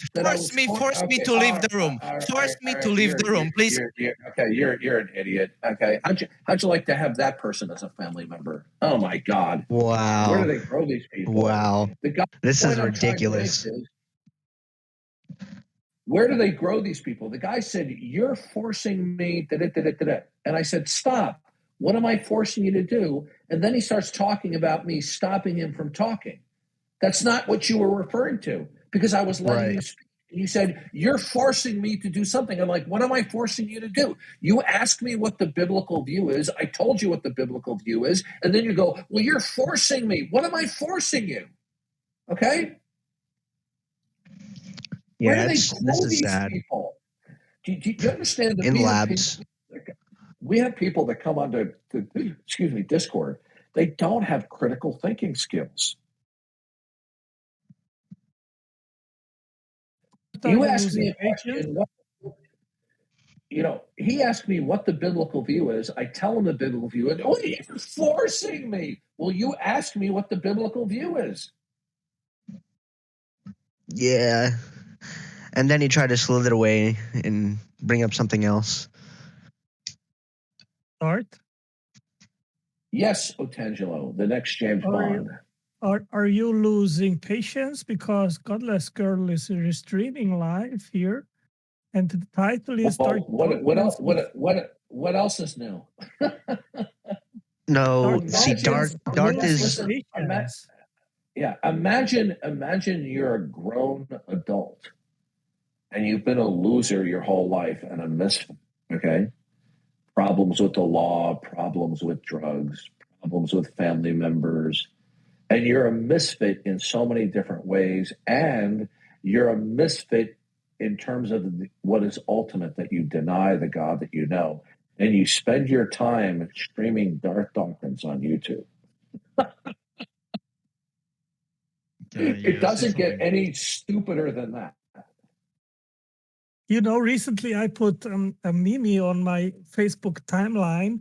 Atheists claiming that is the only a meme, meme or. Oh, you said meme. Yeah, I don't know how you spell that. Sorry. We say meme. Meme. Okay. So it was saying atheists confessing that this is the only life they have, and they use their time to tell Christians that their worldview is wrong. So they waste their time trying to dissuade us of our imaginary beliefs. Really? Right. Is that what you're going to waste your time with? Wait a minute. Wait. You know what's funny? I was watching Leonard Susskind today, somebody who I like to reference quite a bit because he's just so damn smart. Okay, the guy's really smart, but he's an atheist and he's an unbeliever. And he points out to the interviewer, it's called Closer to Truth. He points out that on a cosmic scale, both in terms of a universe and multiverses, we are just a freak accident. Okay, this is just a freak accident of unimaginable proportions, right? And we have atheists whining and complaining about trying to change people's minds when everything is a freak accident. Do atheists live their lives as though everything's a freak accident? No, they don't. Yeah, I think we all have a deep sense of thinking that we have meaning and that our life has meaning. But if everything is a freaky accident, then our life is meaningless, and Stardust doesn't care about our lives whatsoever. No. So, but Otangelo, there's not even Stardust. Because there's nothing identifiable or defensible that makes anything what it is. Right. You understand? Yes. Using the pre-sup approach, there is no explanation whatsoever. Why are you such a smart guy? And atheists all around you are whining because they cannot top your arguments. You know what's funny? Do you remember when a certain atheist blowhard was upset when you got onto another stupid atheist show, and falsely accused you when this entire life is a cosmic accident? Isn't that hysterical? Yeah. Well, anyway, I'm still waiting for Tom Rabbit to put our conversations on his YouTube channel. He threatened me and said that the revelation would be my goodness, shaking the internet. Imagine you're 40 years old and you spend every day recording people who you can't stand and who you think are spouting garbage, and you're just uploading it with clickbait titles. I mean, this is what I call a 14-year-old trapped in an adult man's body. I mean, it's actually quite funny that somebody would waste their time doing this, right? And maybe they just love all the acolytes. If you go to Clubhouse, Darth, you will basically all the time see him there. You can go in the morning, at night, whatever day of the week, and you will find Tom there with his shtick, You see, I'm on Clubhouse and Discord quite a bit as well. But you see, I have an agenda as well as you do. Our goal is to persuade people to flee the wrath to come, judgment day that they know is coming, and turn to Jesus Christ as Lord and Savior. We're using apologetics. You do it differently than I do. I do it differently than you do. I don't believe that Jesus is whatever you said. Well, I'll be glad to discuss that with you momentarily. But you see, we don't believe that our existence is a cosmic accident. We think that we have purpose and that these people are in for an eternal rude awakening, and we don't want them to experience that, and hoping that we can persuade them to repent. But this guy believes that life is everything. Everything's a cosmic accident. I mean, it doesn't get any more ridiculous than that. Darth, you cannot emphasize, and maybe you shouldn't emphasize, only the wrath which is forthcoming for those which reject their Savior. We need also to emphasize that God, that Jesus loves us, that he became man, went to the cross, and died a terrifying. That's what I'm talking. That's what I'm talking about. Because he loves each one of these people that we interact every day. I agree with you. I agree with you. That's a given. That is the most important thing that people don't. They don't understand. care. God They don't loves care. them. Oh, come on, Otangelo. I'm not disagreeing with you, but what I do want to disagree with is, you really think they don't understand the concept that the biblical God loves them? Do you think they really think that? Well, no, we need to believe that one or the other is there to be convinced, right? Because otherwise, what we are doing would be completely meaningless. So there are not only the point, Otangelo, you and I are in complete unanimity as to the love of God. There's no doubt about that. But let's not be under any illusions. Now, there are some people who are apt to becoming believers, and we could sit down and maybe talk with them on a park bench or somewhere and say, for God so loved the world that he gave his only begotten Son, that whosoever believes in him shall not perish but eternal life. And we have somebody who the Holy Spirit's convicting, and they go, wow, God loves me. And then they repent because they realize they're a guilty sinner. But when we're dealing with, got to switch my headset. Give me 30 seconds.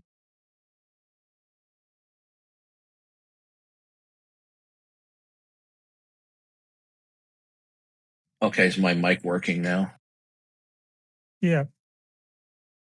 Okay, so when we're dealing with Viagra atheists, right? Invoking God's love is like firing a BB gun at a tank. By the way, do you know what a Viagra atheist is? Well, probably some kind of hardcore atheist, which every day goes to Facebook and YouTube, and then he they're tries hardened to atheists. convince us that God doesn't exist, right? Yeah, they're hardened atheists. Yeah. So the point is, these kinds of people, we're not going to shake them up by telling them Jesus loves them, because they're utterly contemptuous. They're not like the guy in the street who's apt, or the woman in the street who's apt to accepting God's love through the convicting power of the Holy Spirit. We're dealing with hardened Viagra atheists. So what we have to use is heavy duty weapons where we destroy their worldview to show them that there's no other alternative, that they face Yeah, of course, you cannot doom. believe if you don't defend a worldview which is rational. And in order to do that, of course, you need to do apologetics and demonstrate that Jesus is who he said to be, that he is the Messiah, that God, or the God of the Bible, is the one who created the world. The complexity which we see around cannot be explained by non-intelligent mechanisms. It's kind of like, I don't know what it is in your country, but in the United States, many EMS units, or the emergency medical units, carry a injectable drug, and I forget what it's called. If somebody could help, that's it. Yeah, it's a drug that when somebody is overdosing, it will potentially bring them back from the brink of death. It's called you see, Narcan. So Ventilian presuppositional apologetics is like that injection. We're bringing an industrial strength, destruction to their worldview, hoping to bring them back from the precipice of damnation. Okay, but many of them are just going to press on, So that's why it says in 2 Corinthians 10:5, we are destroying all speculations and every lofty thing that raises itself above the knowledge of God. Okay, they're not like the person in the street where you can sit down and say, "Do you understand God loves me?" And they say, "Really?" And you say, "Yeah, God, God incarnated himself in Jesus." And they go, "Oh, okay, all right," and they accept that. We don't need to go to the industrial strength apologetics to wake these people up. So I agree with you. We do need to emphasize God's love, but these Viagra atheists, they don't care about the love of God. They already know about it, and they spit on it. So now what we're going to do, so listen, let me just say one more thing. Now with presuppositional apologetics, it's like we're dropping the bomb on Hiroshima when the Japanese wouldn't surrender. Yeah. When I converted, I was 18. And I really, I had some kind, compared to today, a naive belief. It wasn't grounded with the same amount of information which I have now after 37 years on the walk. But what I can say is that once you taste what God has to offer, then you don't want to go back, because before you taste it, your life is empty. I agree with you. But that type of an appeal falls on deaf ears. Okay. By the way, Canadian atheist, are you Michael the Canadian atheist? No. Canadian atheist, are you there? Are you Michael the Canadian atheist? I think see, dead silent. Well, then why would he answer? Hold on a second. Canadian atheist, are you here? Yeah, it's you know what? It's probably Michael. Yeah. Anyway, so go ahead, Kev. About the conversation you had earlier with the guy Black Hole. I think like he was not wrong, but he wasn't right either, right? But maybe you should have gave him the chance to speak, because you were kind of. Well, first of all, did he say? Did he ask me what the biblical view was? He did. Yes. Okay. Did I explain to him the biblical view? Well, yes, I did.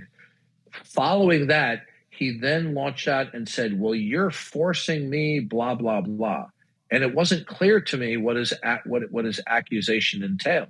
So I wanted to stop him to say, what am I forcing you to do?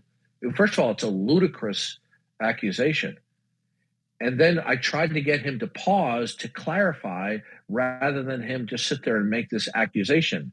That's why I stopped him. If you're going to make such a stringent accusation, then you need to make it clear before you move on. But he didn't want to do that, okay? Yeah, but can I say something? Yeah. I really want to hear what else he has to say. So maybe you should. I would have if he had just simply been a little bit more conciliatory. I just was going to say, stop. What am I forcing you to do? And then he could have said what. There's no yeah but here. All I was stopping him was for clarification of his accusation. If you're going to make an accusation towards someone you're talking to, and they want you to stop and clarify that accusation before you move on, that's a legitimate request. So, Darth, why don't you clarify what are your motivations? Are you trying to convert atheists? What are my motivations here? Now, I've heard you ask that before. I don't remember, but I think God can convert. Well, it is not that I'm trying to convert them. I am trying to destroy their speculations and their lofty things that they raise above the knowledge of God, so they will realize that they're irrational, that they are in absolute peril right now. They are in eternal peril right now as we speak. And then once somebody realizes that, okay, through the working of the Holy Spirit, that person can decide then to realize that their soul is in eternal jeopardy and either repent or continue on their merry little way to eternal damnation. Okay? I am under no illusions that I can convert anybody. I understand that one person, puts seeds, another person waters, another one cultivates. Okay? It is ultimately the work of God. But we are commanded to evangelize, and we are also commanded to do apologetics. We are commanded to destroy all speculations. And you'll notice that the order of the verse is this. 2 Corinthians 10, verse 5. We are destroying all speculations and every lofty thing that raises itself above the knowledge of God, bringing every thought into the captivity of Christ. In order for us to help motivate people to come into the captivity of Christ as Lord and Savior, we first have to destroy their self-delusion, which is their lofty thinking. They think that their lofty thinking is rational. What I'm doing and other Christian apologists is doing is simply saying, hey, listen, what's coming out of your mouth that represents your unbelief is insanity. It is irrational. The denial of God is utterly irrational. Okay? And they think they are on the rational ground. And when they say it, no, they're not. They're deluded. We are reasoning. Then I ask them, well, what created your ability to reason? Was it non-intelligent matter that suddenly became conscious and started to evolution. Yeah, evolution. It's an emergent property of evolution. Right. That is the standard answer. And they don't realize that they take it by blind faith. Precisely what they criticize us. But they don't care. Don't you understand? You see, this is the one thing that I have to give kudos to Van Til for. That I understood it, but I understood it to a far greater degree from reading his material. Either the mind of God is, and therefore the mind of God is autonomous, and our mind is not. And if that is not accepted, then the human being will believe in their own autonomy. But to believe in your own mental autonomy is a form of insanity. Well, they take that as granted. They don't even think about the consequences. No, but it's insane. No, but you understand the belief that the human mind possesses autonomy is a form of insanity because it's incoherent on their own terms. They violate their own principles, and it's simply indefensible. The autonomous mind of man cannot be defended. It's utterly irrational, and it's irrational even on their own worldview. The claim that they are an autonomous mind in a God-free world, there's nothing that dictates what anything is, including their so-called reason.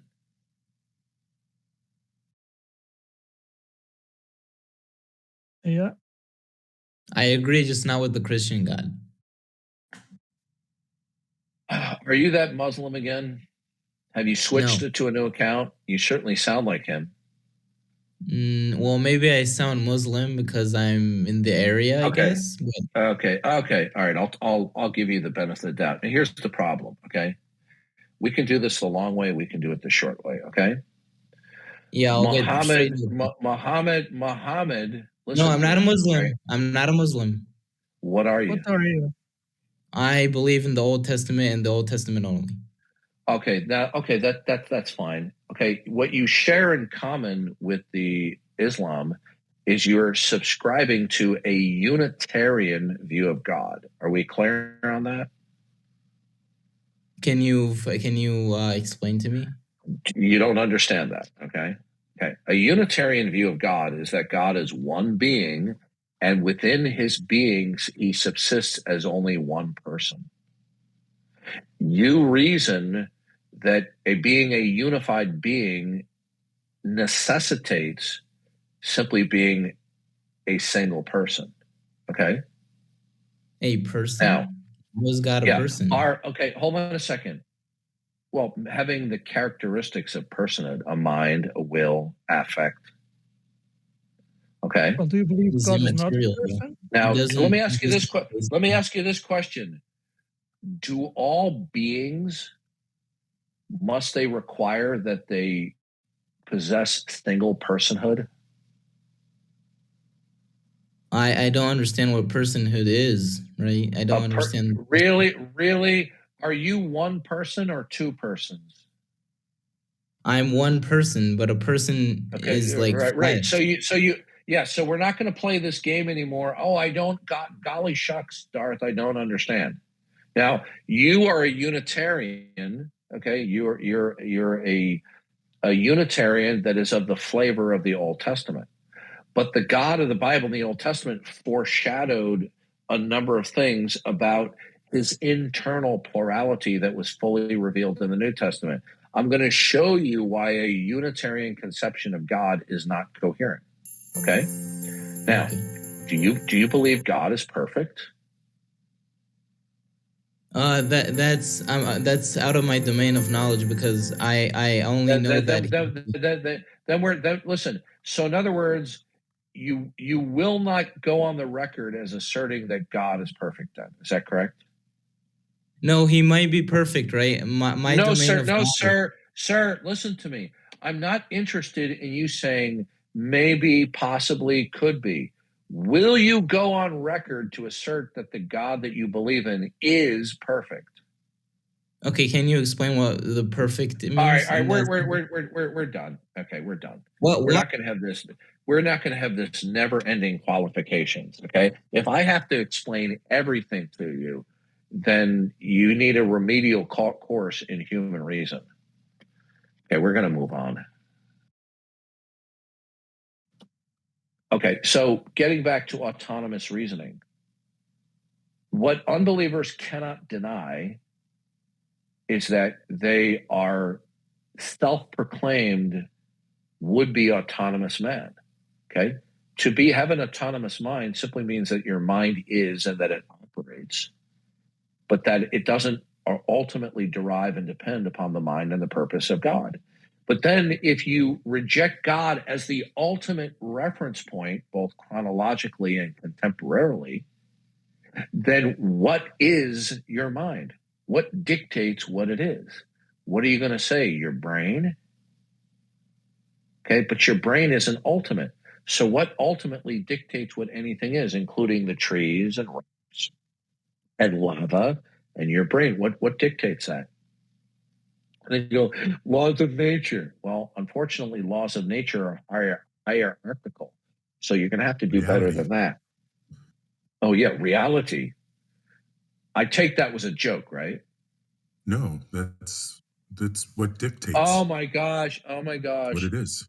I thought you were joking. Okay. No. Do you think I haven't heard this before? Of course you have. Okay, reality. Let me show you why it's incoherent and it's indefensible. If I ask reality you, is indefensible. No, you're invoking that reality is what is ultimate, is what's incoherent. Okay. Now, when I say what is ultimate, what I'm saying is, what is it fundamentally that dictates all states of affairs? Okay. Reality. What? Right. Okay. Now, do you think I haven't heard this a gazillion times before? I have. Now, I'm going to show you why. Okay. Well, then why do you have to be rude about it? Is reality all states of affairs? Is that what reality means? Yeah. Okay, so when I ask you what dictates all states of affairs, your answer is all states of affairs dictate all states of affairs. No. Do you realize that's your position? No, that is not my position. Okay, listen to me. I'm going to give you one more chance. Okay, you get one more chance, and if you go into a denialism mode, I'm going to know that you're a certified troll. I asked you, or I mentioned, what is it that dictates all discrete states of affairs? And you said reality. Yes. Is reality all states of affairs? No, it dictates what's all states of affairs. Okay. So all states of affairs is not everything? No, reality is. Reality is what dictates all states of affairs. All right, yeah. Listen to me. Is reality the set of all things? Reality is everything that is within and without outside. Is reality is this? Listen carefully. I'm going to tell you. I'm very trigger happy here, and I don't want to server meet you. Is reality the set of all real things? Reality dictates all real things. Yes. Okay. Listen, I don't need you to give me a convoluted response. Is reality the set of all real things? Yes or no? Oh, so you just want me to do a yes or no? Have a nice day. Have a nice day. You see, I warned you several times. I gave you the benefit of the doubt. If I ask you a very simple and clear question, and I get back this meandering, this qualifications. What do you mean by up? What do you mean by down? He refuses to define the word. Yeah, he refuses to define it. Yeah, what you want to do is you want to play Mexican jumping bean. Okay, what I'm asking you. So this is the idiocy that these people have. They sit there and go, "What dictates all states of affairs?" Well, reality does. Well, is reality the set of all states of affairs? Well, yeah. So he doesn't want you to know what he means when he says reality. He doesn't want you to know what he means. Yeah, what he's trying to do is he's trying to pretend like he's giving a cogent answer.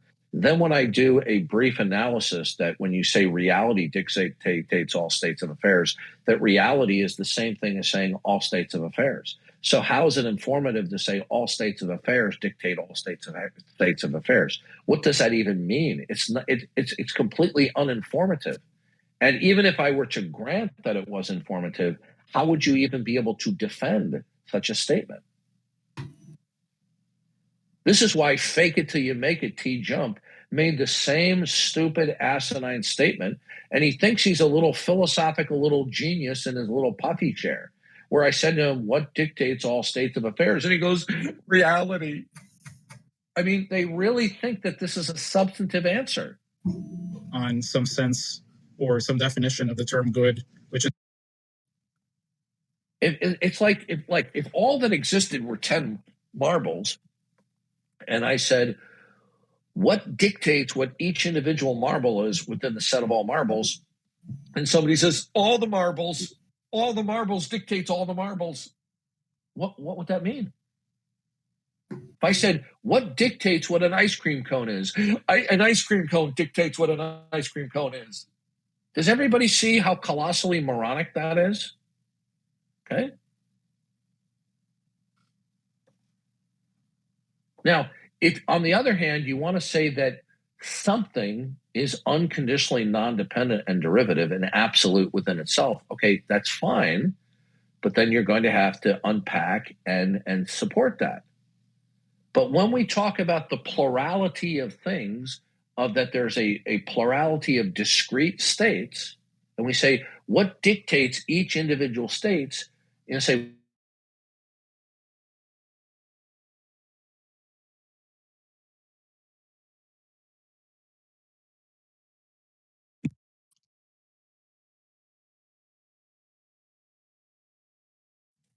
so does everybody see the incoherency of saying reality dictates reality? Reality dictates everything. It's just saying everything dictates everything. What does that even mean?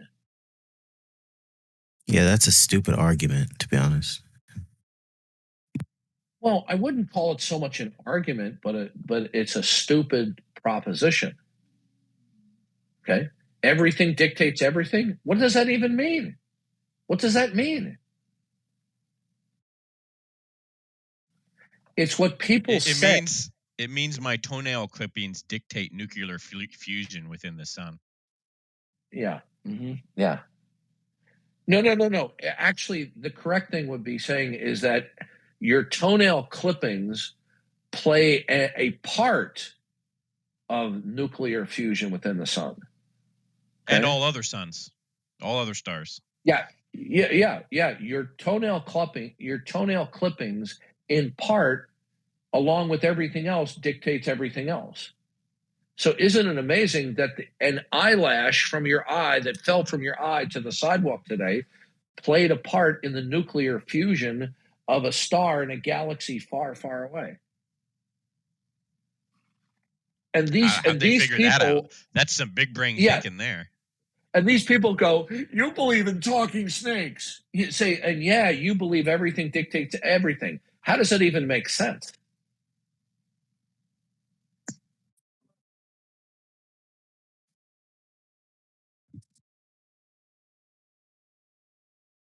I just wish for once we could find some intelligent, mature-minded atheists to talk to. I think that it will be easier to find the flying spaghetti monster before we find an intelligent, mature-minded atheist.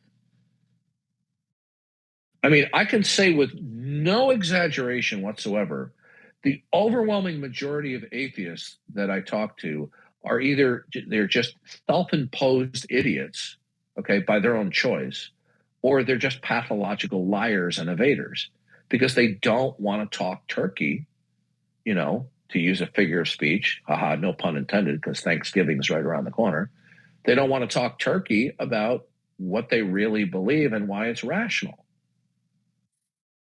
And I understand when you hold to something that is utterly irrational, of course you're going to resort to deceptive responses and tactics. Why not? Okay. If your goal is winning at Monopoly at all costs, why not cheat?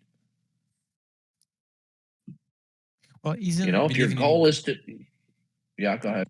Isn't believing in God different than believing the God in the Bible? Because there's two different things. Well, yes and no, depending on what type of perspective you're talking about. Okay, so we can talk about God per se, but without it being mutually exclusive to the God of the Bible. So when we talk about God, we're talking about a requisite property set, but that we may not at that particular moment be fully unpacking, which if we did, we would end up explaining the attributes of the God of the Bible. On the other hand, sometimes people can invoke a kind of philosophical notion of God that is discrete from, on purpose, the God of the Bible. Now, as far as I'm concerned, there's no other God that is worthy of putting on the table in terms of a rational defense other than the God of the Bible. But here's a news flash, everybody. Okay, the news flash is that the God of the Bible is defined as being God. Okay, so he's God. So I don't have to at every juncture say it's the Christian God, but that is who I'm talking about. But there is no other God worthy of discussing other than the Christian God.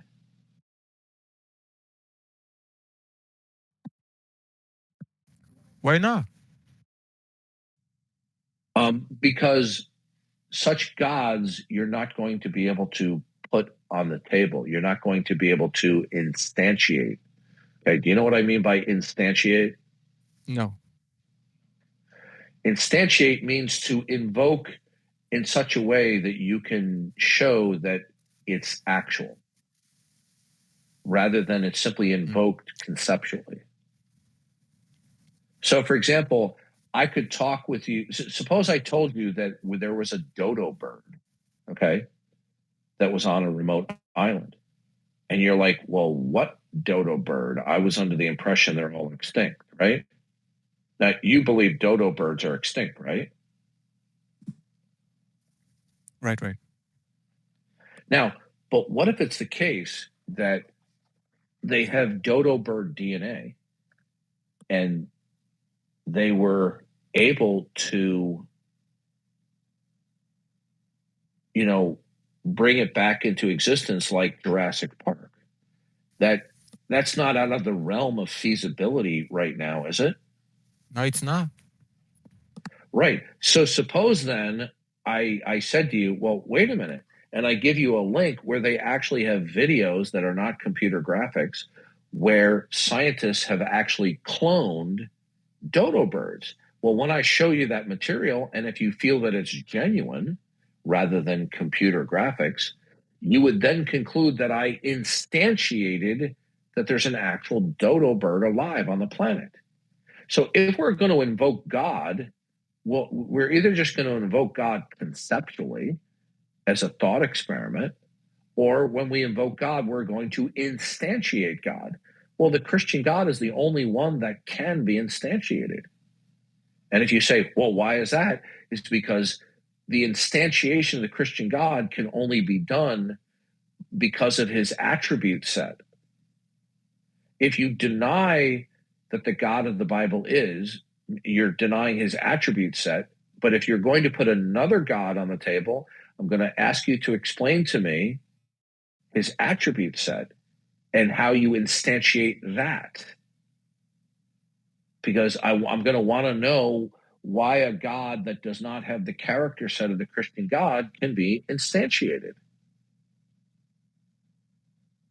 Okay? So let me just give it to you in a rudimentary way. Suppose we have a conception of where God is perfect, and we have another conception where